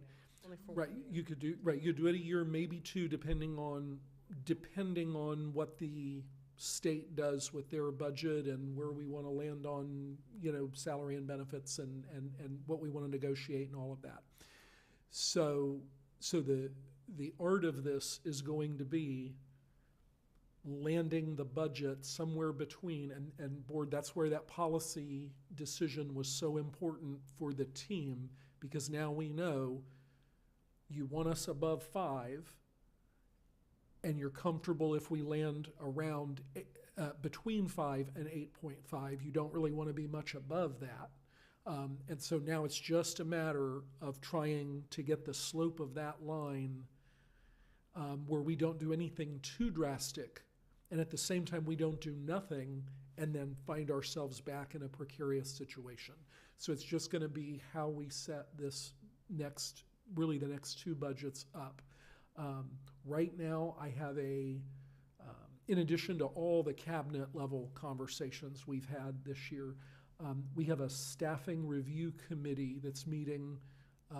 It's 8 principals who are going through all of the staffing formulas that are used to generate positions at the schools.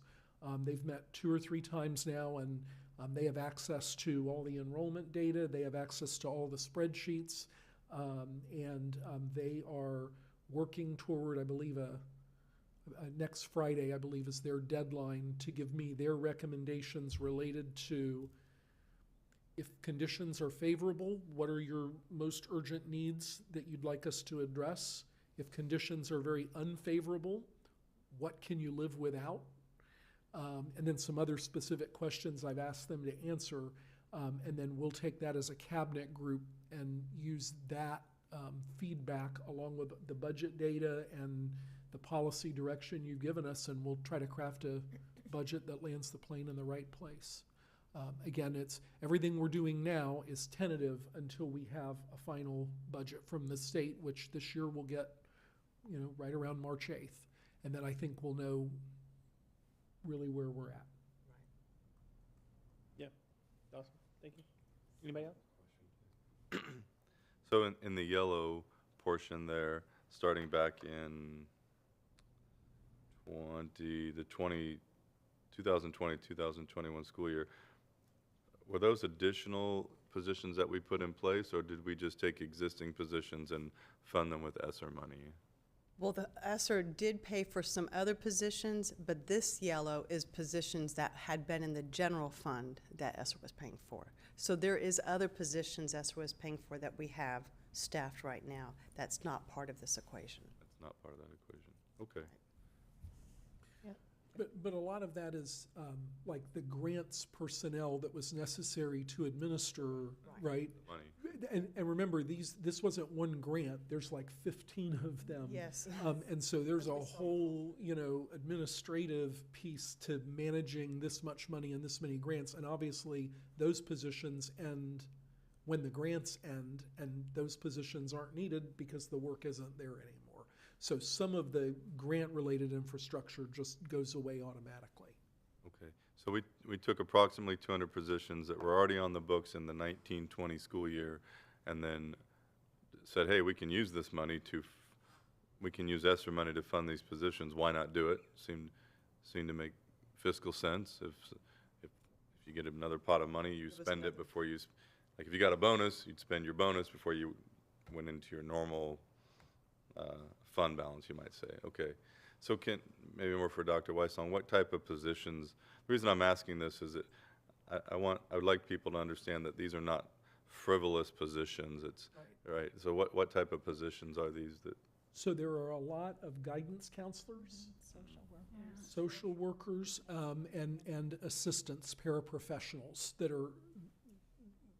that represent that yellow line. Right. So the dilemma will be, again, if you want to be, really, really fiscally conservative, you just don't do those things anymore. But that impacts level of service, right? And so when we talk about what do you want the student to counselor ratio to look like, right? That impacts this decision. And that's why, again, the staffing committee is important, because irrespective of which positions are funded where, right? Really, the bottom line is, how should we be staffed? And can we afford that model? So it could be that some of these positions that are represented in the yellow are going to come into the general fund because they're high priority. And when you do that financial analysis, if we can't afford the impact of that, then we have to sit as a leadership team and say, so what is in the general fund that we can live without, and that's what has to go. So it's not necessarily everybody funded over here, their position won't exist. It may be their position is going to exist, the funding source is going to change, and some other position may not exist. But that's why we have the principals looking, because it's, again, this district staffs largely on formulas that are living in Excel sheets. And so if you think, okay, there should be more counselors, well, then there's a formula adjustment for that. And the formula tells us when you change this number, here's how many more counselors you get. And then we go to the budget folks and say, now cost that proposal out, and then they give us a number. So that's why that principal group is so important, because we can't just decide on these 200 positions what's in. It's not a separate decision. It's all linked together. Does that make sense? Yeah, that makes sense. And even things like ESE positions where, I've had some conversations with principals where they say, look, this is what I'm allocated, but, I have this large range of kids in my ESE class. I could really use a second ESE teacher just to keep control of the room and things like that. I mean, it's not just frivolous positions, let's put it that way. Right.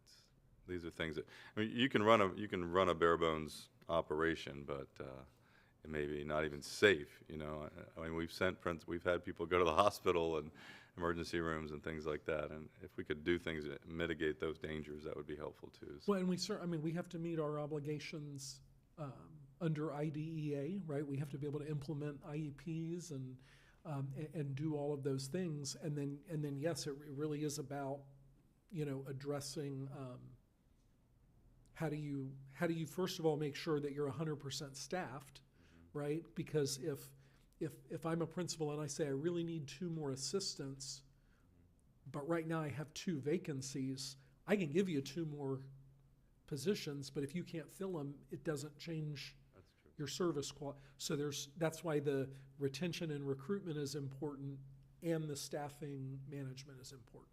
And even guidance counselors. I mean, I know I've had parents that are not necessarily happy with some of the guidance counselors, but if you've only got 1 for 1,000 students and you'd like this guidance counselor to do more about help you get into college, fill out your applications, move you along, guide you, so to speak, and all they really have time to do is work on schedules because there's 1 guidance counselor per 1,000 students. Right.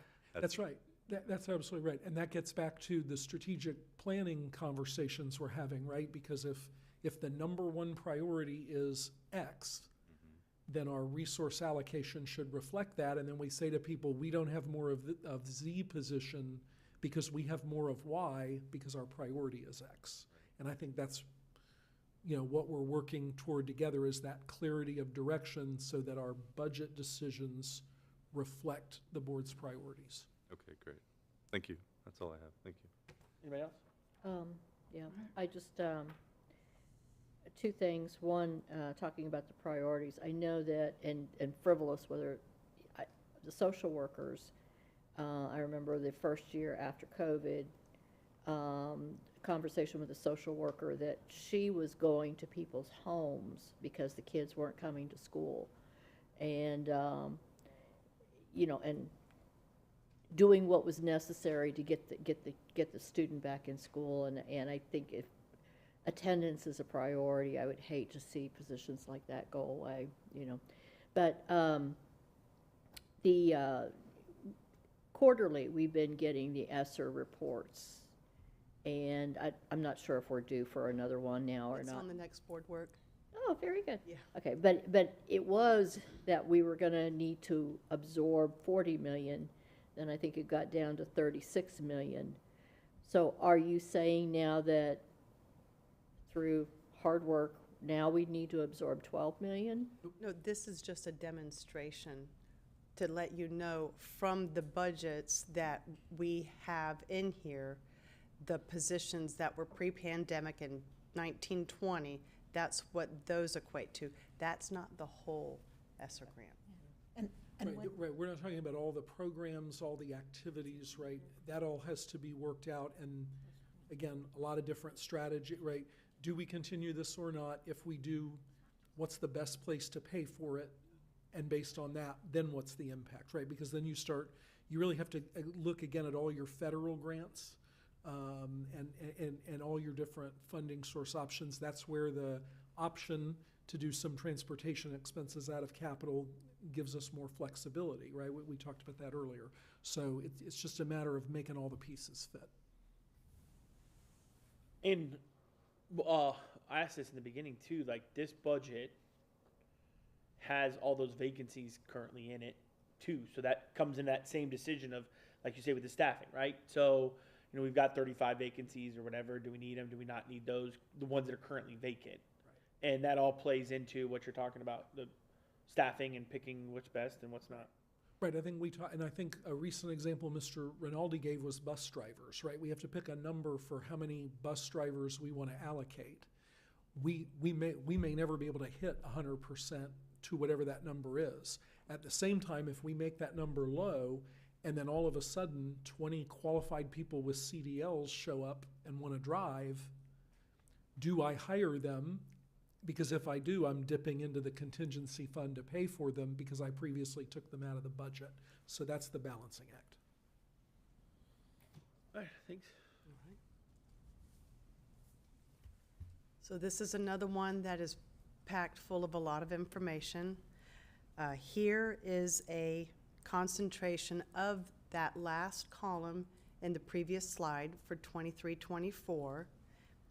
The column on the left is where we are with the financials as of December end, or the calendar year end, which is going to the board at the next board meeting.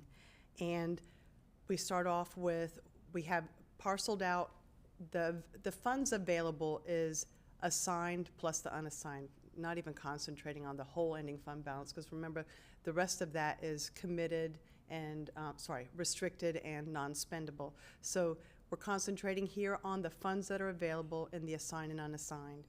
What I have done is first dissect that fund balance to show you where the state required 3% landed. That was the yellow. And then you can see in the orange takes us the extra difference up to where the board strategic 5% reserve is at.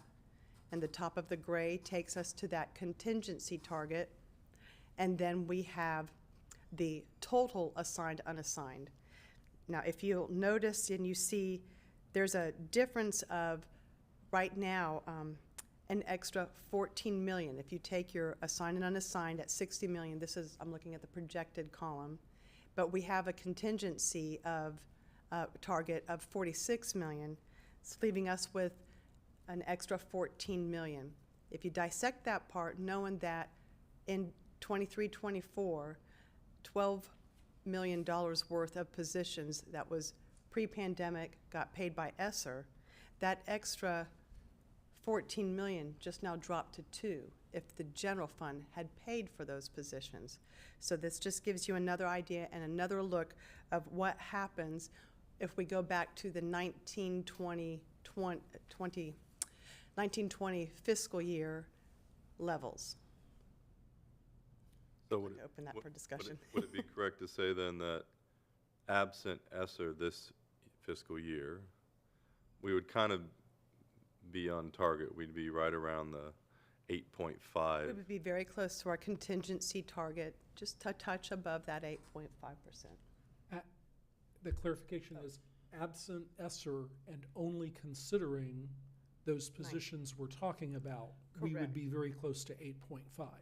If there were other things in ESSER that the board or the staff wanted to continue, the programs, the tutoring, the extra services to families, we're going to be using up part of that contingency.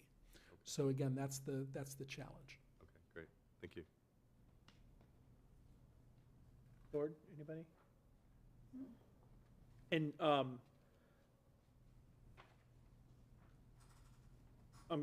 good. Okay. Anybody else? No? Next. Right, now this last slide is showing our referendum. This is what 1 mil, an extra 1 mil gives to the district. This happens to be a slide slides that are actually on the district's website. So we just saw that in one of the previous slides how this year, and we can see here, 69 million is projected to be budgeted revenue from this referendum. Now, the target is 46 million. So you see where you have that extra gap between the two. If we did not have referendum, think about where that contingency target would be without $69 million. This referendum does end, as we have mentioned before, June 30 in 2025. That means the last referendum supplement supported by this current referendum would be seen in fiscal year 24-25. As a reminder, the state does not pay fully for its mandated programs. So this is just another point to indicate just how important an extra 1 mil impacts the district. And I'll leave that open for discussion. So if we did not have the 69 million this fiscal year from the 1 mil, we would actually be in round numbers, something like $9 million in the hole, because we're projecting to have 60.1, and the millage brings in 69. So if you took the 69 million away from the 60, you'd be 9 million in the hole, or something like that, right? So there would be, if we didn't have that 1 mil referendum, our whole budget would have to look a lot more different, not just talking about ESSER going away. Well, we couldn't be under 3%. So we couldn't be what Mr. Tatum, obviously the numbers we couldn't be. So the decisions would have to be made on where we're spending. And There you go. And then if you took the 12 million on top of it, so you're right, we couldn't go there, but just doing the math, we'd be 9 million in the hole, and then you took the 12 million from the ESSER away, and now we're 21 million in the hole. We'd have to do some serious, it would be a painful exercise to make sure we have the 3% required reserve. Cut all that back, right? Yeah. It would be beyond painful. Yes. Yes, it would be, yes. The fact that these are lining up both at the same time is pretty, it's quite a bit to be able to talk about at one time, so. Just a reminder that the state of, the constitutional requirement is a high quality. It actually says that in the, that's a judgment call. That's, well, what your definition of high quality and mine, his and everybody else's is different. But, when you're looking at that kind of,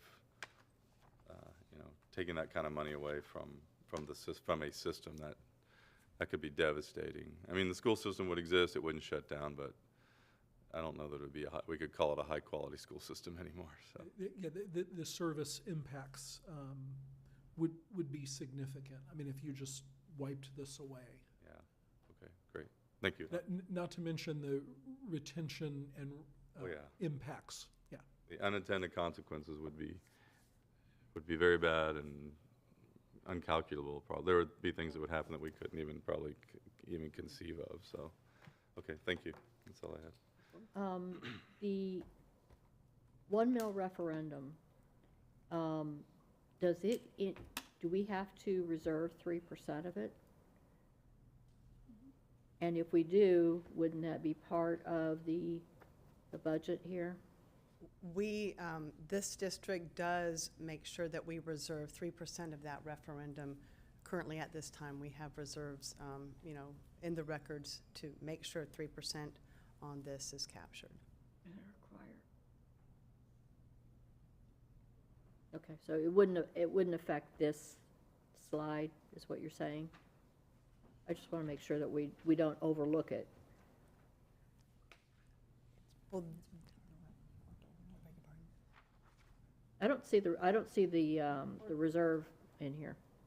So we do assign 3% of the referendum so that we don't take those funds away from the other portions of the general fund.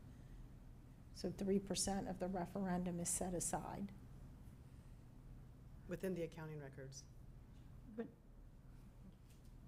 And what Mr. Chapman just reminded us, the other reason that set aside is important is because, again, we have to send to the charters that proportionate share. Mm-hmm. And so you have to be careful, because if their enrollment comes in higher, as it did this year, you're pushing more of that money out. Right, and Ironically, it happens to be, at least on this particular worksheet at that time when this was posted, that portion was estimated to be 12 million. Well, 18% of that, 69 million. That's the turquoise, or, yeah. And is that general fund and capital that goes to the charter schools, or is that just general operating funds? Since the millage has to be operating funds, it's only operating funds in it. Charter schools do get a portion now, the eligible ones get a portion of the 1.5 mil. That's not shown in on this screen. This is just operating. This is just the referendum. From the mill, and the millage is operating funds, right? But this is just the 1 mil on this screen, because they still, remember, get their FEFP, they still get a portion of the 1.5 mil. Is it divided up by students, kind of? TE weighted as well. FTE, so, okay, great. Thank you. That's all I have. To Ms. Berman's point about the reserve on the millage, the 3%. We're not required, because that's a local effort. We're not required by the state to maintain 3% of this portion of our fund. I mean, I don't believe we are, but we Right. use that one as a gauge, just because we don't know exactly how much we're going to have to pay to the charter schools. We have to wait for those numbers to come in. But when do we get those numbers? well, we're getting new ones now for just after this third calc. We'll get them shortly around the same time when we get the fourth calc too, at the beginning of May, end of April. Because this whole deck is, it's a lot. I mean, you're looking at, slide 12, the 12 million and how that's gonna go away, and then we're coming over to 14, about how much we get from the referendum. And then you said something about your, there was a 12 million difference. Were you referring to the ESSER or this? Just now when I was pointing out, Right, on this particular schedule, if you look at the one on the right, right, and the little wheel over on the right-hand side, you can Right. see out of that 69 million, 12.5 million, it's an estimated, it's got in parentheses the estimate. okay, I see, That's what I was referring to. okay. Out of this particular, for 23, 24, out of that 69 million, at least close to 13 million will be going to the charter schools. Okay, and as for this 23-24 school year, so we haven't looked at, okay. All right, I just wanted to make that, Would it be wise to do this without the charter schools? In other words, show a reduction of the 69 million? I'm just throwing this out there, I don't know if it's a good idea or not. Take the 69 million minus the anticipated charter schools, and then show the percentage to the district schools. What would be, what it would be. Just a We thought. could show it like on the other page, but the district actually gets all of the referendum, and then the district has to allocate it out to the, that's why we end up showing it here in the pie, because Right, the but district that's gets what I'm saying, though, is that we don't get to keep that. So if we take 69 minus their 12, we could pie definitely do chart that. to show what, Show what the net, yeah, because we can do that. You just want to make I sure you don't highlighted that you did it, because otherwise people are going to ask, where's this $12 million? yeah, well, and they're gonna go, you're getting $69 million. Right. And the truth is, we're not getting $69 million. Sure. So, That, the one thing we have to remember is that, this is pulled from what's currently on our website, by memorandum of understanding, the percentage going to instruction, right, paraprofessionals is fixed. And so I do think it's important for people to see that those numbers match, right? So 51% goes to the instructional staff. Oh, yeah, if it was gone. And so that same, it'll seeing be a that, higher percentage. They're saying if we showed that it was gone and there's only 57 million, like losing these numbers, half of that is different than half of 69 million. No, but 35 million, our calculated amount, your numerator's the same, the denominator's smaller, which, that's math. you know. in case Oh, so you anyone- that's what you're talking about, swing bar. And Yeah, so I'm yes, saying it correct. would be more than 51%. Yes, so. correct. Yeah, 57, yeah, just, yeah. And the MOU, is that going to change? I mean, are we going to be discussing how this is gonna be divvied up? I would say that's, yes, up on the, well, I mean, it's part of the resolution. Yeah. So if we want to adopt the resolution, that's when we'll discuss it. Okay. You know what I mean? Anything else on this chart? I just want to say a couple things just about Yeah, the presentation absolutely. as a whole, because this is the last. Yeah, this is the last one. And it was really just to bring it back to the fact that this is about students. Like, we talked a lot about dollars and numbers and money, and I really appreciate all of the dollars and numbers and money. But this really is about students and providing that high-quality education that you talked about. And, you know, there was a conversation about, you know, the 1 million, if it went away, that would hurt, but it would hurt the district, right? But it would hurt the students because they get an extra 30 minutes a day because of it. You know, they get tutoring services because of it. They've gotten, I think we pay for some of summer school out of it. They have gotten additional support from paraprofessionals and teachers because of it. The charter schools, and I do think it should be in there, because I've actually had parents from charter schools email me saying, my charter school says they're not getting their money. And I go, let me show you how much they get. So I think it should be there personally. But you know, that any parent that has a child that goes to charter schools, they can say, no, my child's benefiting from this as well, you know, so. Well, both could be shown, you know, you can have a different slide to show. Says the accountant that, you know, could more easily relate to the variations in the graphs than, anyways. I just want to point out that it wouldn't just be painful creating a new budget or losing some staff, because who really loses out is the students, and that's what this is all about, is the kids and their education and all of the benefits they have received based on this. You know, that extra 30 minutes to me, like, that's invaluable. The state used to pay for that. The state doesn't anymore. So this county said, yes, we will. So I don't know, I just wanted to point that out and bring it back to, like, there's a bunch of numbers and a bunch of money, and I appreciate that. Don't misunderstand me. I loved all the graphs. In fact, I'd like to know what software you used to make some of the graphs, because I thought that some of them were very interesting. But that's the nerd in me, I guess. I like making graphs. It's not that.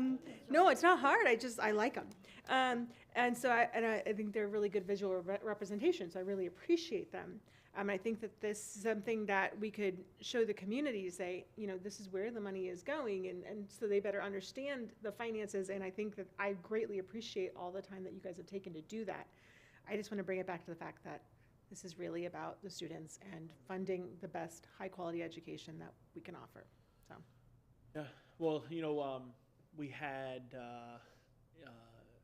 Sheena ended up coming in later Tuesday at the meeting. Sheena and her family came in later in the state scholars, and you know, that's TSA, that's STEM, that's you know, several months ago we had all those kids that had gone, and it was packed room, and yeah, I mean, that's ultimately who it affects. But you're right, I didn't even mention that. Not only did they get the students get the extra 30 minutes, they all now have a STEM class in their elementary schools, and far more programs in middle schools. I didn't even bring that one up, you're right, but that's valid too. Is it Mileniak? Is that how you pronounce your name? Well, and Ms. Sellers, I thought you did a really good job. You made a briefing that even school board members could understand. So if you did that and accomplished, even school board members can understand it, because it's complicated stuff. But no, I thought it was well put together, not too detailed, and it is something that we can take out to the community. And hopefully, if we peruse it a little bit more and really become comfortable with it, it's usable for that purpose. So thank you very much. We'll work at least fixing that slide that didn't have the other referendum that you had mentioned. Back on slide, let's see. Yeah. Slide 4. I'll try to Yeah, it was great. that out to you guys. Yeah, we have lots of notes, so we'll get version 2 together and get it to you all so you can take a look and ask any other questions. All right, with that, I don't think board members have anything else. Nope. Thank you, guys. Everybody have a good weekend. Thank you. Thank you again. Before you adjourn, Dr. Weissong, the next workshop, the timing of it, because I will be just. Oh yeah, you getting want to back in update? town. Do you want to update that? Certainly. So, and I've checked with you individually, but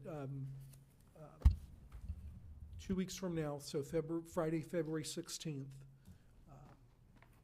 we currently have lined up consecutive shade sessions. So there'll be one on safety and security, one on cybersecurity, and then one on collective bargaining. We'll finalize with you either later today or on Monday, but the thought is to begin those at noon and then work through. 2 of those 3 will have a court reporter as required by statute, and so those 2 will be will either be first and second or second and third, depending on how we finalize things. I'll work with the chairman on the agenda for those. And then, of course, we'll still publicly notice those as required, but there will not end up being any public workshop topics on the 16th. So we'll start at noon, and that should accommodate your travel back from the conference, appreciate Ms. that. Foreman, and then we'll push through those and get direction from you. Give me a tally. Give me Okay, kudos. okay. I'm kidding. All right. I'm kidding. You told me. I just said yes. All right, we're good. Have a good weekend. Thank You're you. adjourned.